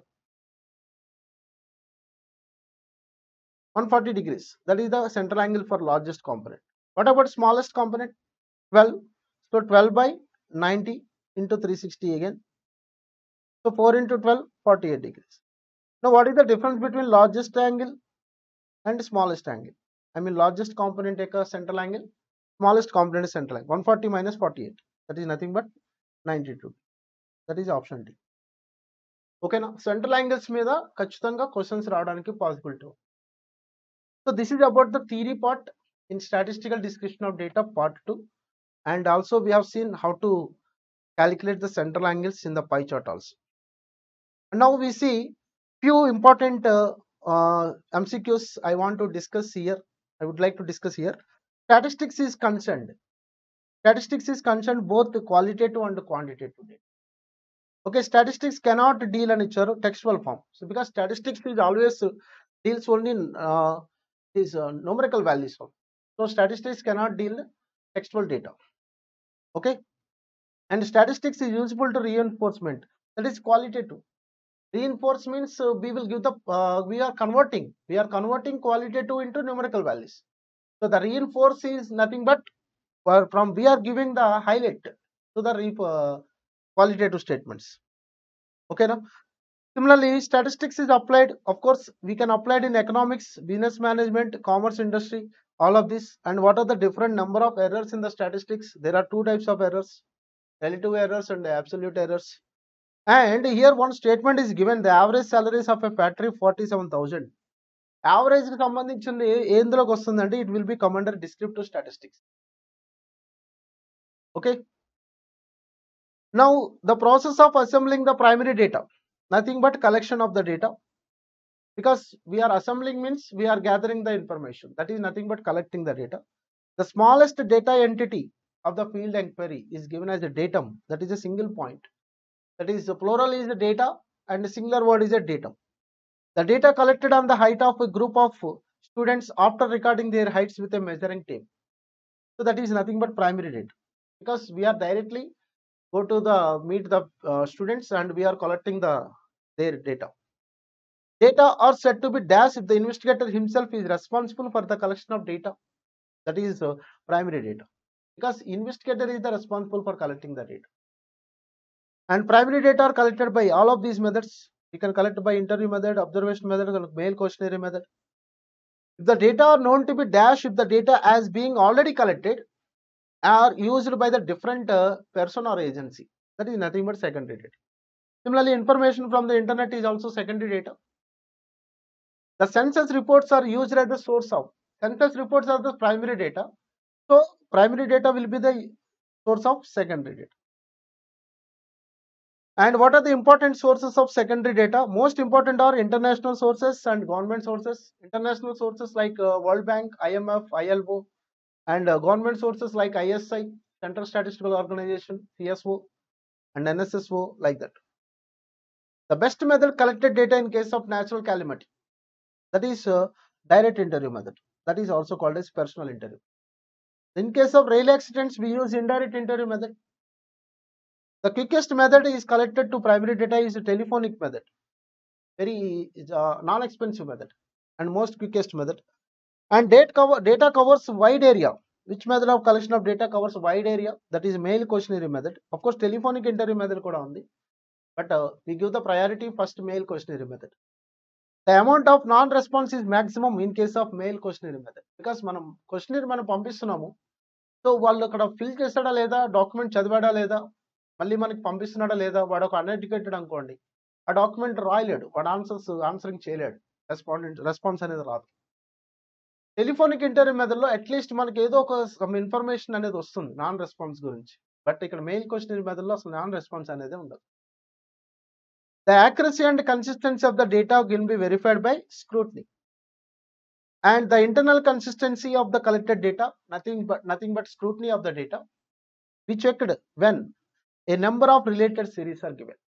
Same related series isthene we can compare the related series, more than one series, then we can identify the errors. So data classification, there are 4 types of classification already we studied. So what is the classification? It is the process of arranging the data in group of related facts in different classes. So separating items according to similar characteristics, grouping in them into various classes, nothing but classification. ఇందాక already చెప్పుకున్నాం, different characteristics, similar characteristics అంటే non measurable characteristics అన్ని ఒక classification qualitative, measurable characteristics అన్ని ఒక classification quantitative, అలాగే time ప్రకారం collect చేసిన డేటా అంతా ఒక classification, okay, time series data లేదా క్రోనాలజికల్. ఏరియా వైజ్ మనం కలెక్ట్ చేసిన డేటా అంతా ఒక క్లాసిఫికేషన్, జియోగ్రాఫికల్ డేటా. ఇలా what is the aim of the classification of data? Okay, to facilitate further statistical analysis. Yes, it is correct. To facilitate comparison of data for similar characteristics and eliminate unnecessary details. This is important. So all the above. Okay, so similarly you can see the National Institute arranged in its students data in accordance with different states. This arrangement of data is known as geographical data. So వాళ్ళు ఏ states నుంచి వచ్చారో ఆ states ప్రకారం మనం total డేటాని మనం arrange చేస్తున్నారు. Andhra Pradesh students అందరినీ ఒక చోట, తెలంగాణ స్టూడెంట్స్ అందరినీ ఒక డేటా, అలా that is nothing but area wise చేస్తున్నారు కాబట్టి classification that will come under geographical data. 100 persons are divided into number of male and female employed and unemployed. ఇక్కడ 100, 1000, 10 అనేది కాదు, క్లాసిఫికేషన్ దేని మీద బేస్ చేసింది, మేల్ అండ్ ఫీమేల్ అంటే జెండర్, ఎంప్లాయిడ్ అండ్ అన్ఎంప్లాయిడ్ అంటే ఆక్యుపేషన్. సో ఇక్కడ ఏంటి, ఆక్యుపేషన్ అండ్ జెండర్ అనేవి ఏంటి, those are qualitative characteristics. So nothing but qualitative characteristics also called as ordinal data. So alternative names also very important. Even you can see this one, it is asked in December 21, what is the options given, alternative names are given. Okay, now the presentation of data, what is the mode of the presentation of data, textual presentation, tabular presentation and diagrammatic presentation. Recent examination lo June 2022 examination lo ఈ type of question ఇచ్చారు, what are the different modes of presentation, which of the following is not a mode of presentation of data అని ఇచ్చారు. ఇందువాట్లో ఏది మన presentation of data type కాదు అని చెప్పి. Okay, అక్కడ ఏమి ఇచ్చారంటే మనకి టెక్స్చువల్ ఇచ్చారు, టేబులర్ ప్రెజెంటేషన్ ఇచ్చారు, డయాగ్రామాటిక్ ఇచ్చారు, ఇంకోటి ఎక్స్టర్నల్ అని ఇచ్చారు. ఓకే, ఎక్స్టర్నల్ అనేది ఆన్సర్ అవుతుంది. అంటే ఒక సింపుల్గా ఒక mode of presentation of data మీద కూడా మనకి ఇలా క్వశ్చన్స్ ఫ్రేమ్ చేయడం జరిగింది. So numerical data expressed in descriptive form. Descriptive form means using paragraphs, nothing but textual presentation.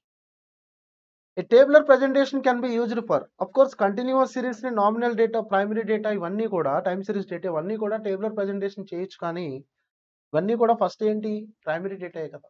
But priority wise chuste ganaka manam we give the priority to first primary data.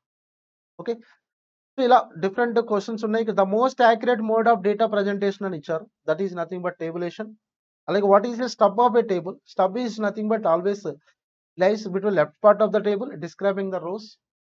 What is a caption, caption is upper part of the table that describe the column and sub columns. Already various parts of tabular form మనం చూసాం. So entire upper part of the table is nothing but box head. The unit of measurement is shown in box head only. Box head దగ్గర caption దగ్గర మనం units measure చేస్తామని చెప్పి అనుకున్నాం. అలాగే any source of data we enter on the source note. Source note is not given, of course we can opt the answer footnote. Now we see the diagrammatic presentation, very important. So the diagrammatic presentation of done by pictures, charts, diagrams, all of the above. In graphical representation of the data, ideographs are also called as. Ideographs are nothing but pictograms. And which of the following is a two-dimensional diagram అని ఇచ్చారు. Multiple bar chart and bar chart అనేవి 1 dimensional diagrams. Pie chart అనేది 2 dimensional. Area ఎప్పుడైతే involve అవుతుందో 2 dimensional లోకి వస్తుందని చెప్పుకున్నాం కదా. So graph is nothing but a line diagram. Any graph, we plot the points and we join them with the line segments, nothing but a line diagram only. And the relationship between two variables we can represent with a line diagram only. We take the x-axis and y-axis. X-axis with x variable, y-axis with a variable తీసుకుంటాము. So we join the points. Multiple line chart is applied for two or more related time series when the variables are expressed in the same unit. అదే different units ఉంటే కనుక that is nothing but multiple axis chart. That is given in December 21 also. The chart that uses logarithm of the variable, that is command a ratio chart, and it is also called as a logarithmic chart. A bar chart is drawn for continuous data, nominal data, time series data, comparing different components. So continuous data means that is a histogram. Nominal data, that is nothing but ordinal data ne nominal arrange చేస్తే మనం nominal data అంటాం. So comparing different components గా time series data అనేది answer పెట్టచ్చు. ఓకేనా? So comparing different components అనేవి మనం pie chart లో కూడా చేస్తాం కదా.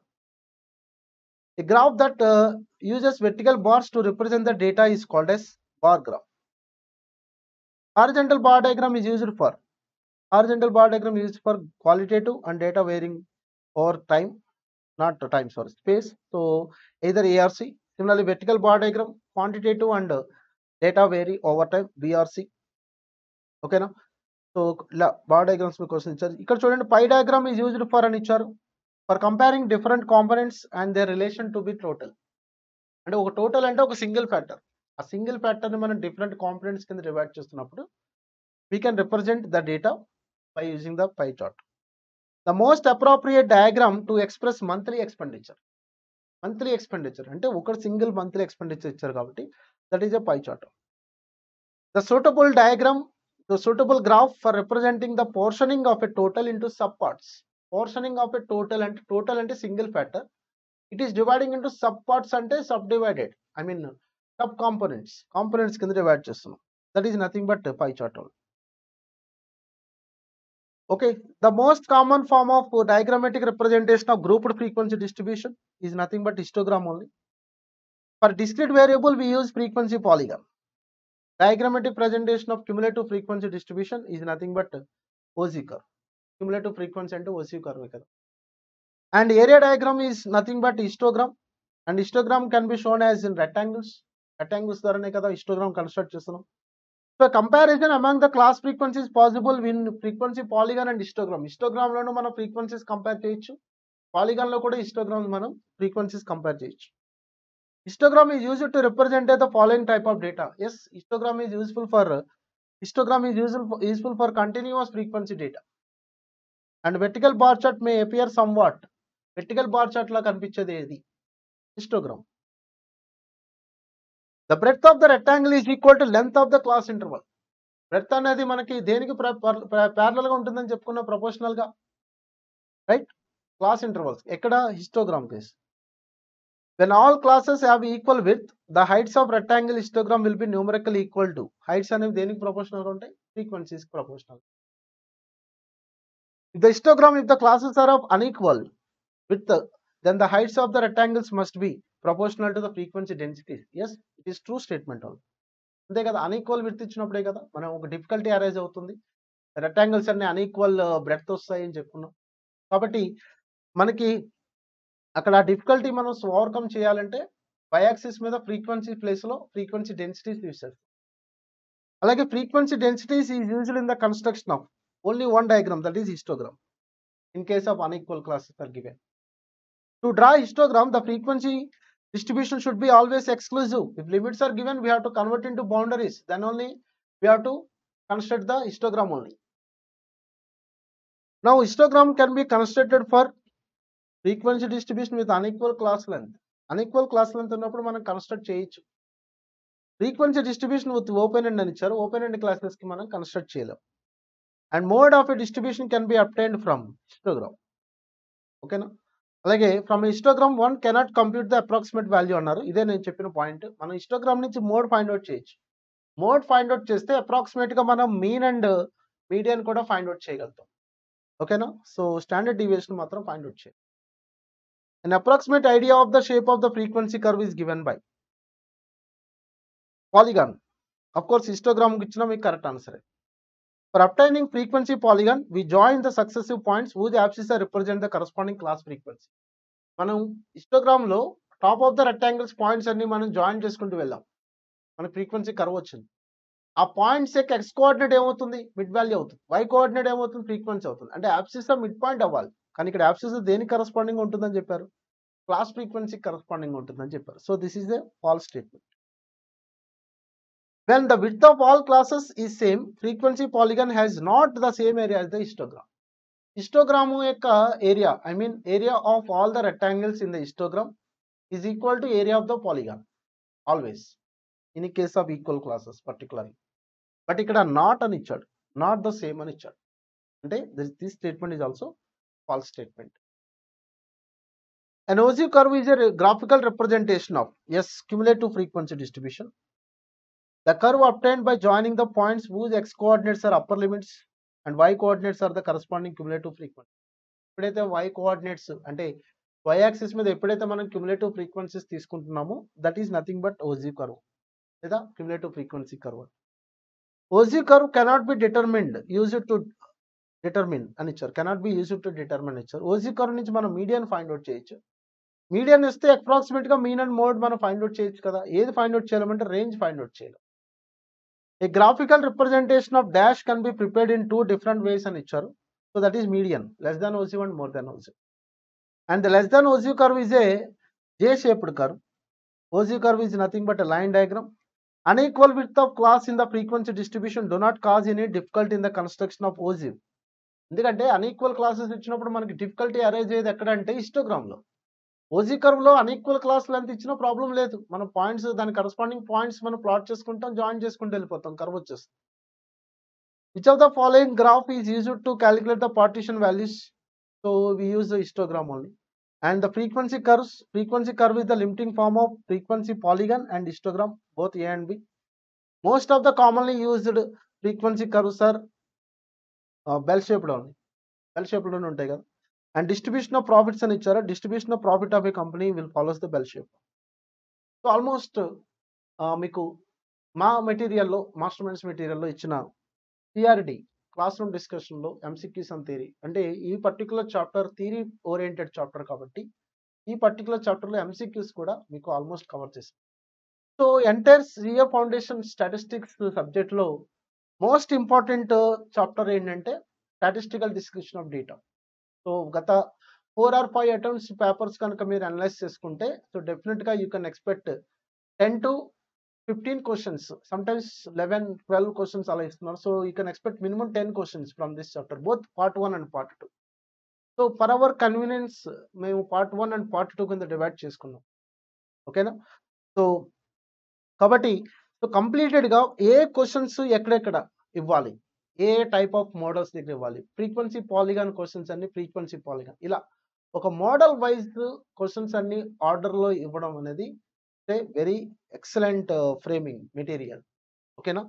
సో పర్టికులర్లీ మీరు స్టాటిస్టికల్ డిస్క్రిప్షన్ ఆఫ్ డేటా మనం డైరెక్ట్గా ఐసే మెటీరియల్ కనుక చూస్తే సో క్వశ్చన్స్ అన్ని మిక్స్ అయిపోయి ఉంటాయి.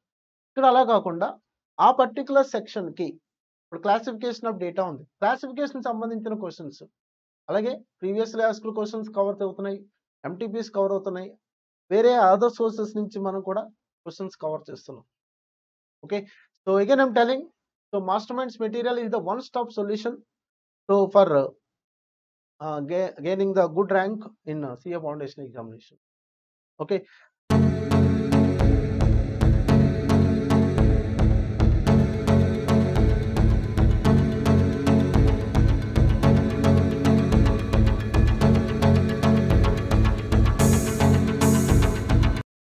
So next chapter is random variables and mathematical expectation. So in our material is clearly given one important note here. To understand this chapter better, you need reasonable good knowledge on permutations and combinations chapter and mathematics subject and probability chapter of statistics. Hey, మీరు probability and permutations and combinations 2 chapters కనుక మీరు perfect గా నేర్చుకుంటే then you can understand the next 2 chapters, that is random variables and theoretical distribution. Okay, So this chapter is itself may not be important for the exam point of view, but your ability to understand the chapter of theoretical distribution depends on your command over this chapter.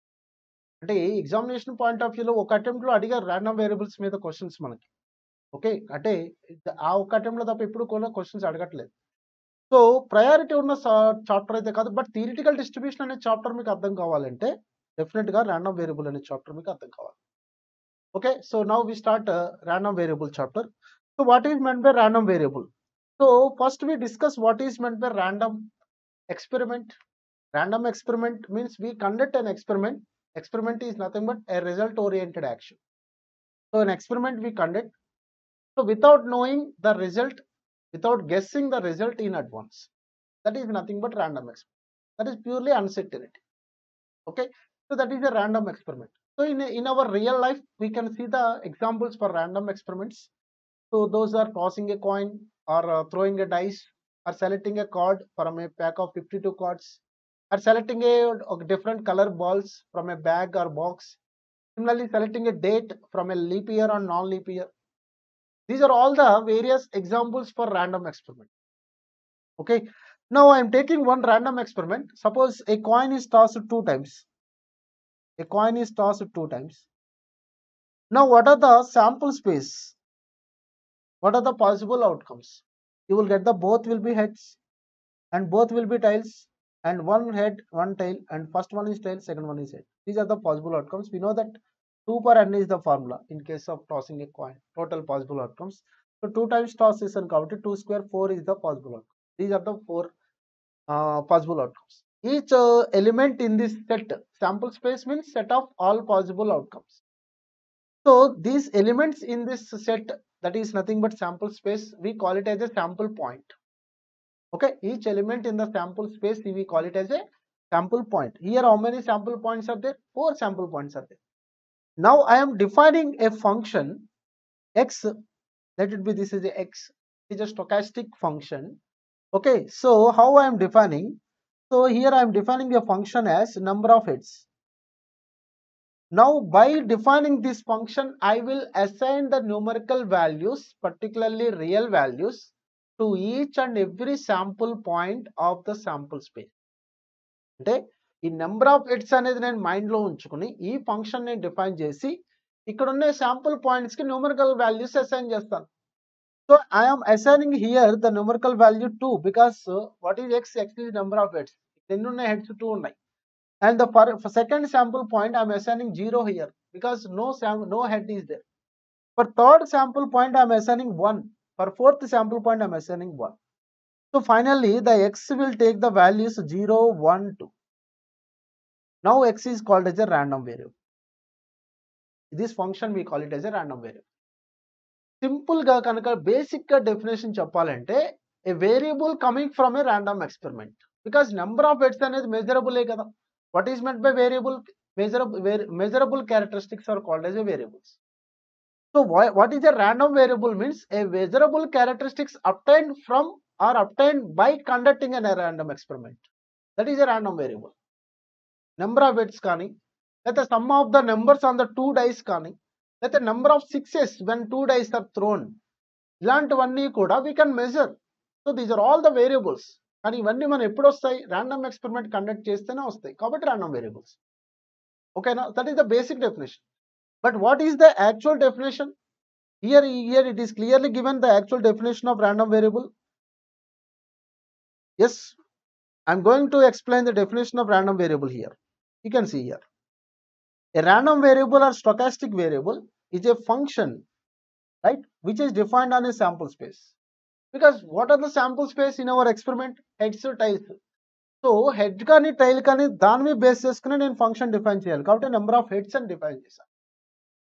So which is defined on a sample space associated with a random experiment. That sample space ఎక్కడి నుంచి వచ్చింది? నాకు 2 coins toss చేస్తేనే కదా వచ్చింది. So that is associated with random experiment, assuming any value or assigning a real number to each and every sample point of the random experiment.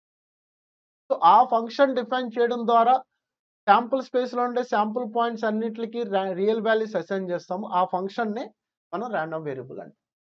Here we can see thus a single dice is thrown, x will take 1, 2, 3, 4, 5, 6 values.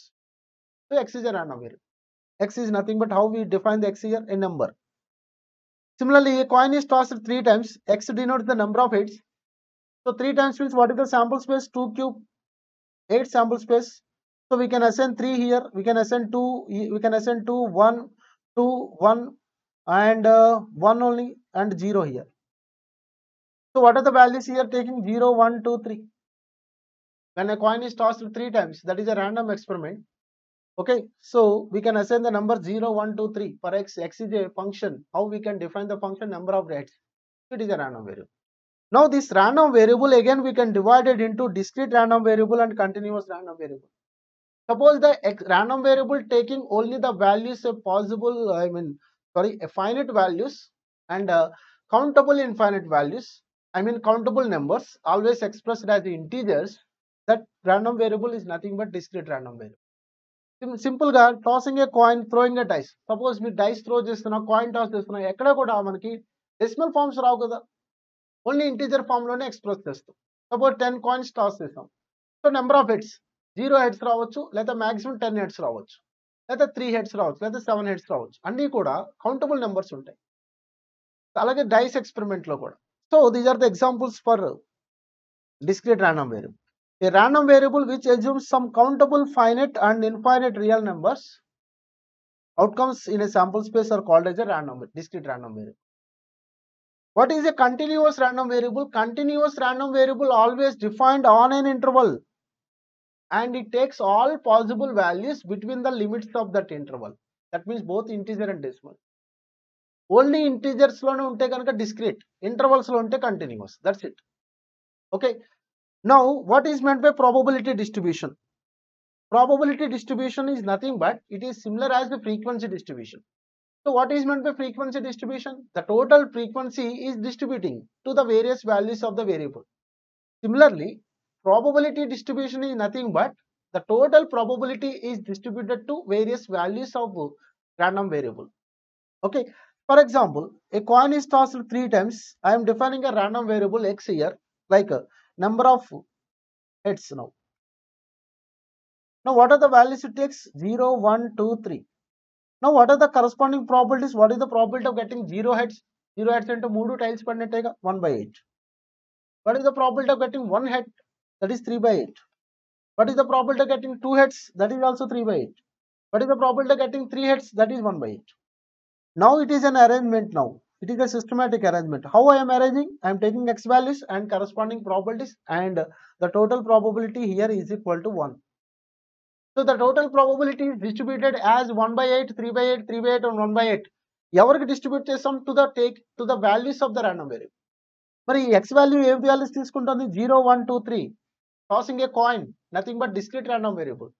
So total probability distributed to discrete random variable. So it is nothing but discrete probability distribution. Similarly, you can define the continuous probability distribution also. So probability distribution is nothing but an arrangement.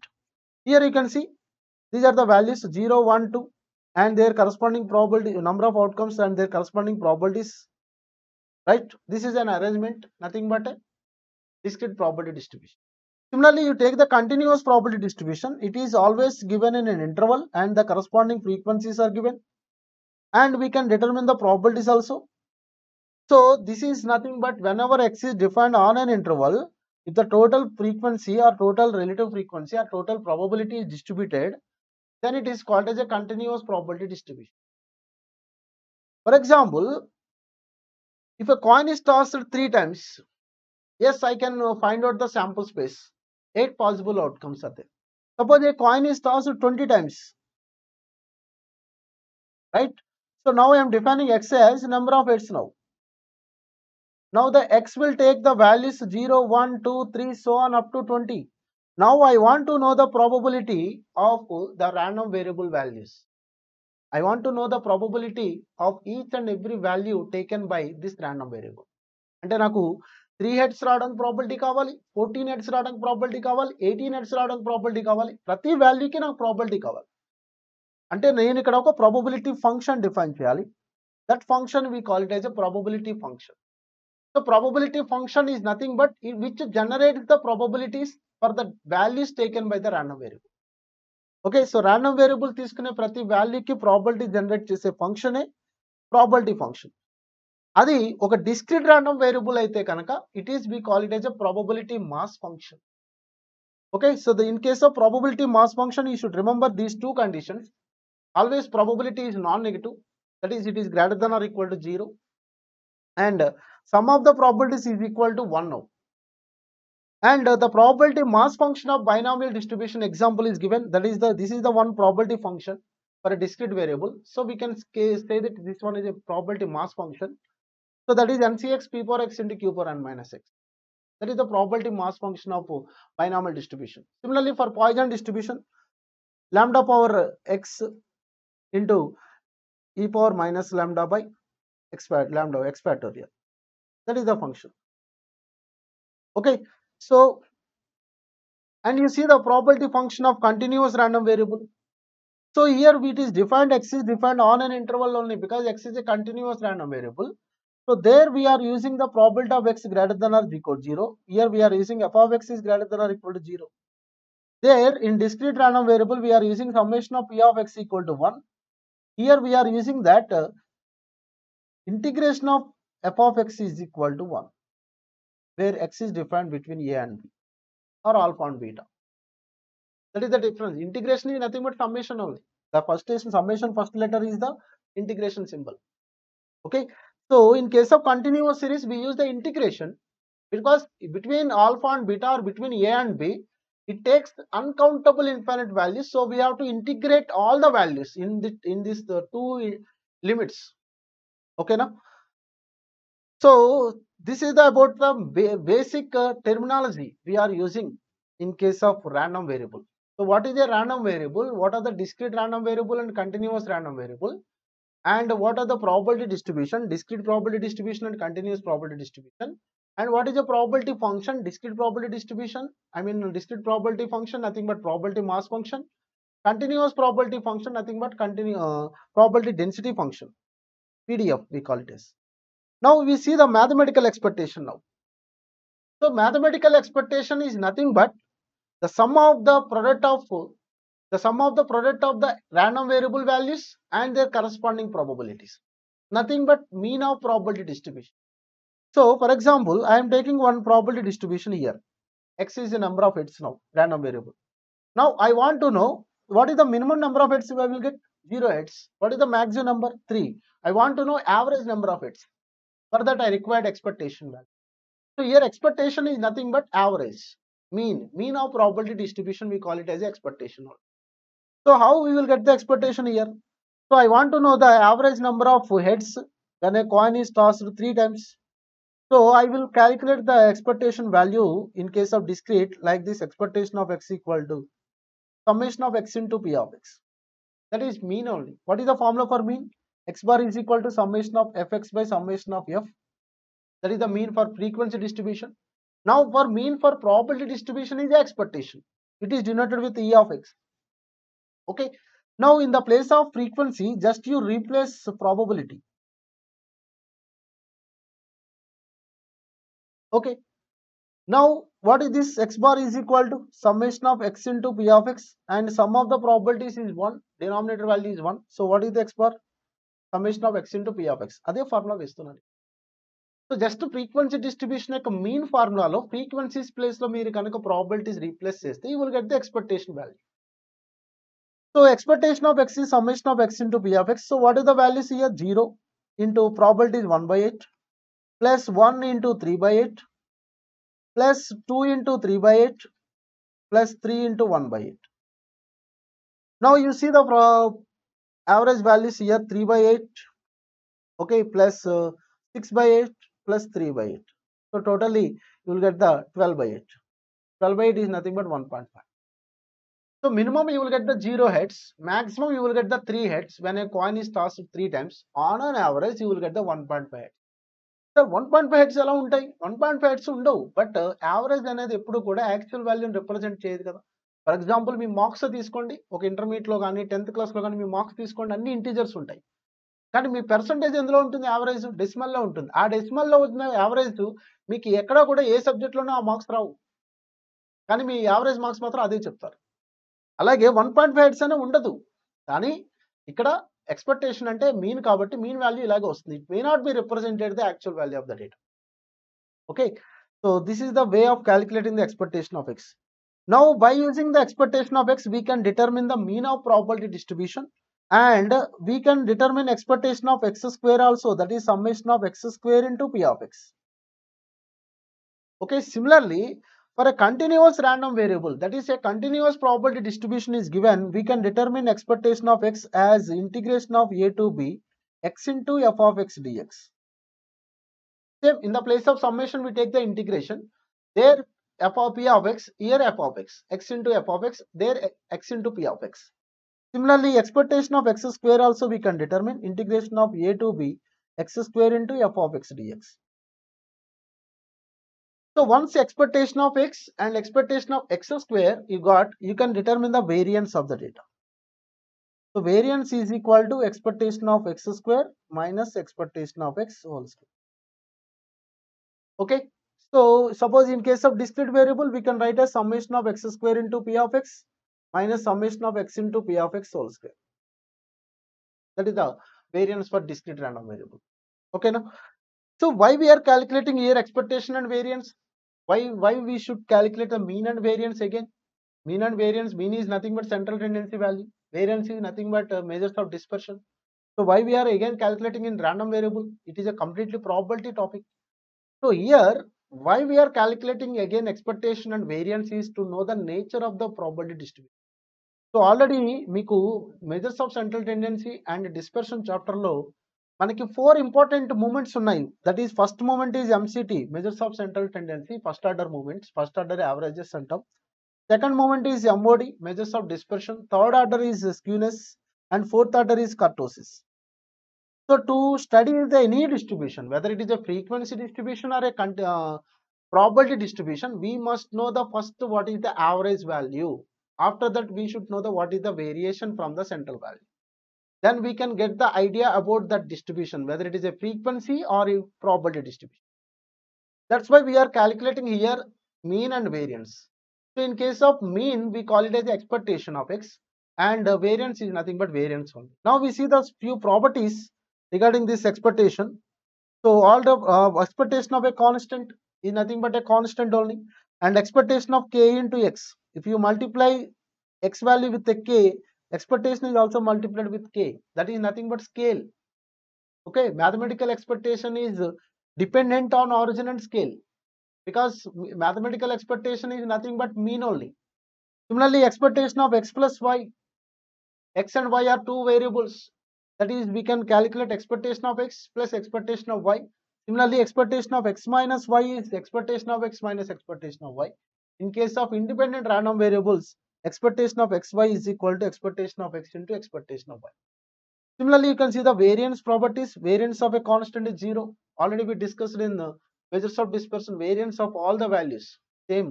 Then variance, not only variance, any measure of dispersion is 0. అలాగే variance of kx, k square into variance of x, scale factor square తీసుకోవాలి కదా. Similarly, variance of x plus or minus y is variance of x plus variance of y in case of independent variables, and in case of dependent variables, the formula is given.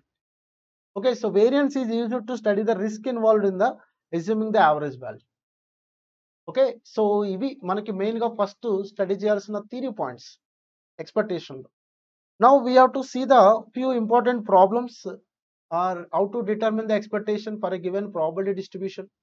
Okay, so how to use the conditions for probability mass function and probability density function. Okay, now, so various problems are given, so we have to discuss one by one here.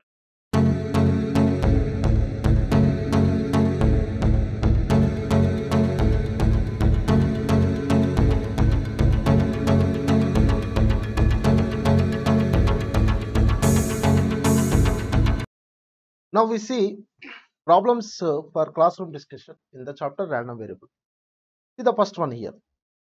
If x and y are random variables having expected values as 4.5 and 2.5 respectively, what is the expected value of x minus y? It is asking, right? So expectation of x minus y is nothing but, what is expectation of x minus y? Is nothing but expectation of x minus expectation of y. So what is the expectation of x value is given 4.5 minus expectation of y value is 2.5. So answer is 2 now. Okay. So from this chapter, random variable and probability and theoretical distributions. So in these three chapters, we provided concept questions also. So what is the purpose of giving the concept questions is, suppose in the you see the first question, for example, what is the question here? We have to find out the expectation of x minus y. Now the concept questions are what are the possible questions based on the same question only. ఇదే question base చేసుకుని different questions ఎక్కడెక్కడ possibility ఉంది ఎలా అడగచ్చు, what are the possible situations. Already expectation of x minus y అడిగారు, ఇక్కడ expectation of x plus y అడిగితే that is we add expectation of x plus y is expectation of x plus expectation of y. So what is the answer now? 7. Similarly, if x and y are two independent variables, what is expectation of value of xy? That is expectation of x into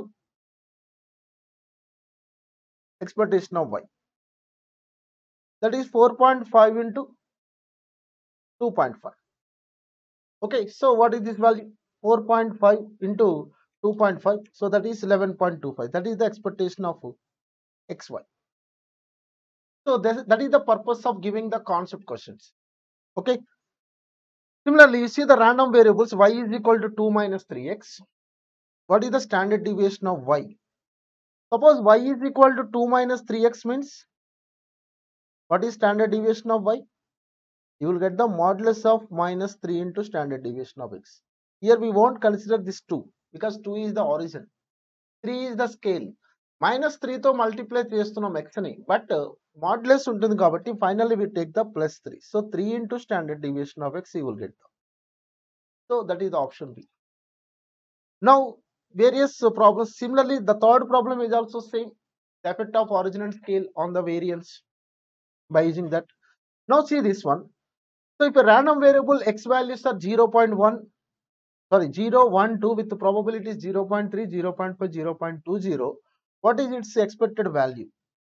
Okay, so what is the x values are here? The x values are 0, 1 and 2. What is their probabilities? 0.30 and 0.50 and 0.20, right? Now what is the expected value? Expected value is nothing but expectation of x, that is summation of x into p of x. Now you multiply 0 into 0.30 plus 1 into 0.50 plus 2 into 0.20. So this is 0 only and it is 0.5 and it is 0.4. So finally you got the 0.9. Okay, so what is the answer now? 0.9 is the answer. So that is given in the option C. Similarly, you see this problem, the probability distribution of the random variable x is given as x values 1, 2, 4, 5, 6 and their corresponding probability is also given. Okay, so I am copying this question now. So what is how to determine the standard deviation is very important. So అంటే random variables నుంచి మనకి questions వస్తే కనుక ఈ models లో అడగడానికి possibility ఉంది. Okay, so what is the probability distribution here? x is 1, the corresponding probability is 0.15. For 2, the corresponding probability is 0.25. So now for the standard deviation of x, first you find out the variance of x. So what is the formula for variance of x? We have to find out expectation of x square minus expectation of x whole square. So first you find out the expectation of x value, that is summation of x into p of x. So that equal to 1 into 0.15 plus 2 into 0.25 plus 4 into 0.20 plus 5 into 0.30 plus 6 into 0.10. So this value is 0.15 and it is 0.5 and it is 0.8 and 1.5 and 0.6. So what is this value? So we will add all these values, 0.15 plus 0.5 plus 0.8 plus 1.5 plus 0.6. So that is 3.55. That is the expected value. Similarly, you find out the expectation of x square also. Expectation of x square means summation of x square into p of x. Now you take the square of x values. So 1 square, that is 1, corresponding probability is 0.15. 2 square, that is 4, corresponding probability is 0.25. 4 square is the 16, corresponding probability is 0.20. And 5 square is 25, the corresponding probability is 0.30. And 6 square, that is the corresponding 36, the corresponding probability is 0.10. So directly we can calculate by using m plus MRC now.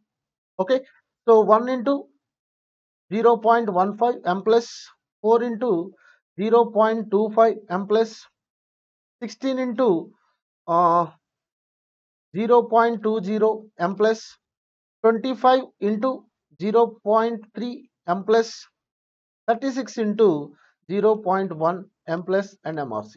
So that is 15.45. That is the expectation of x square value. Now you find out the variance of x. Variance of x is equal to expectation of x square minus expectation of x whole square. So what is the expectation of x square? 15.45 minus 3.55 whole square. So what is the value of 3.55 whole square? So that is 12.0625 minus 15.45. So that is going to 2.84. 8475. That is the variance of x. Now we require standard deviation of x. For standard deviation of x, just you find out the root. So you will get the root over 2.8475 is nothing but 1.687. So it is nearly equal to 1.69. Okay, so what is the standard deviation value here? Standard deviation value will be 1.69. So that is given in the option C. So అంటే ఒక probability distribution ఇచ్చినప్పుడు ఇలా expectation of X find out చేయడం కానీ లేదా variance find out చేయమని కానీ standard deviation find out చేయమని కానీ ఇలాంటి క్వశ్చన్స్ మనకి పాసిబిలిటీ ఉంది. Similarly, unbiased coin tossed 3 times, find the expected value of number of hits and standard deviation. Already మీకు ఎగ్జాంపుల్ లో చెప్పాను నేను స్టాండర్డ్ మీన్ ఎలా ఫైండ్ అవుట్ చేస్తాం 3 times coin tosses. Okay, so these are the various models. Now I will explain one more important model, that is the probability distribution is given, and based on that probability distribution some questions also given, so we have to solve the questions. So let me copy the first one. So this model is also very important. Yes, so here one probability distribution is given and it is asking what is the first question now. Eighth question is find the value of k. So we have to determine the k value. So which type of probability distribution? Here x values are taking only 0, 1, 2, 3, 4, 5, 6, 7 means x values are taking only integers. Integers means x value is a discrete variable, discrete random variable. So it is a discrete probability distribution. For discrete probability distribution, we know that summation of p of x is equal to 1. Sum of the probabilities is equal to 1. So we have to add all the probabilities, 0 plus 2k plus 3k plus k plus 2k plus k square plus 7k square plus 2k square plus k. That will be equal to 1. Now how many k squares are there? 10 k squares are there. And how many k?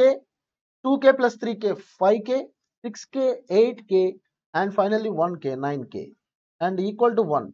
So 10k square plus 9k minus 1 equal to 0. Now you factorize this quadratic equation. Okay, so 10k square is equal to 10k square plus, you can write this one 10k minus 1k minus 1 equal to 0. You common 10k, you will get the k plus 1. You common minus 1, you will get the k plus 1. So 10k minus 1 into k plus 1 you will get by taking the common k plus 1.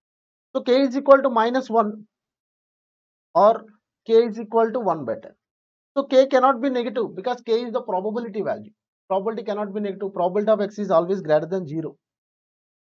So what is the k value here? K value is 1 better. Okay, so then or nothing but it is equal to 0.1 also. So k value is 0.1 now. Now we have to find out probability of x less than 3.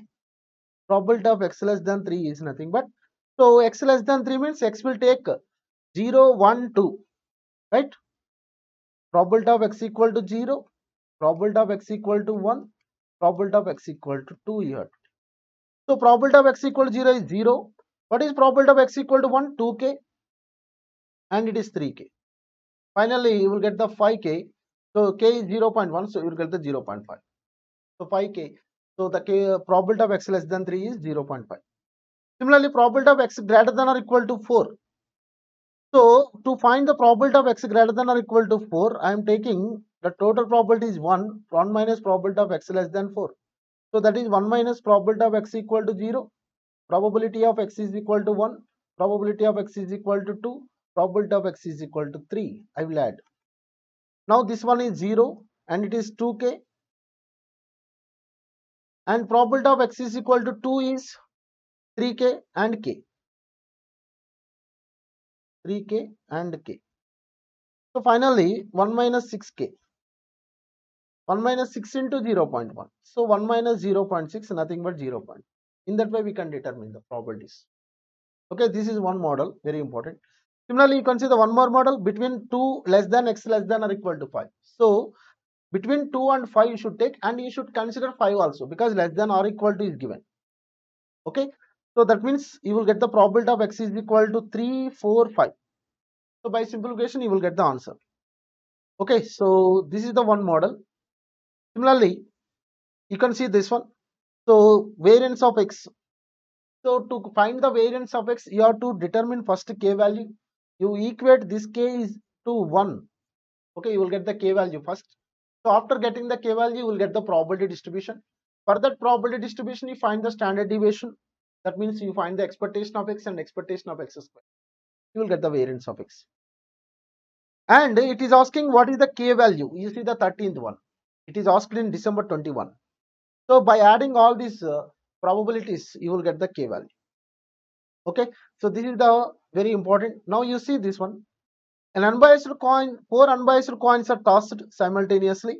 What is the expected number of hits? 4 coins tossed ante the expectation of number of heads is 4 into what is the probability of getting head 1 by 2. So that is nothing but 2 1. You can directly calculate. See, expected number of heads means average number of heads. Average number of heads means if your coin is tossed 4 times, average number of heads are 2, average number of tails are 2. అంటే ఆ 4 outcomes లో 2 heads ఉంటాయి, 2 tiles ఉంటాయి average గా. అది మనకి ఎలా calculate చేయాలి? ఎక్స్పెక్టేషన్ ఆఫ్ ఎక్స్ వాల్యూ మనం ఎలా ఫైండ్ అవుట్ చేస్తామంటే, so that is 4 into each coin. ఒకసారి కాయిన్ టాస్ చేసినప్పుడు హెడ్ రావడానికి ప్రాబిలిటీ ఎంత? 1/2. So 4 into 1/2 that is 2. Okay, so similarly you can see this one. The probability of winning a person is 6/11. And at a result he gets 77. What is his expectation? So 6/11 into 77. So what is that? 7 times. So 7 into 6, 42. 42 rupees you will get on an average. Similarly, you can see this one. A bag contains 6 white and 4 red balls. If a person draws 2 balls and receives 10 rupees and 20 rupees for white and red balls, what is his expected amount? It is asking. Okay, so let me copy this problem.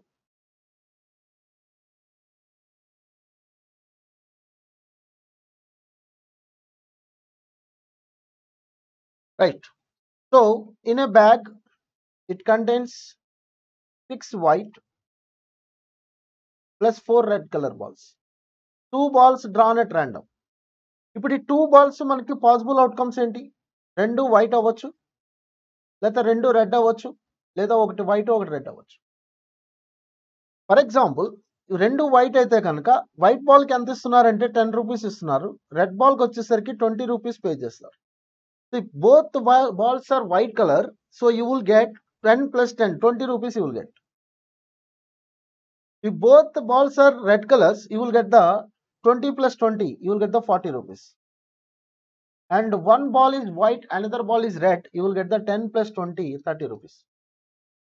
So for example, if you participate in this game, what is your minimum amount you will win? That is 20 rupees. What is your maximum amount? That is 40 rupees. Now we required what is your expected amount. That means what is your average. So what is the minimum value? 20 rupees. What is the maximum value? 40 rupees. So don't average by adding by these two by divided by 2. You will get the 30 rupees. 30 rupees is not the correct average because the probabilities are different here. So you have to find out the probability for getting 20 rupees. That means the probability of getting the 2 balls are white. So what is the possible outcomes? Out of 10 balls, 2 balls are drawn. So in 10C2 ways, right? So both balls are white means 6C2. Now both balls are red means 4C2 out of 10C2. One ball is white, another ball is red means what is the probability? 6C1, 4C1 by 10C2. This is the required probability. So you know that 6C2 is 15, 10C2 is 45, and 4C2 is nothing but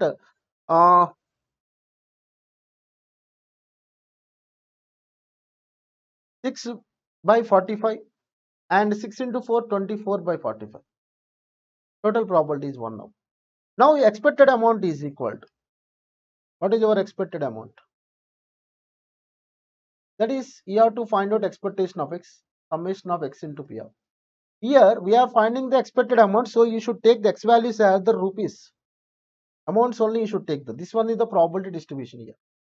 This is the probability distribution. Okay, now for 20 rupees, what is the probability? 15 by 45. For 40 rupees, what is the probability? 6 by 45.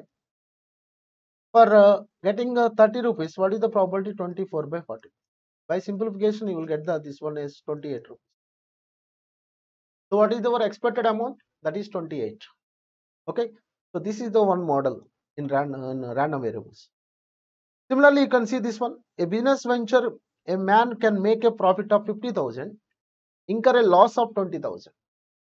Remember loss వచ్చినప్పుడు మనం ఎప్పుడైనా సరే దీన్ని negative values కింద తీసుకోవాలి. Loss ఇచ్చినా లేకపోతే మనం పే చేయాల్సి ఉన్నా you should take the x value as negative.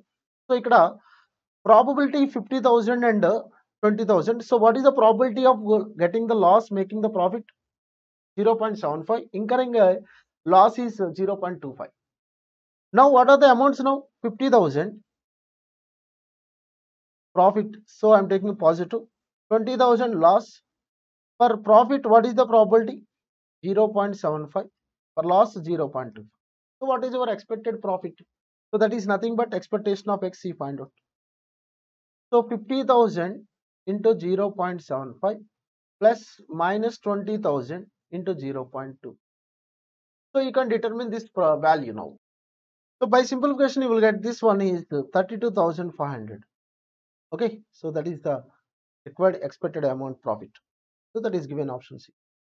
Now you see this 26, an umbrella that, let me copy this one.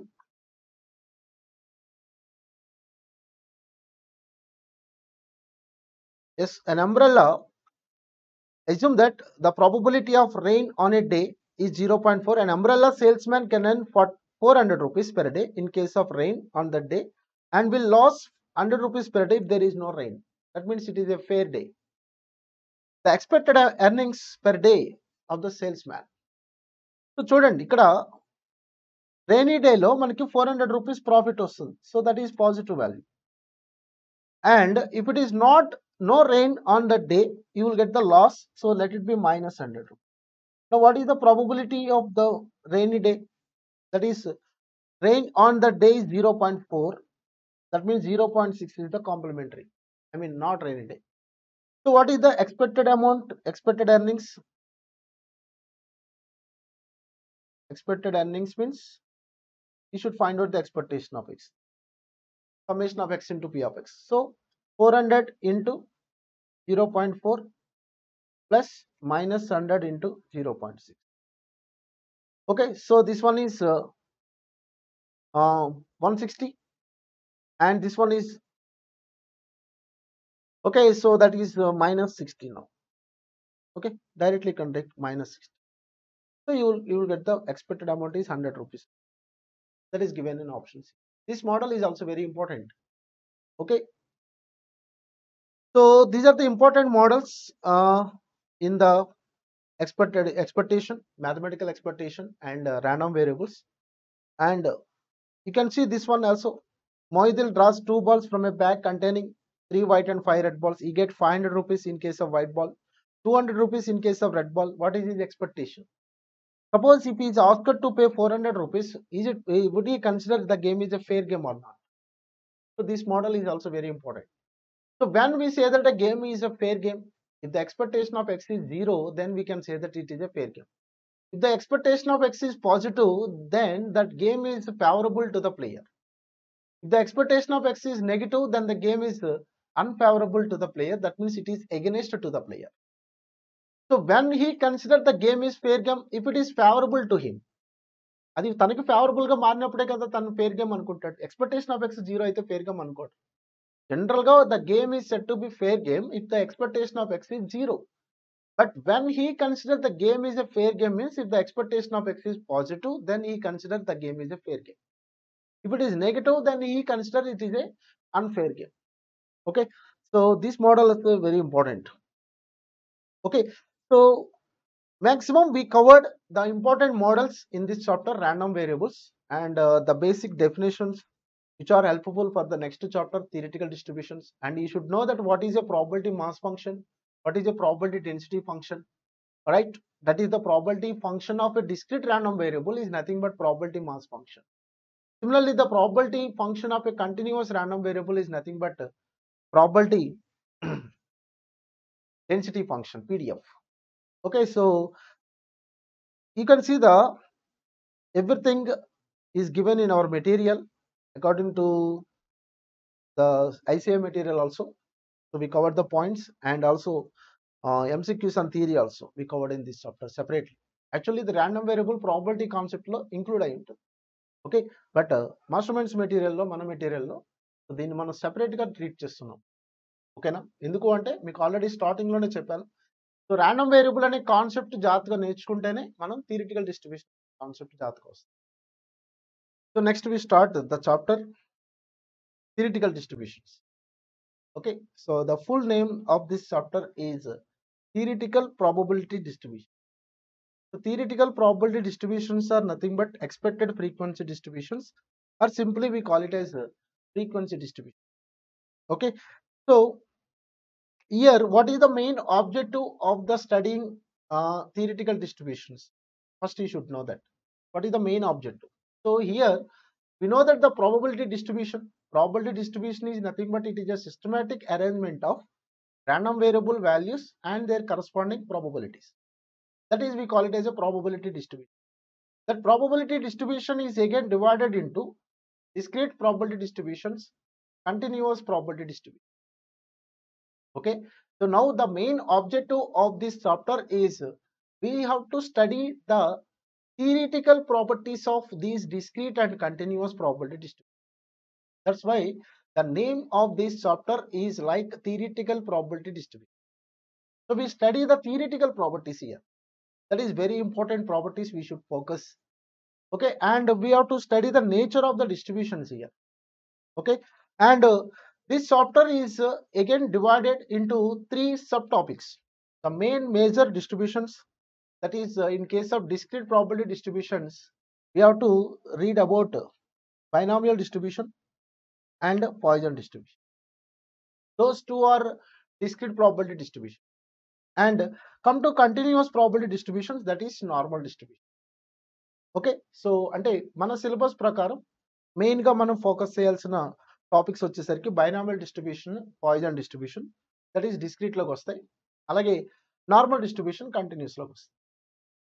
ఈ 3 డిస్ట్రిబ్యూషన్స్ 3 టాపిక్స్ కింద మనం డివైడ్ చేసుకుంటాం.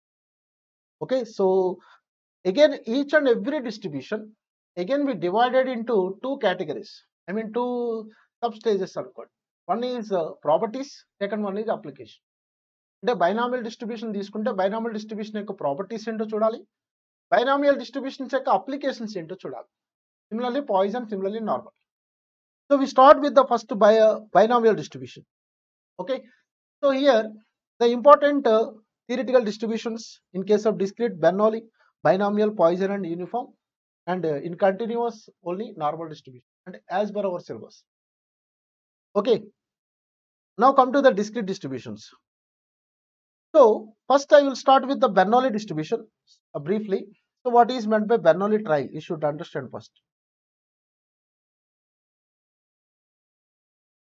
So what is meant by Bernoulli trial?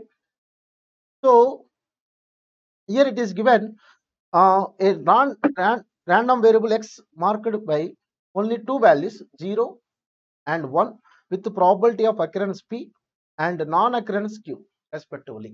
That is given. So here p is the probability of success, q is the probability of failure. Now we see what is meant by Bernoulli trial. Bernoulli trial is means if a trial is nothing but we are conducting an experiment. So when we say that the trial is said to be Bernoulli trial means if all the trials are independent. What is the first condition? All the trials must be independent. That means the probability of success or the probability of failure is not depends on earlier success and earlier failure.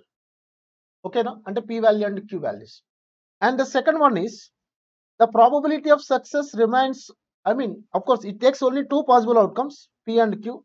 One is success and another one failure. And the probability of success remains constants for all the trials.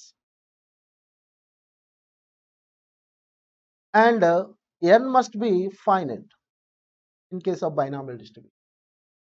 If the trial is satisfying these three conditions, then it is said to be Bernoulli trial.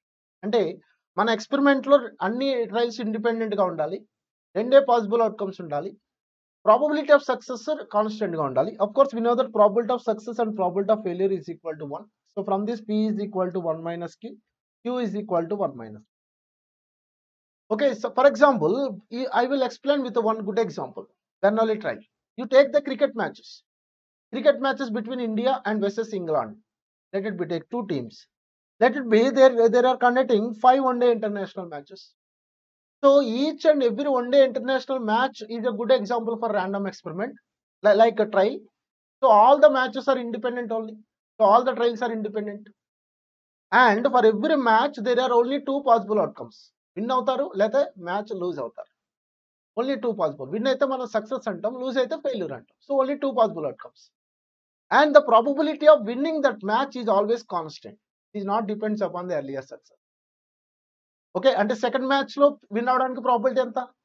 0.5, 50% కదా, win అవ్వచ్చు loss అవ్వచ్చు. So అలాగే third match లో win అవడానికి probability ఎంత? 0.5. Similarly for each and every try the probability of success will be constant. Then if a trial is satisfying these three conditions, then it is said to be Bernoulli trial. So Bernoulli used the only one trial only. It takes only two possible outcomes, p and q only. Then what is the probability distribution function? That is p power x into q power 1 minus x. So what is the probability mass function of Bernoulli distribution? P power x into q power 1 minus x, where x takes only 0 and 1 only, because only one experiment is conducted. N is equal to 1 here.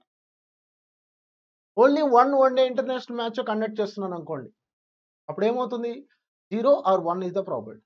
అంతేగా, I mean possible values. So for example, x is taking 0 and 1. Suppose if you take the x value 0, what you will get? You will get the q. If x is equal to 1, what you will get? P. This distribution, this arrangement is nothing but Bernoulli distribution.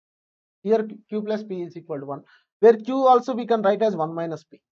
So by knowing the p value, you can determine 0 probability and 1 probability. That means you will get the probability of all the values of the random variable. So here p is called as a parameter.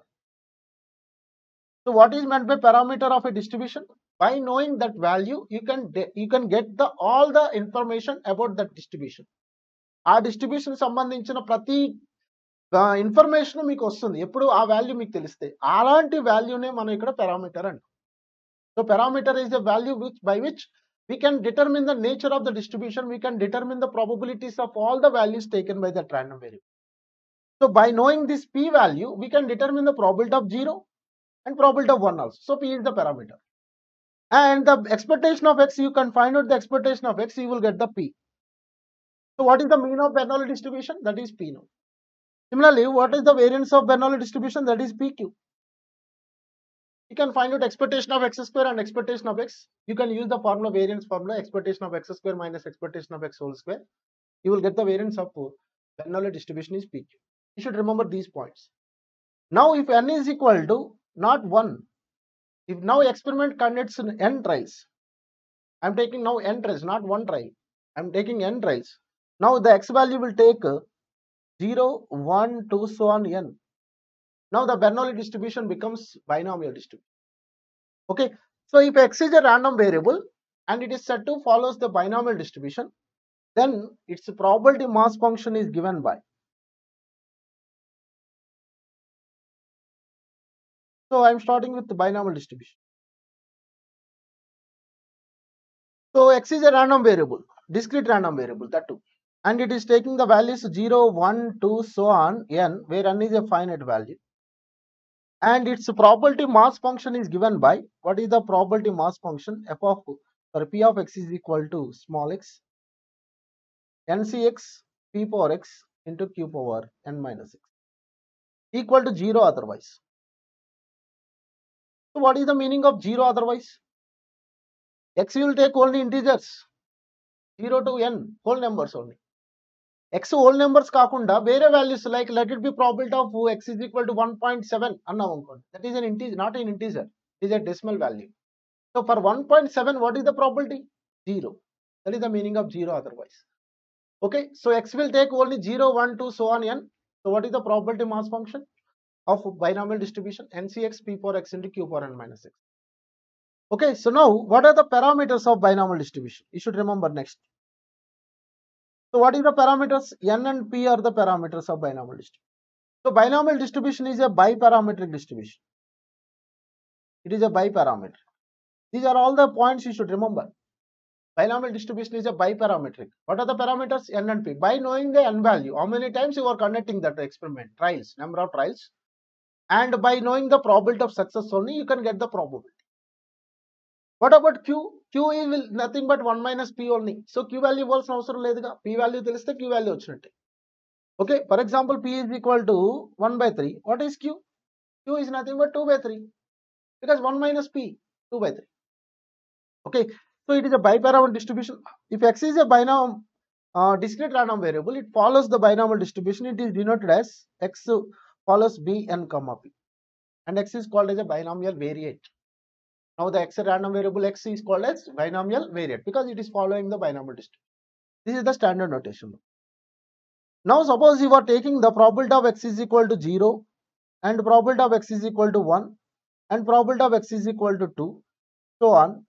Probability of x is equal to n. You are taking all the values taken by that x value random variable x, in substituting n value as x value as 0. So what is the first value? nc0. Right? Probability of x equal to 0 means nc0 and p power 0 into q power n minus 0. So what you will get here? This is 1, p power 0 is 1. So q power n minus 0 means finally you will get the q power n. Plus so on, finally you will get the p power n here. By taking x is equal to n in the probability mass function of binomial distribution. So this is the expression of q plus p whole power n. So that is 1 only. Q plus p is nothing but 1. Of course, sum of the probabilities of all possible values will be equal to 1 only.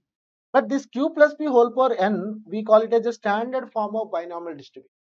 You should remember. So you should not take the p plus q whole power n. The p plus q అన్న 1 కదా, q plus p 1 power n అన్న ఒకటే కదా అని p plus q whole power n అనేది standard form కి తీసుకోకూడదు. You should take as a q plus p whole power n only.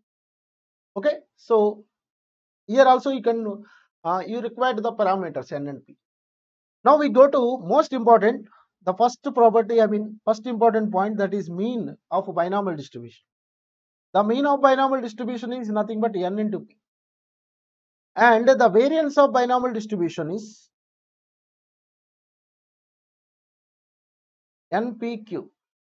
What is the variance of binomial distribution? npq. And the standard deviation of binomial distribution is root over npq, because root variance is the standard deviation. So standard deviation of binomial distribution is root npq now. Okay, now you know that mean is np and variance is npq. So remember, mean is always greater than variance. Okay, now because np is always greater than npq. Why? Because np is greater than, you can write q in the place of 1 minus p. ఇప్పుడు np minus np square అవుతుంది కదా, అంటే np లోంచి కొంత amount ఇంకా subtract చేస్తున్నాం, అంటే డెఫినెట్గా np కంటే తక్కువే ఉంటుంది. అంటే ఏది ఎక్కువ ఉంటుంది? np ఎక్కువ ఉంటుంది. np అంటే మీన్ ఎక్కువ ఉంటుంది. So remember, mean is greater than variance in case of binomial distribution. This is very very important. Okay, the relationship between mean and variance in case of binomial, in case of Poisson, very important. Mean is greater than variance, and the maximum value of the variance,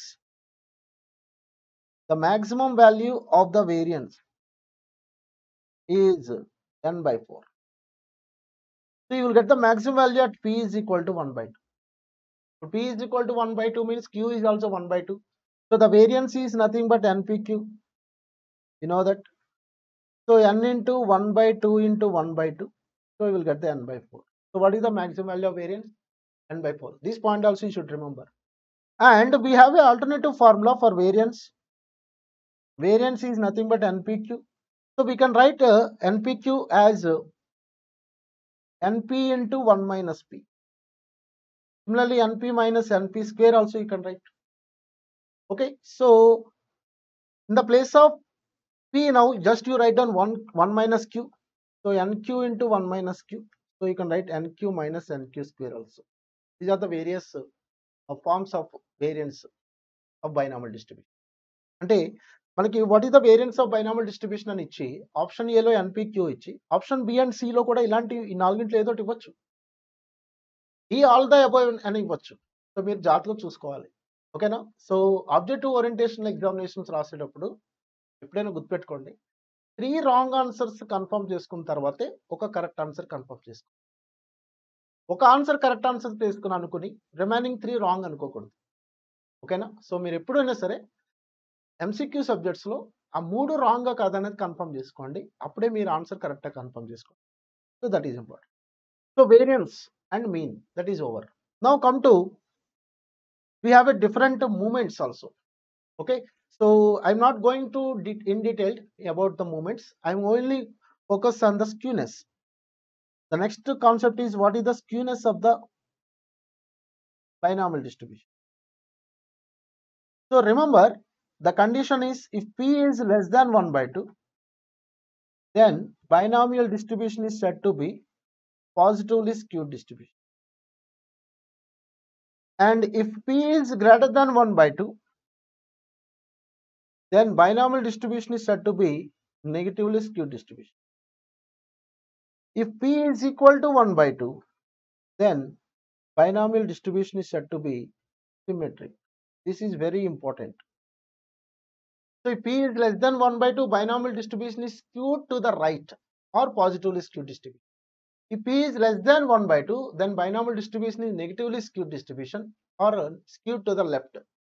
If p is equal to 1 by 2, binomial distribution becomes normal distribution. That is symmetric. Okay, so this condition are very important. Actually ga manaki movements అనేవి ఉంటాయి, like central moments and non central moments. So central మూమెంట్స్లో మళ్ళీ μ1 μ2 μ3 μ4 ఇవన్నీ ఉంటాయి. అలాగే Pearson's constants ఉంటాయి. Coefficient of skewness ఏంటి, అలాగే కర్టోసిస్, కోఎఫిషియంట్ ఆఫ్ కర్టోసిస్. అలాగే ఇక్కడ కోఎఫిషియంట్ ఆఫ్ స్క్యూనెస్ ఫార్ములాలో మనం గామా 1 అని తీసుకుంటాం. That is value is q minus p by root npq. So what is root npq means? Npq means n is number of times, p is probability, q is also probability. So 3 are positive quantities. So the product of 3 positive quantities, you will get the positive one. So if q is greater than p, gamma 1 will be greater than 0. What is gamma 1? Skewness. If q is less than p, gamma 1 will be negative because q is less than p. If q is equal to p, gamma 1 value will be 0. If q is greater than p means p is less than 1 by 2. Okay, so q is less than p means p is greater than 1 by 2. And q is equal to p means p is equal to 1 by 2. That is the condition.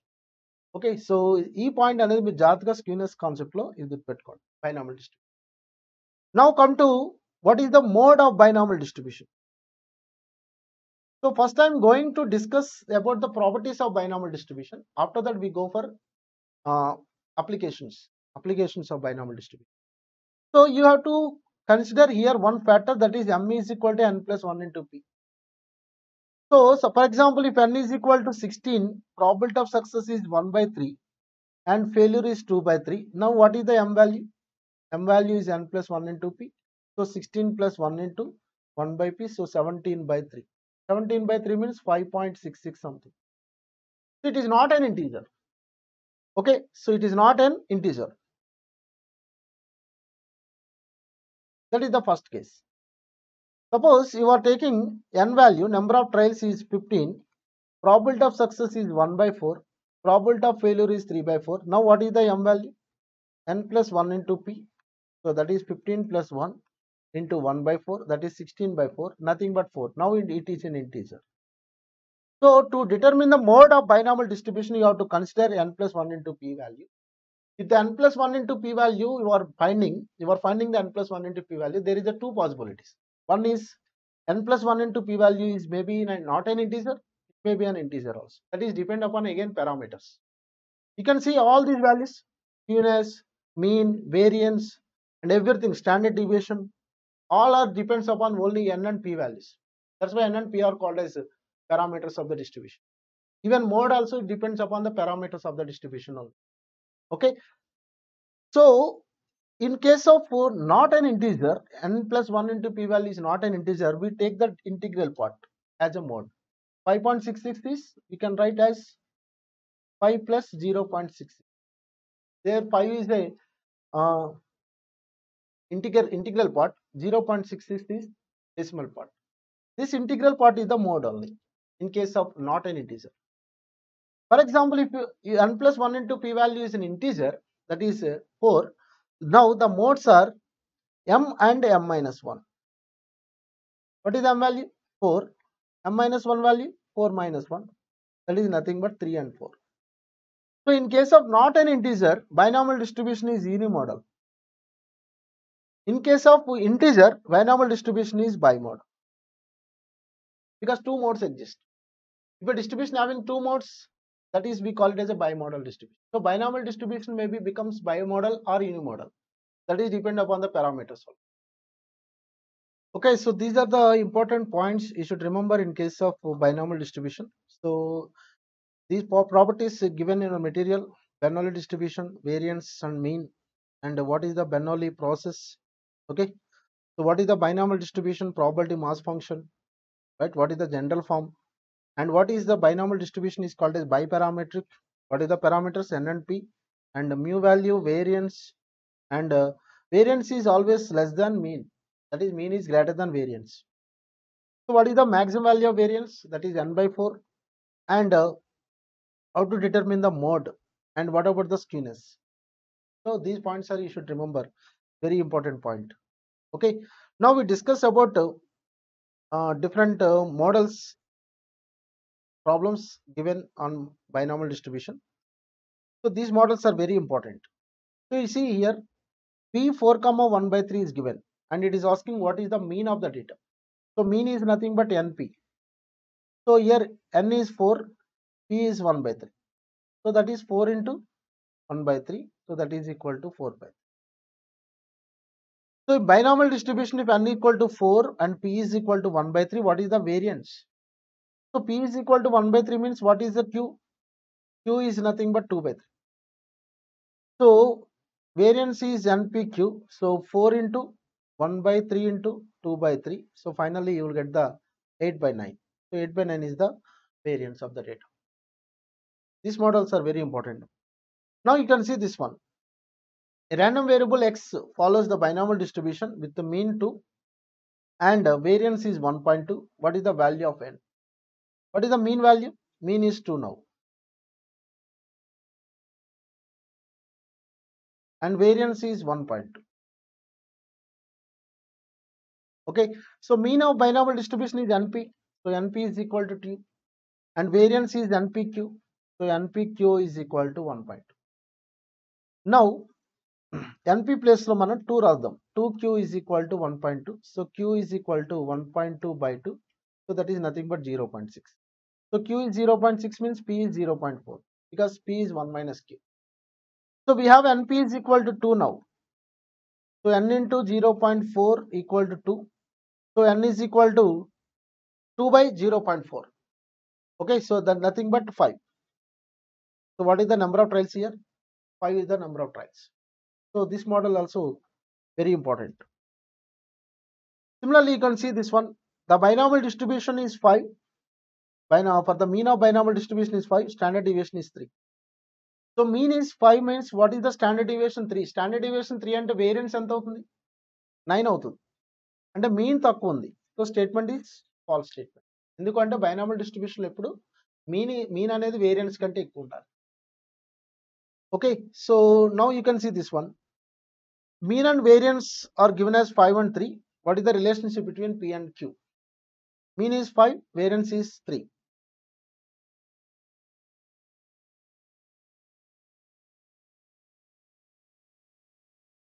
So NP is equal to 5, NPQ is equal to 3.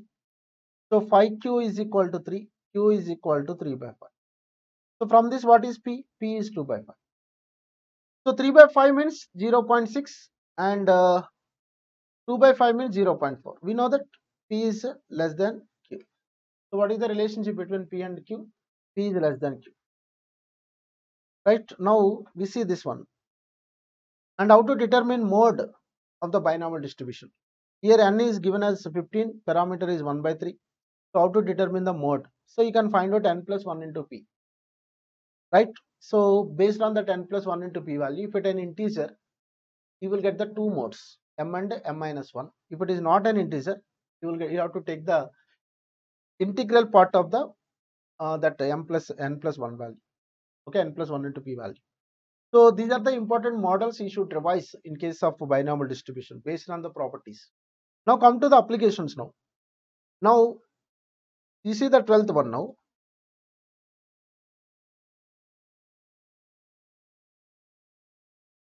Yes. Binomial distribution b n comma p n is equal to 4 and probability of x equal to 2 is equal to 3 into probability of x equal to 3. Then what is the value of p? P is nothing but probability of success. Okay. So here it is given clearly n is equal to 4 and also given probability of x is equal to 2 is equal to 3 into probability of x is equal to 2. So what is the probability mass function? NCx, p power x, q power n minus x. Now what is x now? 2. What is n? 4. So you can write 4c2 p power 2 q power 4 minus 2, that is 2. And similarly 3 into, here what is the x value? 3 only. So 4c3 p power 3 q power 4 minus 3, 1. Now what is the value of 4c2? That is 6, 6p square and q square. And here also 3 into 4c3 is nothing but 4 into p cube and q. So you can cancel this one 2 times and our 6 12 2 times. So p cube will be cancelled, p square and p cube, and q square and q will be cancelled. Finally you will get the q is equal to 2p. So what is q? 1 minus p. So 1 minus p is equal to 2p. So 3p is equal to 1. So finally you will get the p is equal to 1 by 3. So what is the probability of success here? That is 1 by 3 now. Okay. So this is the way of using the probability mass function for a binomial distribution. And you can see this one, how to determine different probabilities by using the probability mass function. Okay, a coin is tossed 10 times, assuming the coin is a fair coin, that is unbiased, sorry. So let me copy this one.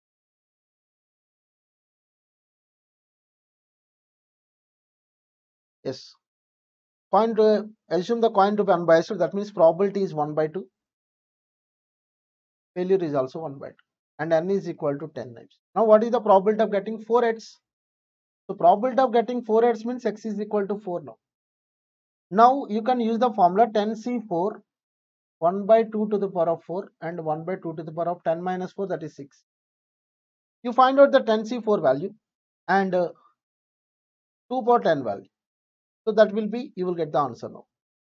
Similarly, probability of at least 4 heads is nothing but probability of at least 4 heads means greater than or equal to 4. That is, you can write as probability of x is equal to 4.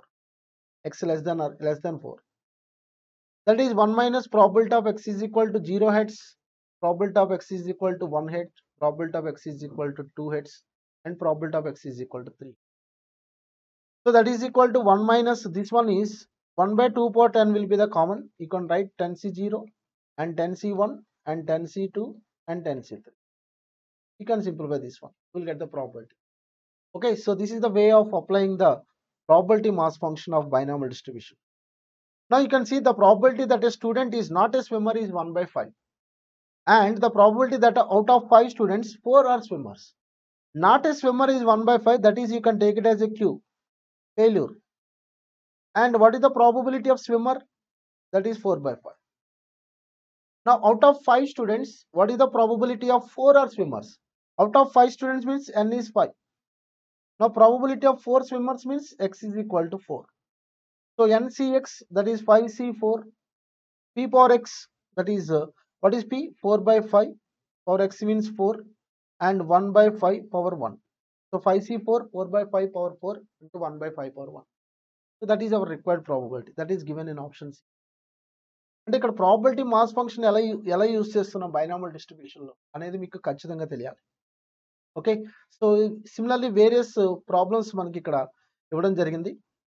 So applications part మీద particular గా మనకి binomial distribution యొక్క probability mass function మీద మనకి ఇవ్వడం జరిగింది. One more model we see, an experiment succeeds thrice as often as it fails అని ఇచ్చారు. If the experiment is repeated 5 times, what is the probability of having no success at all? Okay, so let me copy this one.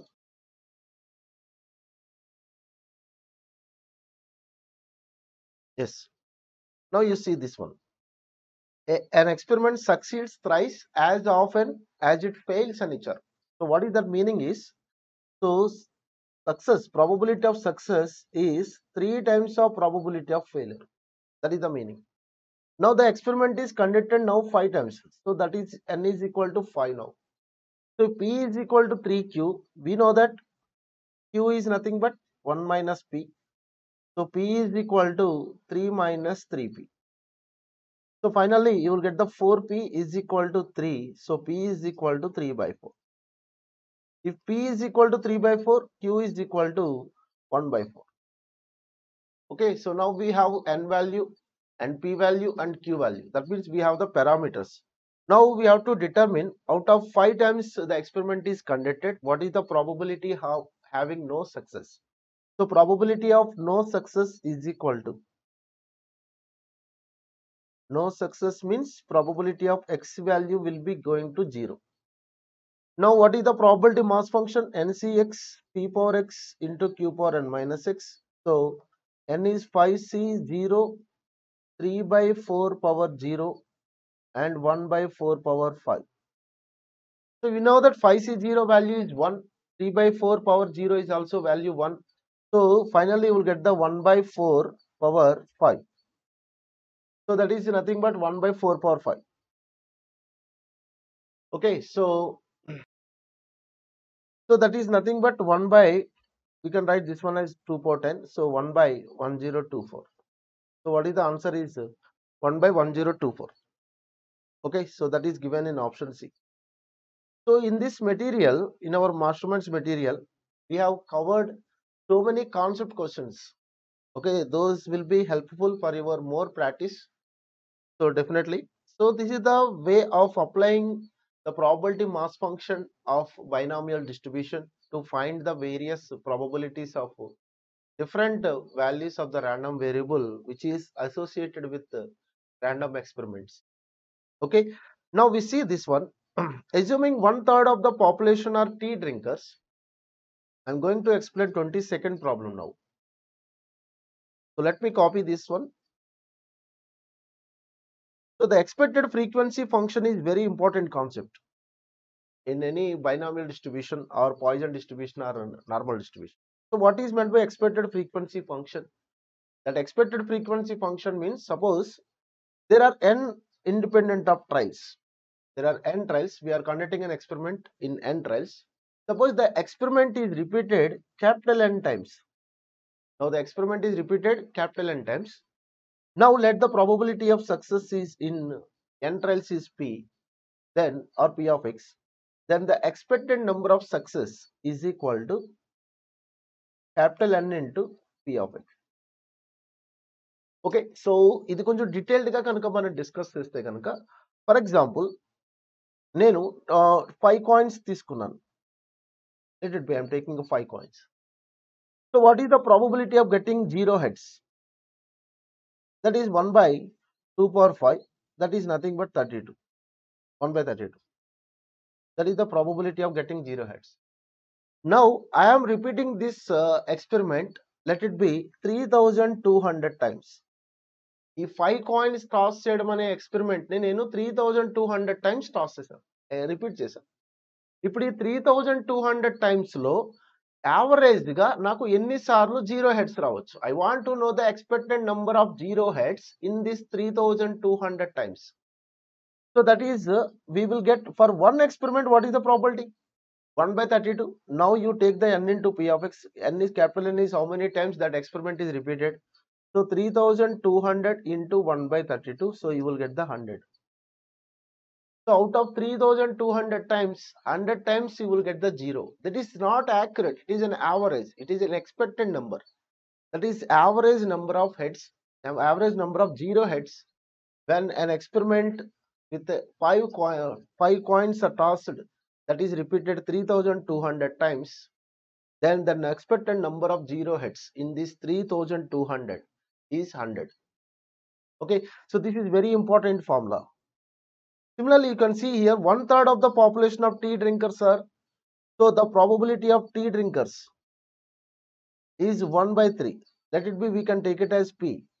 Then what is Q? Q is 2 by 3. Now out of 1000 enumerators, we know that what is enumerator? Enumeration, I mean, who are the enumerators means who are collecting the information. So the enumerator are taking a sample of 8 individuals to find out whether they are tea drinkers or not. So 1000 enumerators ఉన్నారు, ఒక్కొక్క enumerator 8 members ని select చేసుకుంటారు. ఆ 8 members లో ఎంతమంది tea drinkers ఉన్నారు, ఎంతమంది tea drinkers habit లేదు అనేది వాళ్ళు సర్వే కండక్ట్ చేస్తున్నారు. Now how many enumerators are expected to report that 5 or more people are tea drinkers? So out of these 1000 enumerators లో యావరేజ్ గా ఎంతమంది ఎన్యూమరేటర్స్ వాళ్ళ యొక్క సర్వేలో వాళ్ళ యొక్క రిపోర్ట్ లో 5 or more టీ డ్రింకర్స్ ఇవ్వడానికి పాసిబిలిటీ ఉంది. What is the expected number of enumerators? So first of all you find out what is the capital N 1000 enumerators. Now for a single enumerator, what is the probability of giving the report that 5 or more people are tea drinkers? You find out probability of 5 or more tea drinkers. That is probability of x is greater than or equal to 5. So out of 8 samples, so greater than or equal to 5 means probability of x is equal to 5 you will get, probability of x is equal to 6, probability of x is equal to 7, probability of x is equal to 8 you will get. Now probability of x is equal to 5 means that is 8C5, and this one is 1 by 3 power 5, and Q is 2 by 3 power 3, and probability of 8C6 1 by 3 power 6, 2 by 3 power 2, and 8C7 1 by 3 power 7, 2 by 3. Finally 8C8 2 by 3, sorry 1 by 3 power 8. So that is the probabilities. Okay. Now what is the, you can take the common here, 2 cube is there and 3 cube is also there. So you can take the common 2 cube, 2 by 3 whole cube. So 1 by 3 power 5 you can take the common. 1 by 3 power 8 you can take the common. Okay. So because here 3 power 5, here 3 power 3, that is 3 power 8. Here also 3 power 6, 3 power 2, that is 3 power 8. So 1 by 3 power 8 is common for all. And 8C5 value. So what is the 8C5 value? That is 56. Into 2 cube is 8. Plus 8C6 is 28. Into 2 square is 4. And 8C7 is 8. 8 into 2. 8C8 is 1. Now you simplify 1 by 3 power 8 is nothing but 1 by 3 power 8 is nothing but 6 by 61. 1 by 6 by 61. Now 56 into 8. 56 into 8. So that is nothing but 448. Plus 28 into 4. That is nothing but 112 plus 16 plus 1. Now you simplify this one. 448 plus 112 plus 16 plus 1. That is nothing but 577. So 577 by 6 by 61 is the probability of one enumerator. Now, how many enumerators are there? What is the probability now? 577 divided by 6561. That value is going to 0.0879. That is the probability of one enumerator to show the his report in his report 5 or more tea drinkers. Okay, report that 5 or more tea drinkers. Now, expected number of enumerators. అలాంటి report average గా ఎంత మంది ఇస్తారు? Expected number of enumerators is equal to, that is capital N into P of X. So 1000 into 0.0879, so that is 87.9, so it is nearly equal to 88. So how many enumerators? They report that 5 or more tea drinkers means 88, so that is given in option C. So this is the way of using the function, expected frequency function. We can determine the expected number of success when a experiment contains n small n trials which is repeated capital N times. Okay, this is the way main important points you should remember in case of binomial distribution. Now we are going to the next distribution, that is the Poisson distribution. So the next distribution we have to discuss, that is Poisson distribution. So Poisson distribution is also called as distribution of rare events. It is called as a distribution of rare events. So we know that the binomial distribution n is finite, where n is finite number of it takes the only finite number of values. అంటే ఒక coin ఒక 10 times toss చేస్తారు అనుకోండి, లేదా ఒక 20 times toss చేస్తారు, లేకపోతే ఒక 10 టైమ్స్ ఎక్స్పెరిమెంట్ కండక్ట్ చేస్తారు, 15 టైమ్స్ ఎక్స్పెరిమెంట్ కండక్ట్ చేస్తారు. అక్కడ వరకు మనం బైనామియల్ అప్లై చేయగలుగుతాం. For example, if n is going towards infinite, p will be going towards the 0. That is the probability of success going towards 0. So, and the probability of failure towards going to 1, and np will be is equal to lambda. Lambda will be the infinite value. Because why? Here n is very very large value. ఒక large value ni p is towards 0 అంటే ఒక 0 వైపు వెళ్తున్న వాల్యూతో multiply చేస్తే you will get the constant value, ఒక finite value వస్తుంది. అంటే for example, you are taking a 5000, it is a large value. Now towards 0 I am taking 0.03. So what is that value? 5000 into 0.03, so that is nothing but 150. It is a finite value. So if you multiply large value with a small value, you will get the finite value. That is, we call it as the parameter of the Poisson distribution. Okay, so now the parameter of Poisson distribution is lambda or m. So where lambda is nothing but n into p, the mean of binomial distribution. But here n is towards infinite, p is towards 0. Okay, whenever p is towards 0 means that is it is called as a very rare event. So Poisson distribution no rare events మాత్రమే deal చేస్తుంది. అంటే probability of success towards 0 ఉండాలి. అంటే for example మీరు ఒక 10 bulbs తీసుకున్నారు అనుకోండి, ఇందులో ఒక 2 డిఫెక్టివ్ బల్బ్స్ ఐడెంటిఫై చేశారు. అదే ఒక లార్జ్ మ్యానుఫ్యాక్చరింగ్ యూనిట్కి వెళ్ళారు. లెట్ ఇట్ బి ఒక క్రాంప్టన్ కంపెనీ ఉంది, ఆ క్రాంప్టన్ కంపెనీ మ్యానుఫ్యాక్చరింగ్ కి బల్బ్ మ్యానుఫ్యాక్చరింగ్ యూనిట్కి వెళ్ళారు. అక్కడ థౌజండ్స్ ఆఫ్ బల్బ్స్ మ్యానుఫ్యాక్చరింగ్ అవుతుంటాయి. ఈ థౌజండ్స్ ఆఫ్ బల్బ్స్ లో మనం ఒక శాంపుల్ తీసుకుని ఒక 1000 బల్బ్ శాంపుల్ తీసుకుంటే, so what is the probability of getting the defective? Very rare. Okay, so చాలా రేర్ గా ఉంటాయి. అంటే n is going towards infinite, probability of success will be going to towards 0. Similarly, for a small time interval of time also, the probability of success going towards 0 only. For example, last one day, how many calls I received in my mobile? ఒక మొబైల్కి ఎన్ని calls వచ్చాయి last one day లేదా last 1 week? అంటే ఒక considerable amount ఉంటుంది, I mean number ఉంటుంది. ఒక 40 కాల్స్ వచ్చాయి లేదా ఒక 30 కాల్స్ వచ్చాయి అనుకుందాం last 1 week. So last one day ఎన్ని కాల్స్ వచ్చాయి? I got 8 calls last one day. And last 1 hour ఎన్ని కాల్స్ వచ్చాయి? I got 1 call only. Last minute ఎన్ని కాల్స్ వచ్చాయి? So the number of calls arriving to a mobile between 1 minute చాలా తక్కువ ఉంటాయి. There is no probability, there is no getting the chance of getting. Okay, so whenever a small interval of time, so for example Guntur city తీసుకుంటున్నాను. గుంటూరు సిటీలో number of road accidents count చేస్తున్నాను. Last 1 month road accidents ఎన్ని అయ్యాయి? For example ఒక traffic department వాళ్ళని నేను తీసుకుంటే, police department వాళ్ళని last 1 month next let it B ఒక 20 యాక్సిడెంట్స్ అయ్యాను. సో సో లాస్ట్ 1 వీక్ ఎన్ని ఎక్స్టెండ్ చేయాలి? 3 ఎక్స్టెండ్ చేయాలి. లాస్ట్ 1 అవర్ ఎన్ని ఎక్స్టెండ్ చేయాలి? Probability is 0. So for a small interval of time, the probability of occurring of an event is going towards 0. That's why this Poisson distribution is called as a distribution of rare events. Okay, so here the parameter is lambda, or we can denote it with m. So that will be equal to n into p, where n is a finite value, infinite value. I mean very large value.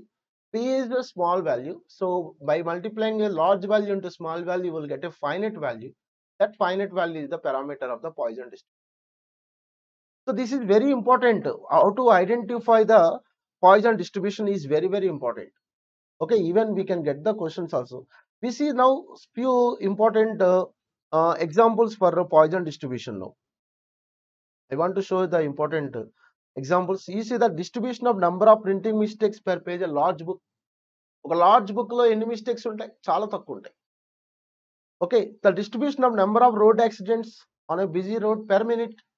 Small interval of time లో road accidents అవ్వడానికి possibility ఎక్కడ ఉంది? That is 0. Number of radioactive elements per minute in a decay position, decay process, that is fusion process. The distribution of number of demands per minute in a health center, the number of admissions in an hospital. Okay, number of patients admitted in a hospital per minute, that is also towards 0. Okay, so not in COVID time, that is an irregular variation, right? So these are the examples. So we can easily identify the Poisson distribution, Poisson model, the situation where the probability is going towards the 0. That is the way of calculating the probability. Now we see what are the important properties you should remember. What is the Poisson distribution? In case of Poisson distribution, what is the definition? If x is a discrete random variable and it is following the Poisson distribution with the probability mass function is e power minus lambda power x by x factorial, where x will take the 0, 1, 2, so on infinite. That is finite n values. That is in case of binomial distribution. But here n is going towards infinite. So it is a Poisson distribution. You see, in Bernoulli distribution, x takes only 0 and 1. In binomial distribution, x takes 0, 1, 2, so on n. In Poisson distribution, x takes 0, 1, 2, so on infinite. The domain of x is also very important to remember. Otherwise, 0 you can take. That means for decimal values, you won't get the probability. Because x is a discrete variable, it takes only countable numbers, integers. Here you should remember e value also, that is 2.2783. This is also very important. Remember the e value. Okay, so we see here what is the value of e value is given here. Okay, so that is 2.718, 2.7183. That is the e value. Okay, you should remember this one. Now we see what are the important properties of Poisson distribution. The first one is the parameter is lambda or m. So it is uniparametric distribution. It is very important. Poisson distribution is uniparametric distribution. Binomial distribution is biparametric. Both are discrete distributions. And if x is a random variable, it follows the Poisson distribution. It is denoted as x follows p of lambda, where x is called as a Poisson variate. And the mean of Poisson distribution is lambda only, and the variance is also lambda. So here we can conclude that mean is equal to variance. Both will be equal to lambda. So in which distribution mean and variance are equal? That type of questions they will ask us. So the answer is Poisson distribution. In binomial distribution, mean is greater than variance. Okay. Now we have to discuss standard deviation of Poisson distribution is. Standard deviation of Poisson distribution is. That is also lambda, root lambda. Okay, because variance is lambda. Now lambda is nothing but n into p. So n is number of trials, p is probability of success. Both are positive quantities only. So the product of two positive quantities, it will be positive. So lambda is always greater than 0. You should remember. So and the skewness value, we can determine the skewness value by using gamma 1, that is equal to 1 by root lambda. Okay, so the gamma 1 value is going to 1 by root lambda. So this lambda is going always positive only. So 1 by positive quantity, you will get the greater than 0. So that The Poisson distribution is always positively skewed distribution. Positively skewed distribution. Okay, so Poisson distribution is also always positive skewed. Suppose if lambda is going towards infinite, lambda value కనుక very very large value అయింది అనుకోండి, 1 by root lambda large value అయిందంటే 1 by large value going to 0. So you will get the symmetry. That is skewness will be going to 0 now. So these points you should remember. And how to determine mode of Poisson distribution? Here we have to consider the parameter only, lambda. If lambda is an integer, then lambda and lambda minus 1 are the two modes. For example, lambda is equal to 4. Then what are the modes of binomial Poisson distribution? 4 and 4 minus 1. That is 3 and 4. So in this case, Poisson distribution is bimodal distribution. Okay, in binomial distribution, అక్కడ మనం consider చేసిన factor ఏంటంటే n plus 1 into p. ఇక్కడ మనం consider చేసిన factor ఏంటంటే lambda. Similarly, second case, this is the first case. What about the second case now? Second case is lambda is not an integer. So lambda is not an integer. Then we take the mode is equal to integral part of lambda. Integral part of lambda. So let it be, suppose lambda is equal to 2.35. Then what is the integral part? 2 is the integral part. So that value will be going to mode now. Okay, so this is the way of calculating the mode for Poisson distribution. For example, x is following the Poisson distribution with the parameter lambda 1, and y is also follows the Poisson distribution with parameter lambda 2, and x plus y also follows the Poisson distribution with the parameters lambda 1 plus lambda 2. That is the additive property. And not only additive property, we can take the subtraction also. X minus y also probability of lambda 1 minus lambda 2. Why? Because here lambda 1 is a mean. Mean is nothing but expectation. The expectation of x plus y is the expectation of x plus expectation of y. And expectation of x minus y is nothing but expectation of x minus expectation of y. Okay, so these are the points you should remember in case of Poisson distribution. Now how the problems will be asked in Poisson distribution, now we see now.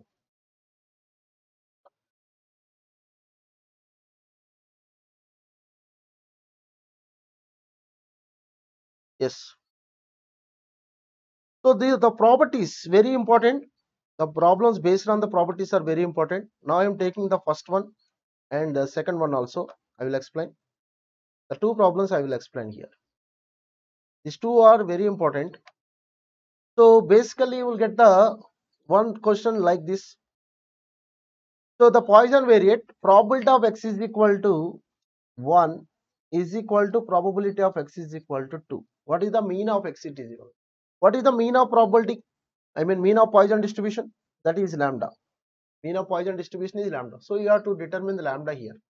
So probability of x is equal to 1. See here, probability of x is equal to e power minus lambda power x by x factorial. So how you can determine probability of x is equal to 0? E power minus lambda power 0 by 0 factorial. 0 factorial is 1, lambda power 0 is also 1. So you will get the e power minus lambda. That is probability of x equal to 0. What is probability of x is equal to 1? E power minus lambda power 1 by 1 factorial, nothing but e power minus lambda into lambda. Similarly, probability of x is equal to 2 now. E power minus lambda square by 2 factorial, nothing but e power minus lambda into lambda square by 2. Similarly, what is probability of x is equal to 3 now? E power minus lambda cube by 3 factorial, nothing but e power minus lambda into lambda cube by 6. This way we can find out the probabilities by using the probability mass function of Poisson distribution. Now come to this problem. Probability of x is equal to 1. What is probability of x is equal to 1?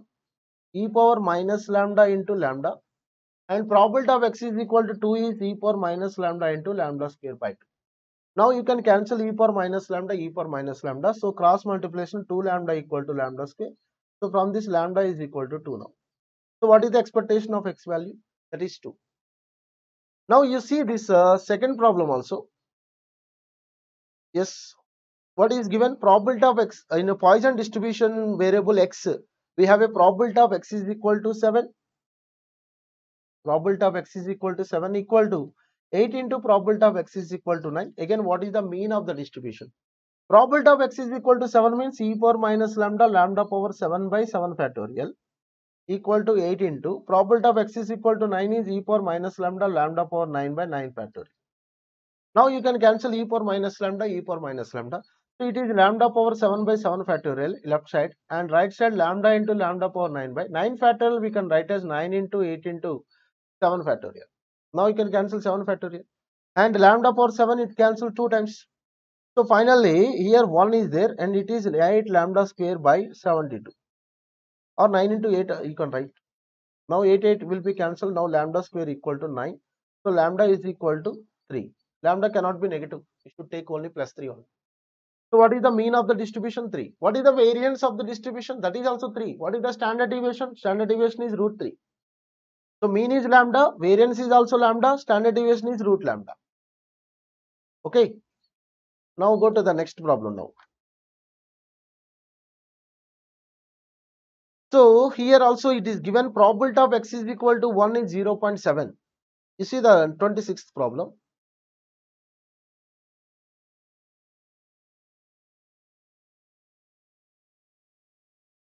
Probability of x is equal to 1 is probability of x is equal to 1 is 0.7, and probability of x is equal to 2 is 0.3. It is asking what is the probability of x equal to 0. Nothing but e power minus lambda only. So we require lambda, right? Probability of x is equal to 1 means e power minus lambda into lambda equal to 0.7. And probability of x is equal to 2 is e power minus lambda into lambda square by 2 is equal to 0.3. Right, now you just multiply e power minus lambda into lambda by e power minus lambda into lambda square by 2. Just you divide 0.7 by 0. Now you can cancel. So you will get the, this one is 2 by lambda is equal to 7 by 3. That equal to 1 by lambda equal to 7 by 6. So lambda is equal to 6 by 7. So what is the lambda value parameter? 6 by 7. Now it is asking probability of x is equal to 0. That is e power minus lambda, that is e power minus 6 by 7. So e power minus 6 by 7 is given in option B. That is the required value. Probability of x is equal to 0. So this is the way of using the uh, probability mass function of Poisson distribution. Now come to one more important model, that is, you can see this one. The standard deviation of Poisson variate. So I will copy this problem.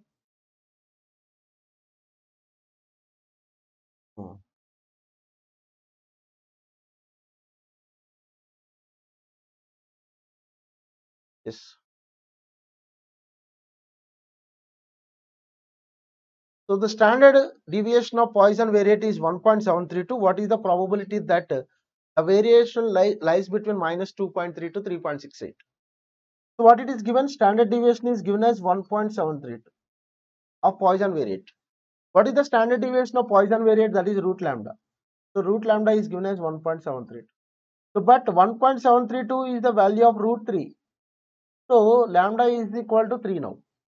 Now it is asking what is the probability of the variate lies between minus 2.3 and 3.68. So between minus 2.3 and 3.68, what is the domain of x? X will take only integers 0, 1, 2, so on infinite. This is the domain of Poisson distribution. So x will take only positive values, that too integers values. So between minus 2.3 and 3.66, what is the possible and integer values? That is x is equal to 0, probability of x is equal to 1, probability of x is equal to 2, and probability of x is equal to 3 only. These are the possible values. Now probability of x is equal to 0, we know that e power minus lambda. X equal to 1 is e power minus lambda into lambda. X equal to 2 is e power minus lambda into lambda square by 2. E power minus lambda into lambda cube by 3. Now you take the common e power minus lambda. So 1 plus lambda square by 2 plus lambda cube by 3. Now what is the lambda value now? 3. So e power minus 3, 1 plus 3 plus 3 square by 2, 4.5, 3 cube by 3, that is lambda cube by 3, not 3, it is 6 now, lambda cube by 6. So that is 3 cube is 20, 27, 27 by 6 is also 4.5. So finally you get the 13 e power minus 3. So 13 into e power minus 3 value is provided along with the question only, 0.04979. So multiplying this one, you will get the 0.65. Okay. So this is the way of finding the probabilities. Now you can see the one more problem. The average number of advertisements per page appearing in a newspaper is 3. What is the probability that in a particular page 0 number of advertisements are there? Okay. So the average number of advertisements is given, that is 3, means that is equal to lambda only. Average means mean only. Mean is the lambda. Okay. So ఇక్కడ మీరు Poisson distribution మీరు ఎలా apply అవుతుంది sir అంటే answer చూసి మేము Poisson distribution అనుకోవాలా అంటే కాదు. యూ కెన్ సీ ఒక న్యూస్ పేపర్లో అడ్వర్టైజ్మెంట్స్ అనేవి చాలా తక్కువ ఉండాలి. That is a rare event. ఆ విధంగా మీరు ప్రాబిలిటీ ఇక్కడ టువర్డ్ 0 ఉంటుంది అనే విషయం మీకు అర్థం కావాలి. సో న్యూస్ పేపర్లు అంటే న్యూస్ ఎక్కువ ఉంటుంది, అడ్వర్టైజ్మెంట్ కంటెంట్ తక్కువ ఉంటుంది. అవునా? అంటే ప్రాబబిలిటీ ఆఫ్ ఒక న్యూస్ పేపర్ కనుక ఒక పేజ్ కనుక సెలెక్ట్ చేస్తే అందులో అడ్వర్టైజ్మెంట్ నెంబర్స్ అనేవి చాలా తక్కువ ఉంటాయి, నెంబర్ ఆఫ్ అడ్వర్టైజ్మెంట్స్ అనేవి. సో ఆ విధంగా మీరు ఇక్కడ ఇది పాయిజన్ డిస్ట్రిబ్యూషన్ రిలవెంట్ గా ఉన్న ప్రాబ్లం అని మీరు ఐడెంటిఫై చేయాలి. సో ఇది average number of advertisements, that is I'm taking as a mean. Mean is nothing but lambda. Lambda is 3. Now it is asking the probability that in a particular page, suppose one page is selected, 0 number of advertisements are there. So that is, it is asking probability of x is equal to 0. So probability of x equal to 0 value is e power minus lambda. So that is equal to e power minus 3. So what is the value? E power minus 3 only value.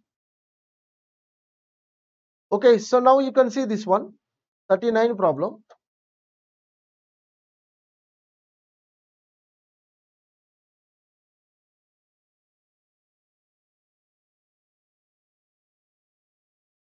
If 3% of electrical bulbs manufactured by a company are defective, find the probability that in a sample of 100 bulbs, exactly 5 bulbs are defective.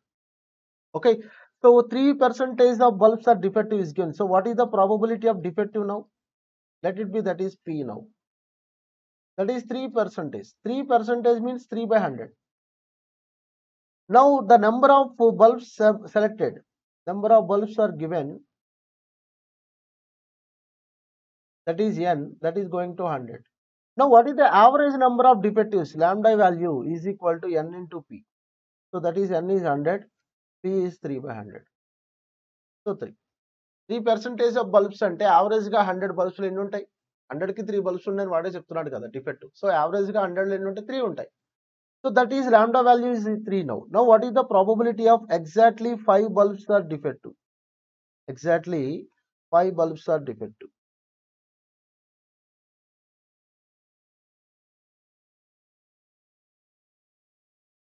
That is probability of x is equal to 5.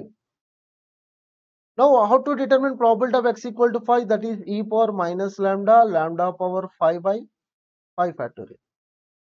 So e power minus 3, 3 power 5, 5 factorial is nothing but 4 into 5 into 4. Okay, 20, 60, 120. Now you can cancel 3 here, e power minus 3, 3 power 4 you will get 81 and you will get the 40. So finally you can write this one as 81 by e power minus 3. E power minus 3 is nothing but 1 by e power cube. So you can write 40 e cube.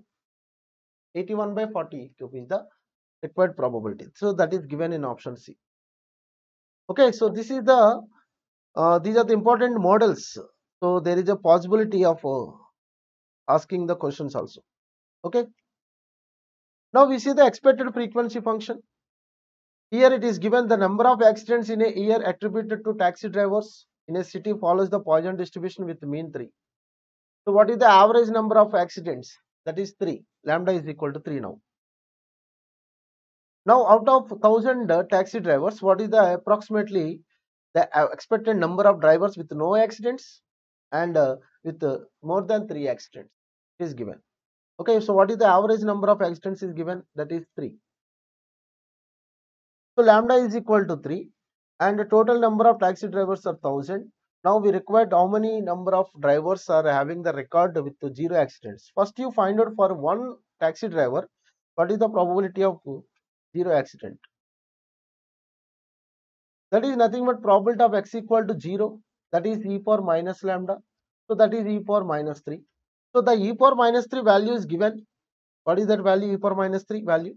So that is given as 0.0498. Now the expected number of drivers. Expected number of drivers is equal to n into p of x. So that is equal to 1000 into 0.0498. Okay, so you will get this one as 49.8. So it is nearly equal to 50 drivers. Okay, so 50 is given in option D. How many number of drivers are having the record more than 3 accidents? So this is an expected number only, not exact. Probability of, first you find out for single driver, probability of more than 3 accidents. That is probability of x is greater than 3. So that is we can write as 1 minus probability of x less than or equal to 3. So 1 minus probability of x equal to 0, probability of x equal to 1, probability of x equal to 2, probability of x equal to 3. So 1 minus, this one is e power minus lambda and it is e power minus lambda into lambda, e power minus lambda into lambda square by 2, e power minus lambda into lambda cube by 6. Now you can this one 1 minus e power minus 3 because 3 is the average number of accidents. So e power minus 3 into 3, or you can take the common e power minus 3, that is the better now. So 1 plus 3 square by 2 4.5, 3 cube by 6 also 4.5. So finally you will get the 1 minus 13 into e power minus 3. So 1 minus 13 into 0.0498. So 13 into 0.0498, so that is 0.6474 minus 1, you will get the 0.352. That is the probability of a single driver. Now the expected number of drivers. Expected number of drivers is equal to, so that is n into p of x. So that is 1000 drivers into 0.352. So that is 352 drivers. So that is the required number of expected numbers. Okay. So these are the important models we covered, and we covered also important properties of Poisson distribution also, right? Okay, so next one more discrete distribution we have to discuss, that is uniform distribution. So what is meant by uniform distribution? So uniform distribution is nothing but, suppose you are conducting a random experiment and you are defining the random variable x. X takes the values x1, x2, x3, so on, xn. If the probability of value of each random variable are same probability. So the uniform, where we observe the uniform is in case of probabilities. The probabilities of all the random variables are same or equal or uniform, then the variable is following the uniform distribution.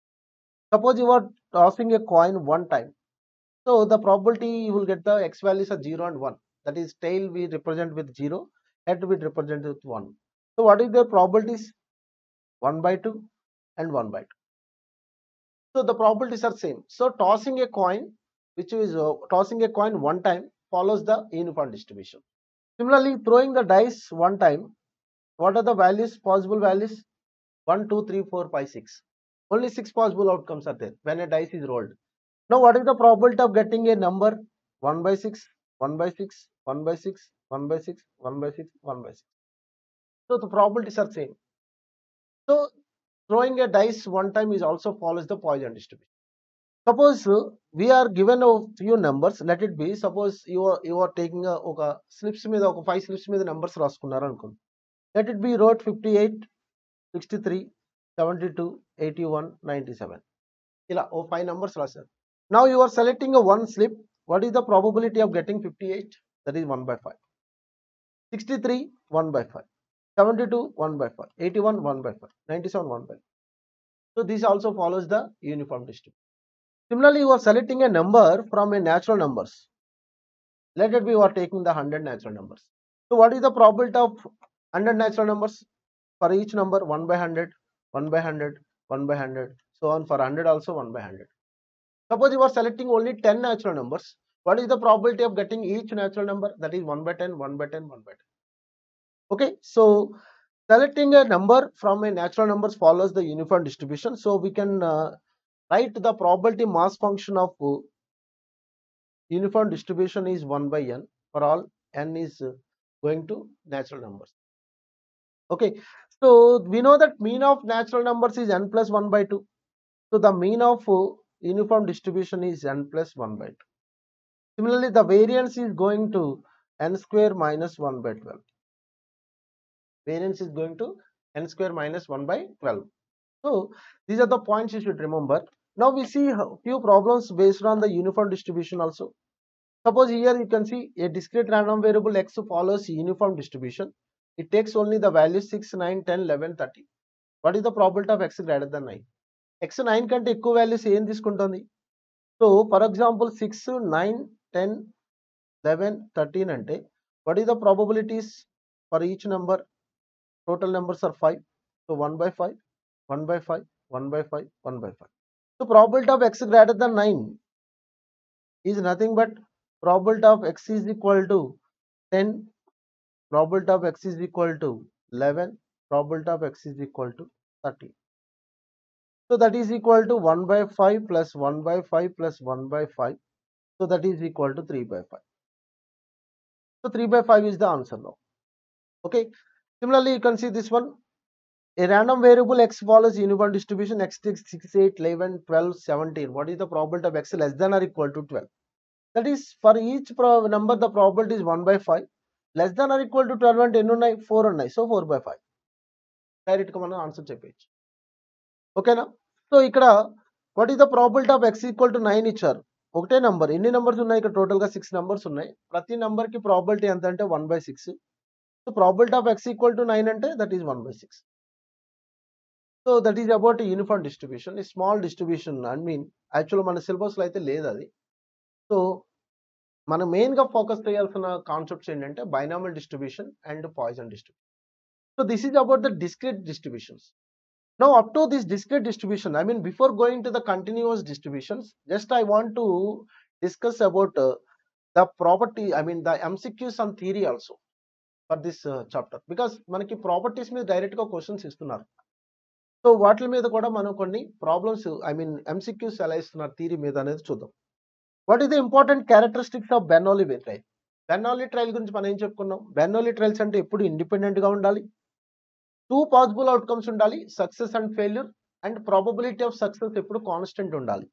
So trials are infinite అనేది correct కాదు. So both A and B అనేవి conditions for Bernoulli trial. What is the probability mass function of binomial distribution? That is f of x is equal to ncx p power x into q power n minus x. So that is the b. So what are the parameters of binomial distribution? n and p only. Sir q కూడా పారామీటరే కదా, n and q ఎందుకు అవ్వకూడదు? So general గా మనం success కి priority ఇస్తాం first of all. అంటే ఒక పాజిటివ్ సెన్స్ లో ఆలోచిస్తే కనుక the parameters are only n and p only, not q. Now we can see the binomial variable with parameters n and p, x can assume any whole number because x will take the 0, 1, 2, so on up to n. n is a finite number. So any whole number, any value between 0 and n అంటే integers plus decimals కూడా వచ్చేస్తాయి కదా, కాబట్టి ఇది అవ్వదు. Any value అనకూడదు. So only whole numbers. What is the mean of a binomial distribution? ఇలాంటి problems చూసినప్పుడు కొంచెం అన్ని ఆప్షన్స్ చెక్ చేసుకోండి. So ఎన్పి is the mean. Standard deviation is root NPQ. Root NPQ is not given in the options, but we can write in the place of q 1 minus p. So root NP into 1 minus p is the standard deviation. Similarly, what is the variance of binomial distribution with parameters n and p? So we know that variance is NPQ. So suppose in the place of p, you can write q also, 1 minus q also. So you will get the nq into 1 minus q. So that is given in option B, option C, sorry. ఒకవేళ D all the above ఇస్తే కనుక మీరు ఒకసారి check చేసుకోండి, remaining కూడా same variance లాగే convert చేశారేమో.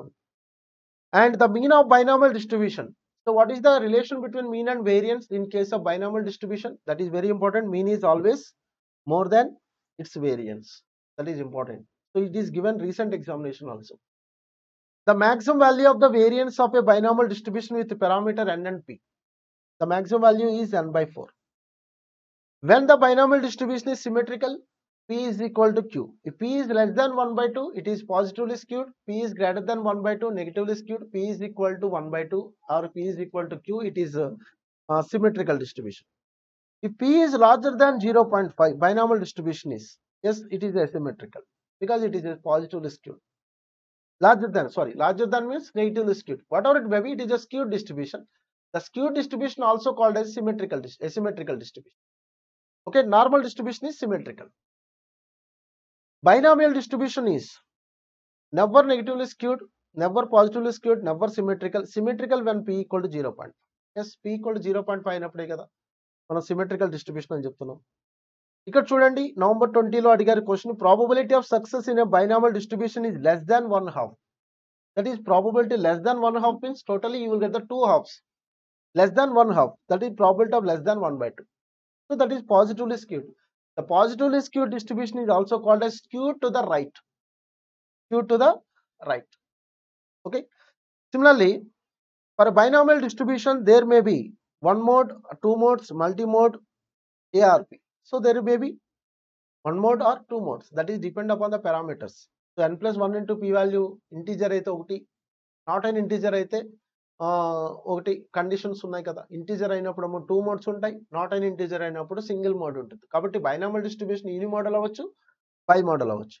For a binomial distribution mean and mode are equal when q is equal to 0.5. ఎందుకంటే q value 0.5 అయిందంటే p వాల్యూ ఎంత అయినట్టు 0.5 అయినట్టు. p వాల్యూ 0.5 అయిందంటే బైనామల్ డిస్ట్రిబ్యూషన్ సిమెట్రికల్ అవుతుంది కదా. మరి సిమెట్రికల్ డిస్ట్రిబ్యూషన్ లో mean equal to median equal to mode అవుతుంది. కాబట్టి మీన్ అండ్ మోడ్ ఎప్పుడు ఈక్వల్ అవుతాయి? Symmetrical distribution binomial distribution symmetrical ఎప్పుడు అవుతుంది? p ఈక్వల్ టు 0.5 అయినప్పుడు అవుతుంది. p 0.5 అయితే q ఏమవుతుంది? అది కూడా 0.5 అవుతుంది.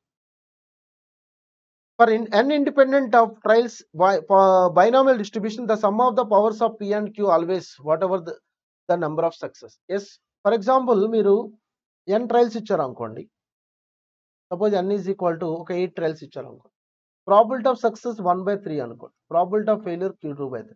Suppose you are finding the probability of x equal to 6. ఎలా రాస్తుంది దీన్ని? 8c6 1/3 power 6 2/3 power 2.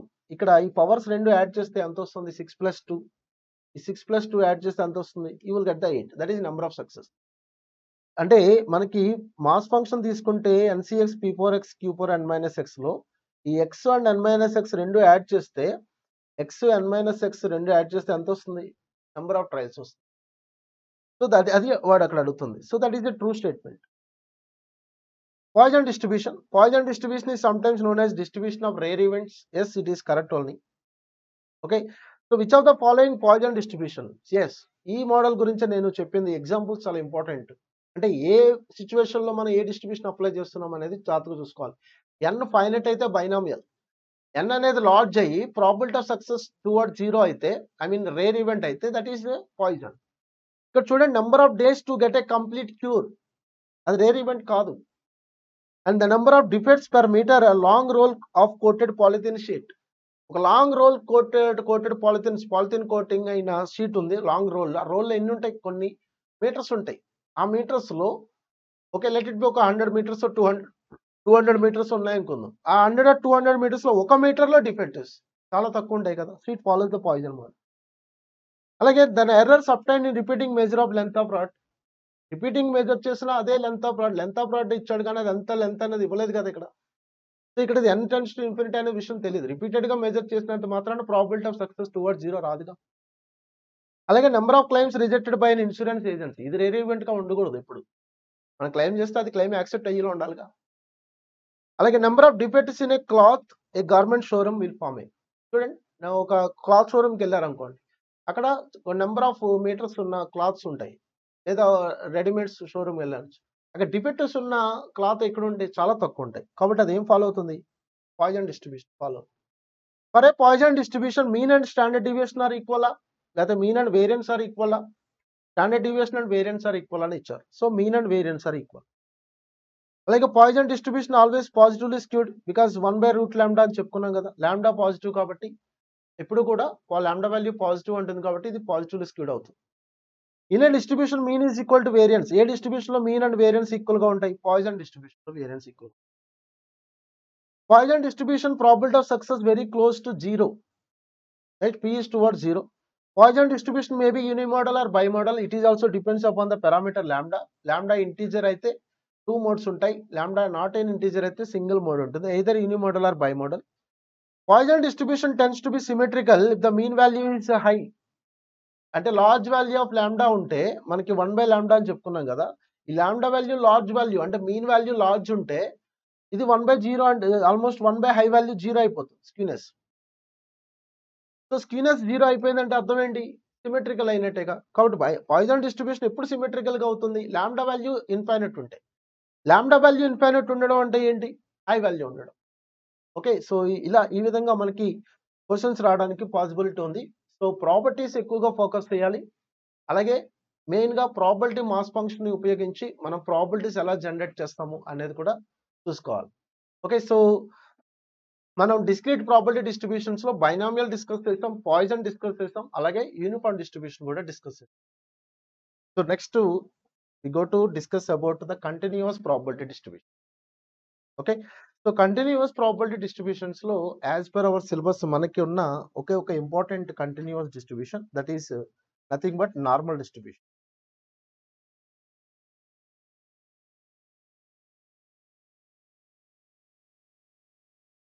Normal distribution. So ఇక్కడ మీరు జాగ్రత్తగా అబ్జర్వ్ చేస్తే కనుక ఒక బేసిక్ ఐడియా ఓ పాయింట్ మనం డిస్కస్ చేస్తాం. ఏంటంటే binomial distribution and Poisson distribution 2 discrete distributions ఉన్నాయి. అలాగే ఒక కంటిన్యూస్ డిస్ట్రిబ్యూషన్ నార్మల్ డిస్ట్రిబ్యూషన్ అని. But the probability mass function of binomial distribution కనుక ఒకసారి చూస్తే probability of x is equal to small x that is NCX P power x into Q power n minus x. Okay, where x will take only the finite values. And the probability mass function of Poisson distribution is nothing but e power minus lambda, lambda power x by x factorial, where x will take 0, 1, 2, so on, infinite values. These are the probability mass functions. But why it is called as probability mass function means we have to determine, we can determine the probabilities for mass points only. Mass points is nothing but the countable numbers, finite values. Okay, and integers lo express ante by using these 3 probability mass functions we can get the probability of x is equal to some k only. So we cannot get the probability of x is greater than k or probability of x less than k or probability of between the two values k1 less than x less than k2. Okay, so మీరు అనుకోవచ్చు sir probability of for example మనం Poisson distribution లో -2.3 less than x less than some 3.65 అంత ఉంటే కనుక ఇది ఒకటే model కదా, మనం ప్రాబబిలిటీ ఫైండ్ అవుట్ చేసాం కదా అనుకున్నాం.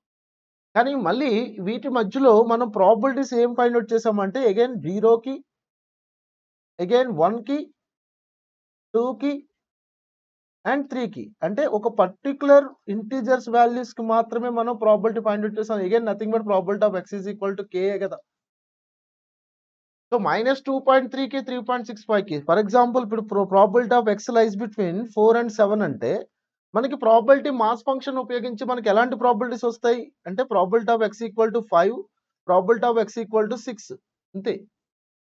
4 and 7 మధ్యలో ఓన్లీ 5 and 6 2 నెంబర్స్ మాత్రం మనకి ఇక్కడ probability find out చేయగలదు because the mass points are only 5 and 6 only. But I want to know if suppose x is a continuous variable, that means it is defined on an interval and it takes all possible values between the limits of that interval. Now x is defined between the 4 and 7. Between 4 and 7 it takes all the possible values.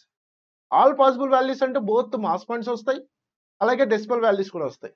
Mass points అంటే integers, అంటే integers decimals అంటే ఎన్ని ఉంటాయి that is uncountable infinite values ఉంటాయి. For those uncountable infinite values we have to determine the probability.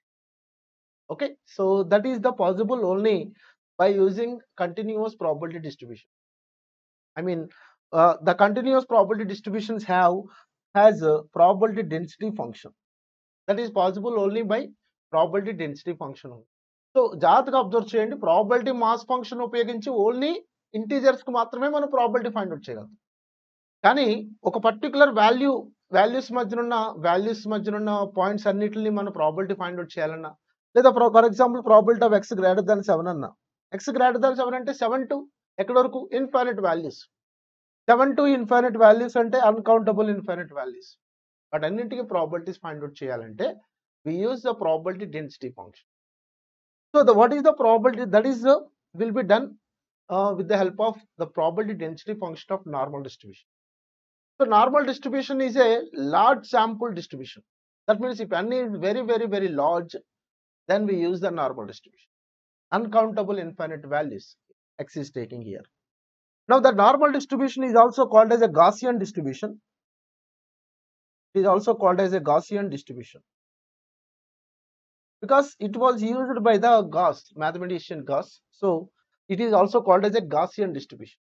Now we see what is the probability density function of normal distribution. If x is a continuous random variable and it is defined on an interval, okay, so what is the interval here? Minus infinity to plus infinity. It is defined on an interval minus infinity to plus infinity. Then x follows the normal distribution with the probability density function that is denoted with f of x equal to 1 by sigma root 2 pi into e power minus 1 by 2 x minus mu by sigma whole square, where x will take minus infinity to plus infinity. What is the domain of x? Minus infinity to plus infinity. That is the domain of the normal variate. It takes uncountable infinite values, both negative and positive values between minus and. So no need to write 0 otherwise here. మనం PMF of binomial loan PM of poison loan 0 otherwise అని రాస్తాం, ఎందుకంటే x అక్కడ countable values తీసుకుంటారు, finite values తీసుకుంటారు. ఇక్కడ all possible values కాబట్టి otherwise అనే ఆప్షనే లేదు కదా. Now what are the parameters of normal distribution? You should understand first. The parameters are mu and sigma square, not sigma. So mu and sigma square are the parameters. So it is called as a biparametric continuous distribution. Biparametric continuous distribution. Okay, so normal distribution is a biparametric continuous distribution. If x is a random variable, continuous random variable, and it is follows the normal distribution, it is denoted with x follows normal distribution with the parameters mu and sigma square. It is the denotation now. Now x is called as a normal variate. Now the mean of normal distribution is mu, and in normal distribution mean is equal to median is equal to mode. So these three values will be equal to mu. So what is meant by normal distribution? One of the important condition when a distribution is said to be symmetric or normal, what is the first condition? Mean, median, mode will be coincide. Should be coincide. మూడు equal గా ఉండాలి. So ఇక్కడ normal distribution లో మూడింటి యొక్క values మ్యూనే అవుతాయి. So ఇక్కడ అంటే మన మోడ్ ఎంత? Mode is equal to mu. It is a unimodal. So binomial distribution కానీ పాయిజన్ డిస్ట్రిబ్యూషన్ కానీ ఎయిదర్ యూనిమోడల్ ఆర్ బైమోడల్ అన్న. But normal distribution is always unimodal. That's why this is called as a distribution of single peak. Normal distribution also called as distribution with a single peak, not of with.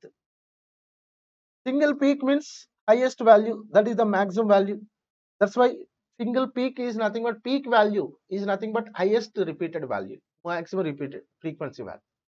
So that highest repeated value we call it as a single peak, that is a unimodal. Okay, so that is the first. Next, fourth point. Now fourth point is what is the first quartile formula in normal distribution? You should remember this one also. First quartile formula Q1 is mu minus 0.675 sigma, and the second quartile, that is nothing but median. Second quartile Q2 That is median. Median is nothing but mu. Already we discussed median is equal to mu only. And the third quartile Q3 is equal to mu plus 0.6756. And the relationship between QD, MD and SD, QD is equal to 2/3 of standard deviation and MD is equal to 4/5 of standard deviation. It is also simply we can call it as QD is equal to 0.675 sigma and here MD is equal to 0.80 sigma. So by using this we can conclude that 6QD is equal to 5MD is equal to 4SD. It is already discussed in measures of dispersion. That is the relationship between QD, MD and SD. That relation will holds both the symmetrical and asymmetrical distribution. And the one more important point is the ratio between QD and MD and ST. That is already we discussed. This is 2/3 of standard deviation, 4/5 standard deviation and standard deviation. You will get the 10:12:15. That is the ratio between QD, MD and ST. So these points you should remember, very important. These are the important properties. And the next property is the shape of the normal distribution curve. The shape of normal distribution is bell shaped. This is very important. Okay, now we see that how the normal distribution curve will be there. So this is the normal distribution curve. So this is we call it as the mid value. That is x is equal to mu here, and here x will take minus infinity and here x will take a plus infinity. This is the distribution curve, normal distribution curve. It is in the bell shaped. Now because of the property of symmetry, the area between, and one more important point, you should know that the total area in normal probability curve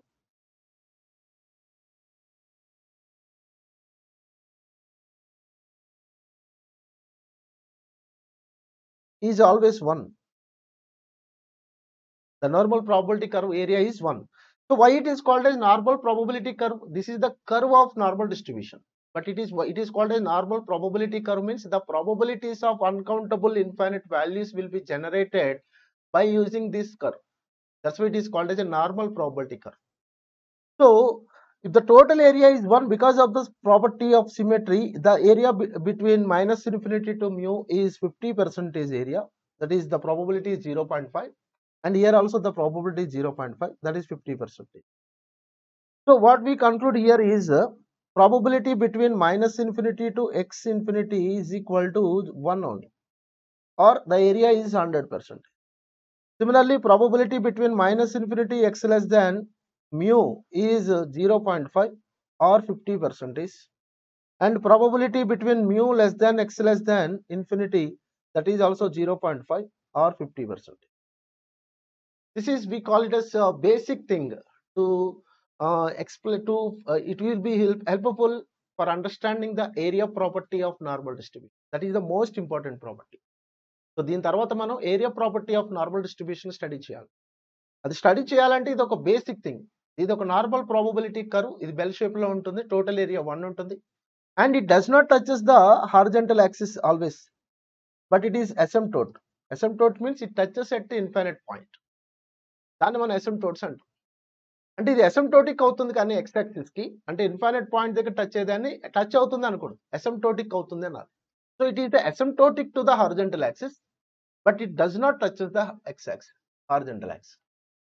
but asymptotic ఇది ఒక area చెప్తున్నామంటే closed అవ్వాలిగా, కాబట్టి ఇది minus infinity plus infinity point దగ్గర touch అవుతుంది. I mean it interact అవుతుంది. That is we called as asymptotes. So finally you should remember that the area of the normal probability curve is equal to 1. From this minus infinity to plus infinity 0.5. From mu to plus infinity is minus infinity to mu is 0.5. Mu to plus infinity is 0.5. Total area is 1. You should remember. Now come to the area property. To understand the area property, we should know the first one. We should define the standard normal distribution. So what is meant by standard normal distribution? It is denoted with a variable is following the standard normal distribution. It is called as a standard normal variate. It is denoted with S and V. Standard normal variate. So in the probability density function of normal distribution. You can observe this. This is the standard probability density function of normal distribution. We can observe x minus mu by sigma, right? So this x minus mu by sigma is nothing but z. So we have to assume that we have to take the z value as x minus mu by sigma. This z is called as a standard normal variate. And the mean of z is equal to, the mean of standard normal distribution is equal to 0 and the variance of standard normal distribution is equal to 1. So if x is a normal variate, it follows the normal distribution with the parameters mu and sigma square. Z is also follows the normal distribution only with the parameters 0 and 1. Okay, so z equal to x minus mu by sigma. You remember always z means the standard normal, x means normal. X will take the infinite, uncountable infinite values and z will take the only finite values. Okay, so z equal to x minus mu by sigma, what is z bar? Let it be think mu is constant, sigma is also a constant variation, standard deviation. So you are subtracting from constant, you are dividing with a constant. Let it be, it is origin and scale. So z bar is equal to x bar minus mu by sigma. What is x bar? Mean of x. X is nothing but normal variate. So mean of normal variate, that is mu. So mu minus mu by sigma, that is you are getting the 0 now. Similarly, if z is equal to x minus mu by sigma, what is the variance of z? Where mu is a origin, sigma is a scale, right? Variance depends upon the scale only. Not only variance, all the measures of dispersion are dependent on scale only, not origin. So in case of variance, you should take the square of the scale factors. So 1 by sigma square into variance of x, where x is a normal variate. What is the variance of normal variate? Sigma square. So finally sigma square by sigma square, you will get the 1. So the mean of z is 0 and the variance of z is 1. You should remember this, very important. Okay, now we have to compare. If mu is equal to 0, then it goes to normal, goes to standard normal. If variance is 1, then the sigma square goes to the, sigma square is equal to 1, the normal distribution goes to standard normal distribution. It is approximated. Now I am taking the normal probability curve again. Here it is the normal probability curve. Okay, so this is the x-axis and it takes the minus infinity to plus infinity points. And this is the x is equal to mu, mid value. So while moving from mu, that means while moving from the standard central tendency value, the standard deviation will be more. So I am taking here 3 points. First point is x is equal to mu plus sigma, and I am taking one more point, that is x is equal to mu plus 2 sigma. I am taking one more point, that is x is equal to mu plus 3 sigma. Similarly, here also I am taking x is equal to mu minus sigma and x is equal to mu minus 2 sigma and x is equal to mu plus 3 sigma. These are the normal distribution values. Now for these normal distribution values, you convert into standard normal. X equal to mu aithe z value anta 0 kada. X equal to mu plus sigma. Mu is 0, sigma is 1. So x is equal to, z is equal to 1 you will get. Here z is equal to 2. Here z is equal to 3. Here z is equal to minus 1. Here z is equal to minus 2. Z is equal to minus 3. Now if you want to find out the area between mu to mu plus sigma, this mu to mu plus sigma is same as mu to mu minus sigma also, because this is the central value. Okay, now these two areas are same. Now by using the normal table values, that is called as a biometrica, by using the normal table values we can determine the area between this mu and mu plus sigma. This area we can determine, that is 0.3413 by using the normal table. Similarly, the area between mu to mu minus sigma is also 0.3413. So finally, between minus 1 and plus 1, the area between minus 1 and plus 1 or mu minus sigma and mu plus sigma, the area is 0.6826 probability. So 68.26% will be covered. Similarly, from mu minus 2 sigma to mu plus 2 sigma, by using the normal tables, you can find out 95.44% area will be covered. The probability is 0.9544. Similarly, from mu plus 3 sigma to mu minus 3 sigma, the area will be covered 0.9973 or 99.73% will be covered.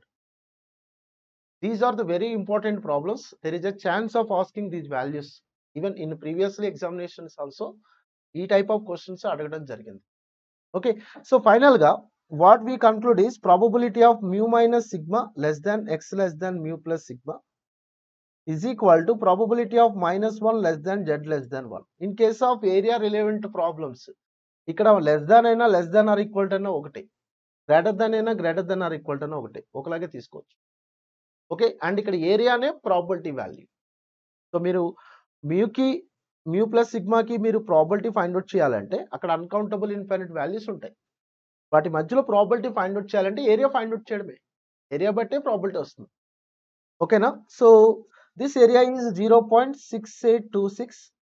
Similarly, probability between mu minus 2 sigma less than x less than mu plus 2 sigma, nothing but probability of minus 2 less than z less than 2, that is nothing but 0.954. Similarly, probability of mu minus 3 sigma less than x less than mu plus 3 sigma. In case of standard normal distribution, these values are minus 3 less than z less than plus 3, that is 0.997. You should remember these three values at least for our examination. This is very important. Now, how to determine the probabilities by using area property?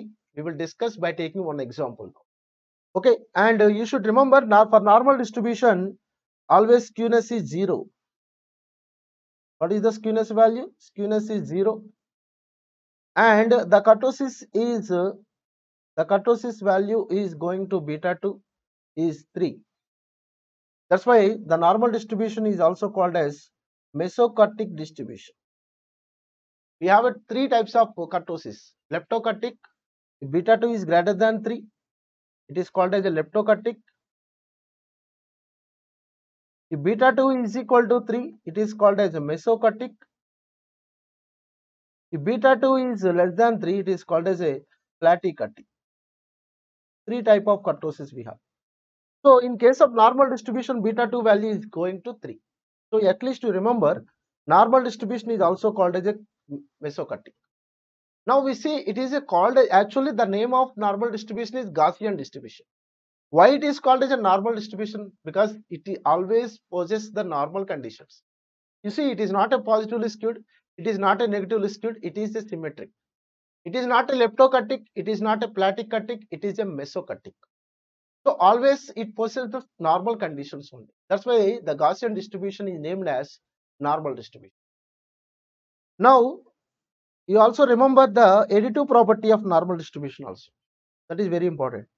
If x follows the normal distribution with the parameters mu1 and sigma 1 square, y also follows the normal distribution with the parameters mu2 and sigma 2 square.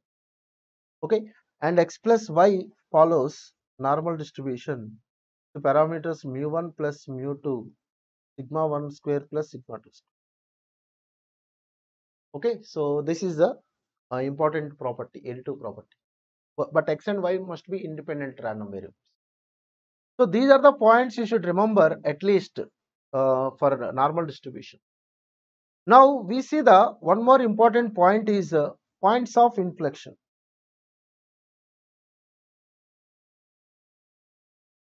So what are meant by points of inflection? You see that the shape of the normal distribution is well shaped. Now you can observe from one point, ఒక point దగ్గర నుంచి ఈ particular area ఏదైతే ఉందో, that is we call it as convex upward, and also this point also the convex upward, this area, and from this point it will be downward.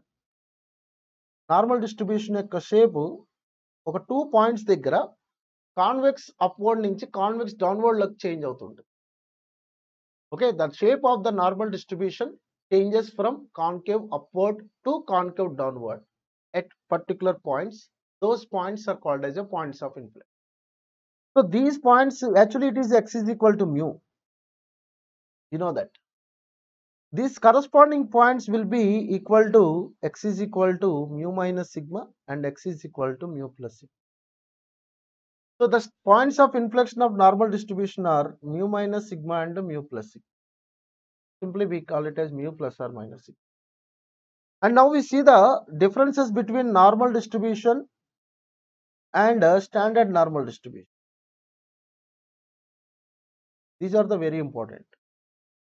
Now the normal distribution, the probability density function is f of x is equal to 1 by sigma root 2 pi into e power minus 1 by 2 x minus mu by sigma whole square. And here this is f of x, but here f of z will be there. That is 1 by root 2 pi, because sigma is 1. Variance and standard deviation both will be equal to 1 only, into e power minus z square by 2, because x minus mu by sigma is z. And here x follows the normal distribution with the parameters mu and sigma square, but here x follows the normal distribution with parameters 0 and 1. Here mean is mu, here mean is 0.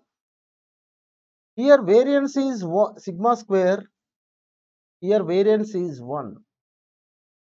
Here standard deviation is sigma, here standard deviation is also 1.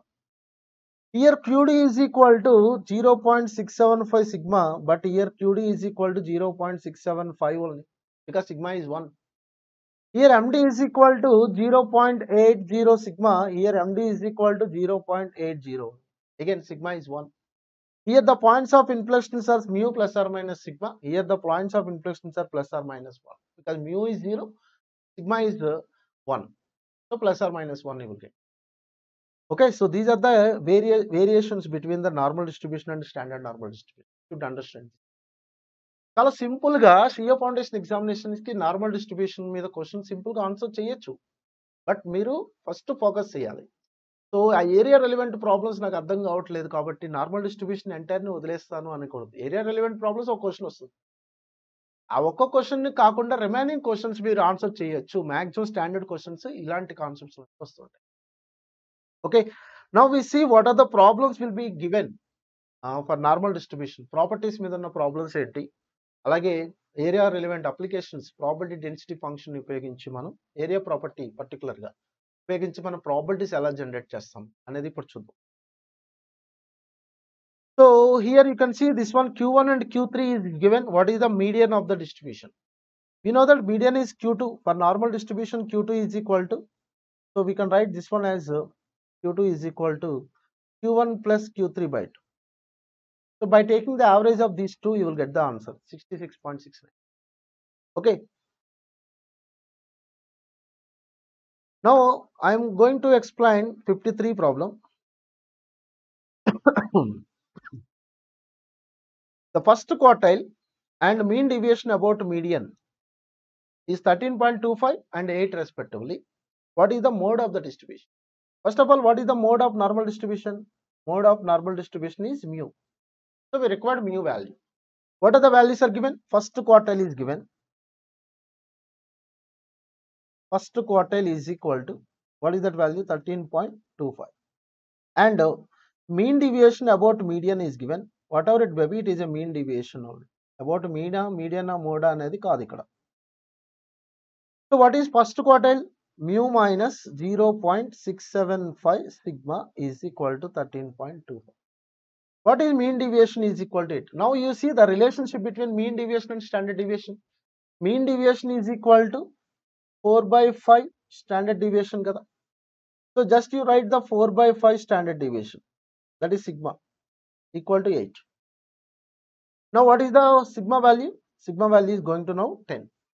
Now you got the sigma value. So you substitute sigma value here, mu minus 0.675 into sigma value is going to 10 now. Okay, so I am substituting 10, 13.25. So this is mu minus 6.75 equal to 13.25. So mu is equal to 13.25 plus 6.75 is 20. So what is the mode? Mode is nothing but mu. Mu is nothing but 20 now. So 20 is the answer. Okay, now so this is based on the properties of normal distribution. Similarly, if any, here also two quartiles are given, it is asking mean deviation. From the quartiles, you find out the quartile deviation, Q3 minus Q1 by 2. So if you get the quartile deviation, you can get the mean deviation by using the relation 6QD is equal to 5MD is equal to 4SD. Similarly, quartile deviation is given, mean and variance, quartile deviation, we have to find out the quartile deviation, and mean and variance are values are given. So by using variance, you will get the standard deviation. Once you will get the standard deviation, you will get the quartile deviation. Similarly, mean deviation value is given, it is asking quartile deviation. Again the same relation. అంటే 6QD is equal to 5MD is equal to 4SD అనే relationship మీ దగ్గర కనుక ఉంటే, so definite గా ఇలాంటి problems అన్ని మీరు solve చేయగలుగుతారు. Okay, now one more important problem, that is here the points of inflections are given and it is asking mean deviation.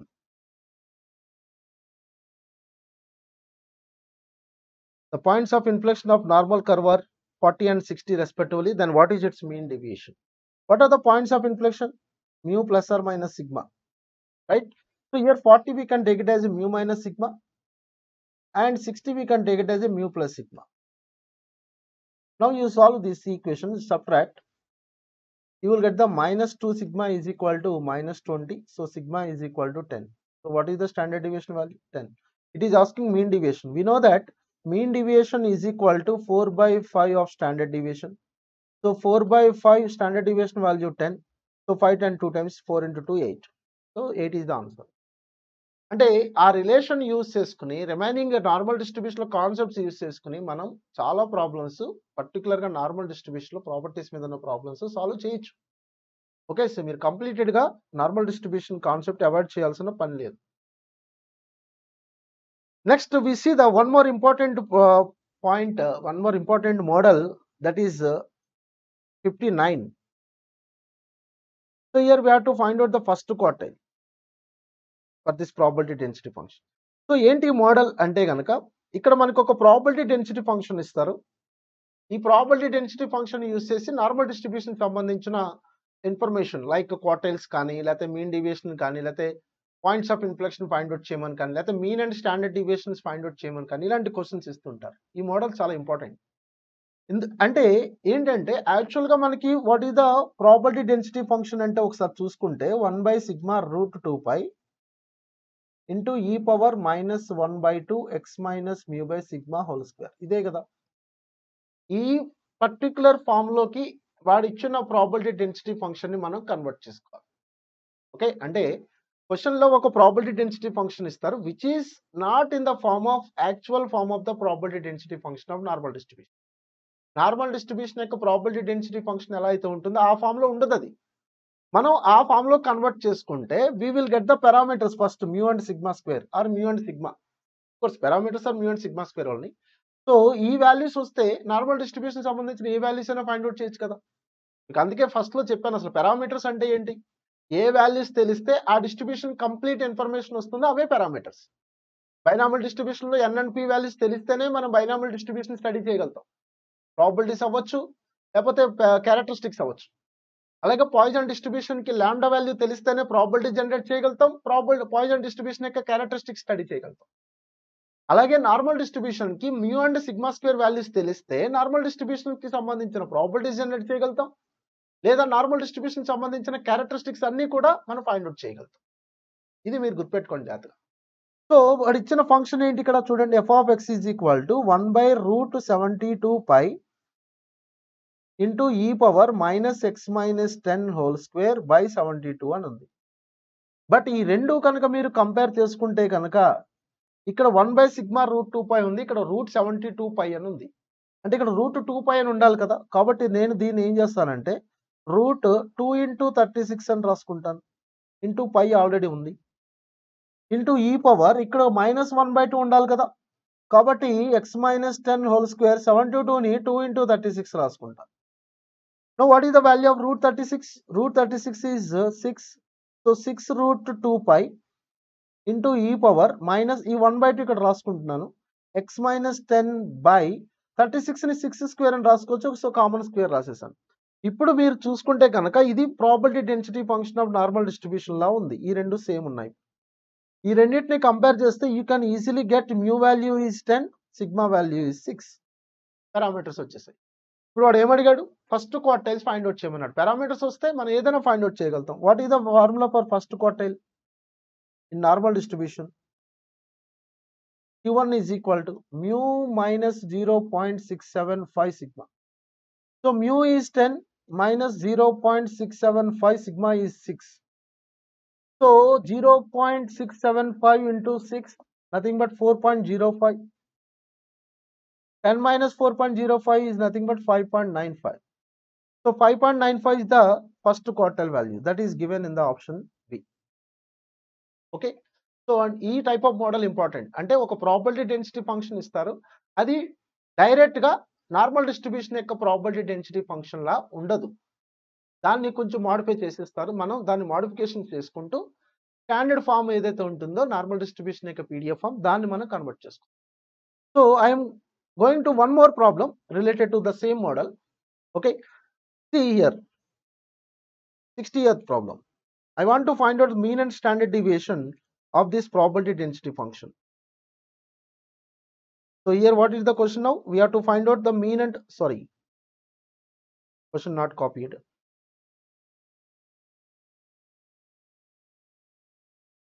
So the random variable x has the probability density function, and what is the mean and the standard deviation of the distribution? It is given in November 19. Now what is the probability density function given here? F of x is equal to root 2 by pi into e power minus 2 into x minus 3 whole square.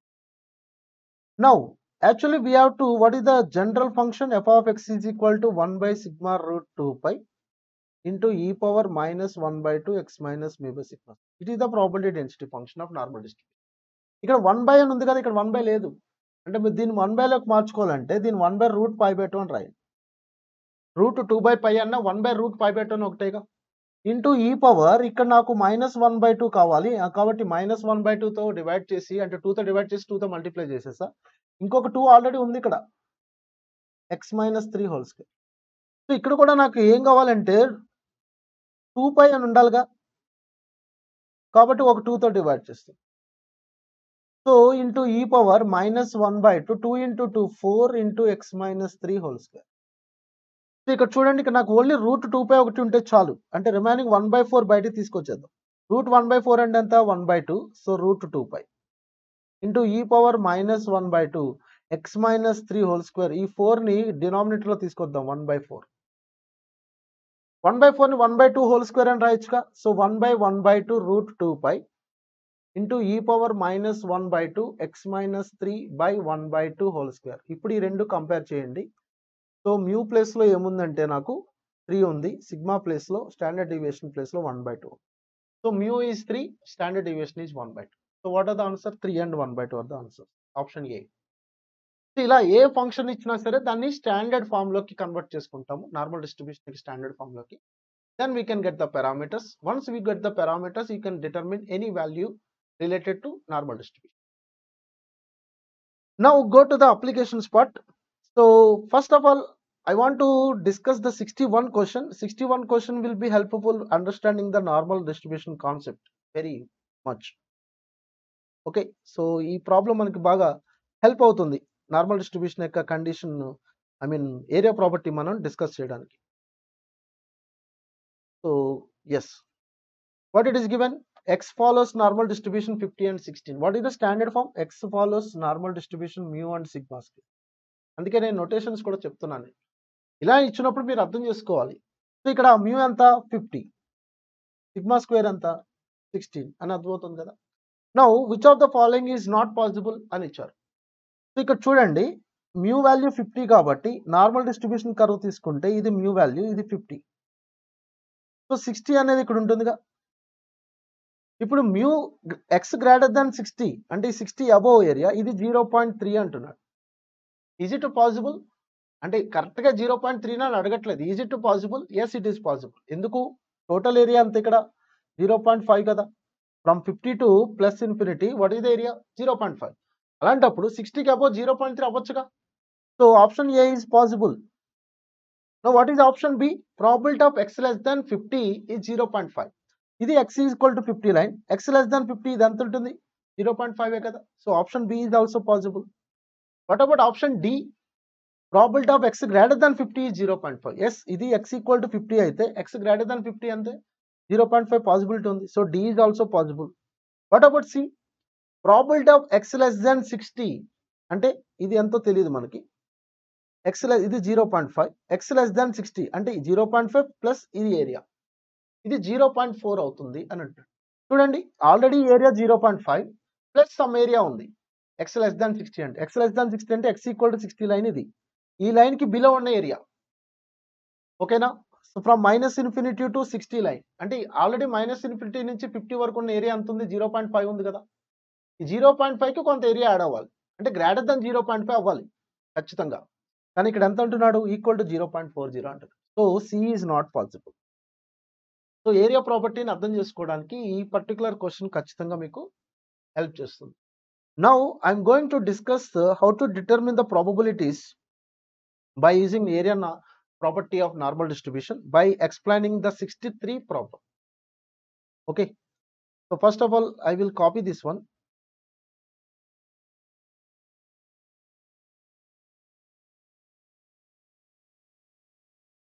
Yes, you can see the 63. Of course, to generate the probabilities we require the parameters. Parameters are given clearly in a sample of 500 workers. So what is the total number of workers? 500. And the mean wages and standard deviation of wages are found to be 548. What is the mean? Mean is denoted with mu, that is 500, and standard deviation denoted with sigma, that is 48 is given. Now it is asking how many number of workers are having wages more than 600, less than 450, between 548 and 600. So మనకు కావాల్సిన area relevant problems biometric tables values అన్ని ఇక్కడ clear గా along with question మనకు mention చేస్తారు. అందులో worry అవసరం లేదు. అలాంగ్ విత్ క్వశ్చన్ ఇస్తారు. సో ఏరియా టేబులర్ వాల్యూస్ ఇక్కడ ఇచ్చారు ఆల్రెడీ. ఓకేనా? అవి ఎలా యూజ్ చేయాలి ఇవన్నీ మనం ఇప్పుడు నేర్చుకుందాం. Now we required the probable number of workers out of 500 workers lo total number of workers, how many, sorry, the total expected number of workers who are having the wages more than 600. So first problem lo I want to know how many workers are having more than 600 wages. So each worker, what is the probability you find out? Less than or greater than or equal to, both are same. First you find out a worker having the wages more than 600. You find out the probability of a worker having wages more than 600. ఒక worker కి find out చేయండి. Into 500 వేస్తే you will get the expected number by using expected frequency function n into p of x. Already ఈ models కూడా మనం binomial లో చూసాం, poison లో కూడా చూసాం. Now what is the probability of x greater than or equal to 600? ఎలా వస్తుంది? Now if x equal to 600, you find out the z value, corresponding z value. You know that z is nothing but x minus mu by sigma. So 600 minus mu is 500 by sigma is 48. So 100 by 48. This value is going to 2.08. So ఒకసారి ఇక్కడ మీరు normal distribution కనుక curve కనుక తీసుకుంటే mu value ఎంత ఉంది? mu is nothing but 500. ఇప్పుడు 600 అంటే రైట్ సైడ్ ఉంటుంది కదా, ఇక్కడ 600 తీసుకో. ఇప్పుడు నాకు x greater than or equal to 600 అంటే ఈ ఏరియా కావాలి, నాకు ఈ షేడ్ చేసిన ఏరియా కావాలి అప్ టు ఇన్ఫినిట్. సో ఈ ఏరియా నాకు ఎలా వస్తుంది అంటే కనుక now corresponding Z value are 0 and here corresponding Z value are 2.08. We know that the total area above the mu value is 0.5. I mean above the mean. Like mu is equal to 500 కి above area 0.5 అంటే ఈ total area మొత్తం 0.5. So ఈ 0.5 లోంచి నేను ఈ area కనుక remove చేస్తే, ఈ బ్లాక్ షేడ్ అన్న ఏరియా రిమూవ్ చేస్తే I will get the shaded area. That is the region. Okay, so ఈ ఏరియా మనకి ఇచ్చారు చూడండి, 0 to 2.08. What is the value between 0 to 2.0? 0.4812 value is given. This value is given 0.4812. Now how I get the probability of x greater than or equal to 600 is x greater than or equal to 600 అన్న z greater than or equal to 2.08 అన్న ఒకటే. x అనేది normal variate లో చెప్తున్నాము, normal distribution లో. దాన్ని standard normal లో చెప్తే z అవుతుంది అంతే. రెండు ఒకటే, రెండు ఈ యొక్క లైన్ అని రిప్రజెంట్ చేస్తాయి. mu ఈక్వల్ టు 600 అని అదే లైన్ రిప్రజెంట్ చేస్తుంది, z ఈక్వల్ టు 2.08 అని అదే లైన్ రిప్రజెంట్ చేస్తుంది. So z greater then equal 2.08 నేను ఎలా రాస్తానంటే 0.5 total area, I mean right side area, 0.5 minus right tail అనమాట. Probability of area between 0 to 2.08. So that is value is given as 0.4812. So from this 0.5, you subtract 0.4812, that is going to 0.0188. So what is this probability area now? 0.0188. By adding these two, you will get the 0.5. Now this is the probability of a single worker having the wages more than 600 rupees. We required out of 500, how many workers are there? So we required expected number of workers. Now the expected number of workers having wages more than 600 is nothing but n into p of x. So total workers are 500 into p of x is 0.0188. Now you multiply with 500, you will get the 9.4 workers. 9.4 workers means number of workers must be integer, 9 workers. So ikkada 9 workers unnaru, above 600 unnaru. Similarly, you can find out the less than 450. So here x is equal to 450 you take. If x is equal to 450, what is the z value? You find out the z value first. So x minus mu by sigma. So 450 minus mu is nothing but 500 by sigma is nothing but 48. So minus 50 by 48. So that is nothing but minus 1.04 something. So plus 1.04 area is given. Of course, 0 to 1.04 area na, 0 to minus 1.04 area na okay. Again, this one is also the area will be 0.5. So ఈ area మనకి total నుంచి మనకి ఇప్పుడు ఈ area కావాలి less than 450 అంటే. So probability of x less దాన్ 450 ఎలా వస్తుందంటే that is nothing but probability of z less than or equal to minus 1.04. That is we can write as 0.5 minus probability of minus 1.04 less than z less than 0. That value is already given. That is the value is given as 0.3508. Okay. So 0.5 minus 0.3508. So that is going to 0.1492. So what is the expected number of workers now? It is the probability of single worker. Now we require expected number of workers having wages less than 450. So that is going to 0.1492 into 500. So into 500 you take. So you are getting the 74.6 workers, nothing but 75 workers. Similarly, you can find out the wages 548 and 600 also. Okay, so you will get the 548 is here. You can take the 548. Okay, now I am taking between 548 and 600. I require this probability first. So just you draw the normal distribution curve. This is the mu is equal to 500. It is the mu is equal to 600. And mu is equal to 600 corresponding z value is 2.08. Already we determined. This is z equal to 0. We require z is equal to, for 548 also we required. So mu is equal to 548. Mu is equal to 548 అయితే, sorry, x is equal to 548 అయితే, x is equal to 548 అయితే, what is the z value? X minus mu by sigma. So that is 548 minus 500 by 48. So you will get the 48 by 48, that is equal to 1. So here that is equal to 1. Now we required 548 and 600. Between 548 and 600 we required the area now. How you will get the area? From this 0 to 2.08 area, you subtract 0 to 1 area, this area. So we have a probability of 548 less than z less than 600. We can write as probability of 1 less than or equal to z less than or equal to 2.08. This we can write as probability of 0 less than or equal to z less than or equal to 2.08 minus probability of 0 less than or equal to z less than or equal to 1. Now 0 to 2.08 అంటే ఈ మొత్తం ఏరియాలోంచి నేను 0 to 1 area subtract చేస్తాను. అప్పుడు నాకు కావాల్సిన shaded area వచ్చేస్తుంది. 0 to 2.08 value మనకి ఇచ్చారు క్వశ్చన్లో ఎంత, 0.4812. ఇది 0.4812 and 0 to 1 value 0.3412.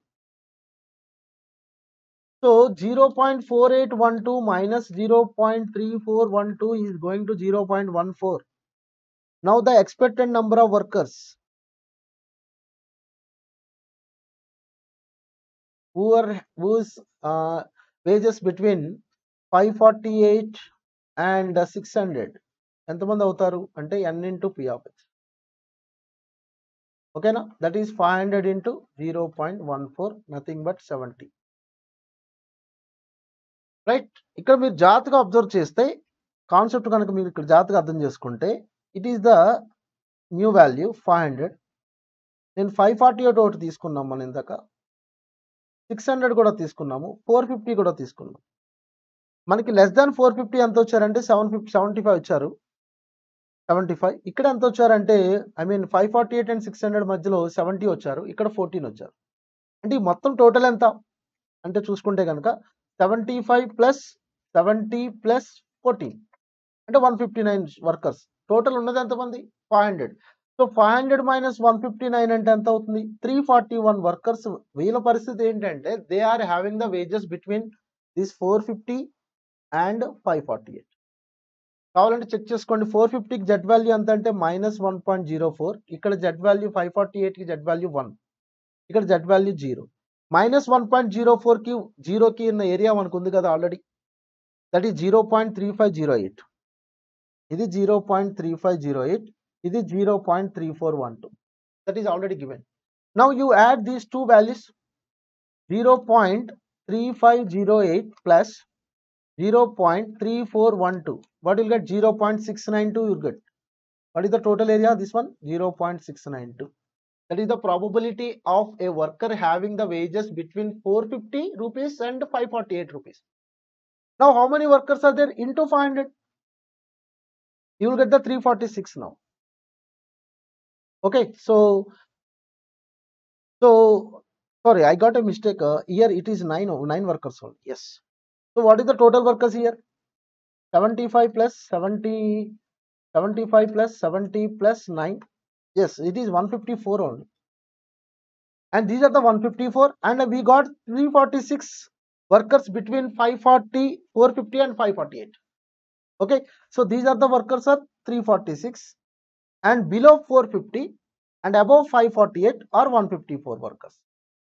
రైట్, ఇక్కడ నేను 14 తీసుకున్నాను బై మిస్టేక్, 9 వచ్చింది కదా మనకి ఆన్సర్. చూడండి, అబోవ్ 600 మనకి ఇక్కడ ఎంత వచ్చిందంటే 9 వర్కర్స్ వచ్చింది మనకి ఫస్ట్ ప్రాబ్లం చేసినప్పుడు. రైట్, ఎస్, ఇక్కడ 9 వర్కర్స్ వచ్చింది. నేను 9 బదులు 14 తీసుకున్నాను, అందుకే ఇక్కడ టాలీ అవ్వలేదు. సో ఇక్కడ టోటల్గా 154 అండ్ 346 రెండు యాడ్ చేస్తే అంత టోటల్ 500 వరకు. ఇది ఈ concept of normal distribution. So normal distribution మీద మనకి ఇలాంటి క్వశ్చన్స్ ఎక్కువగా అడగడానికి పాసిబిలిటీ ఉంటుంది. సో ఓవరాల్గా థియరిటికల్ డిస్ట్రిబ్యూషన్ చాప్టర్లో మనం ప్రాపర్టీస్ మీద ఎక్కువగా ఫోకస్ చేయాలి, అప్లికేషన్స్ కూడా మ్యాక్సిమం ట్రై చేయాలి. So from statistical description of data part 1 నుంచి థియరిటికల్ డిస్ట్రిబ్యూషన్స్ వరకు ఈ particular Master Minds educational institutions the pioneer in CA and CMA courses. Okay, so all India లెవెల్లో number of times all India ranks వచ్చిన సంస్థ master minds వాళ్ళు నిర్వహించిన ఈ marathon క్లాసెస్లో మీకు statistics part paper 3 CA foundation paper 3లో statistics part వరకు ఏదైతే ఉందో statistical description of data part 1 నుంచి థియరిటికల్ డిస్ట్రిబ్యూషన్ వరకు మోస్ట్ ఇంపార్టెంట్ ఫోకస్ చేయాల్సిన ఏరియాస్ అన్ని ఒక క్విక్ రివిజన్ లాగా మీకు యూజ్ అయ్యేలాగా ఈ మార్థన్ క్లాసెస్ కండక్ట్ చేయడం జరిగింది. So definitely these classes will be helpful for your examination. And the Masterminds Educational Institute is giving you very good opportunity to quick revision of this subject, statistics subject. So thank you very much for this giving opportunity.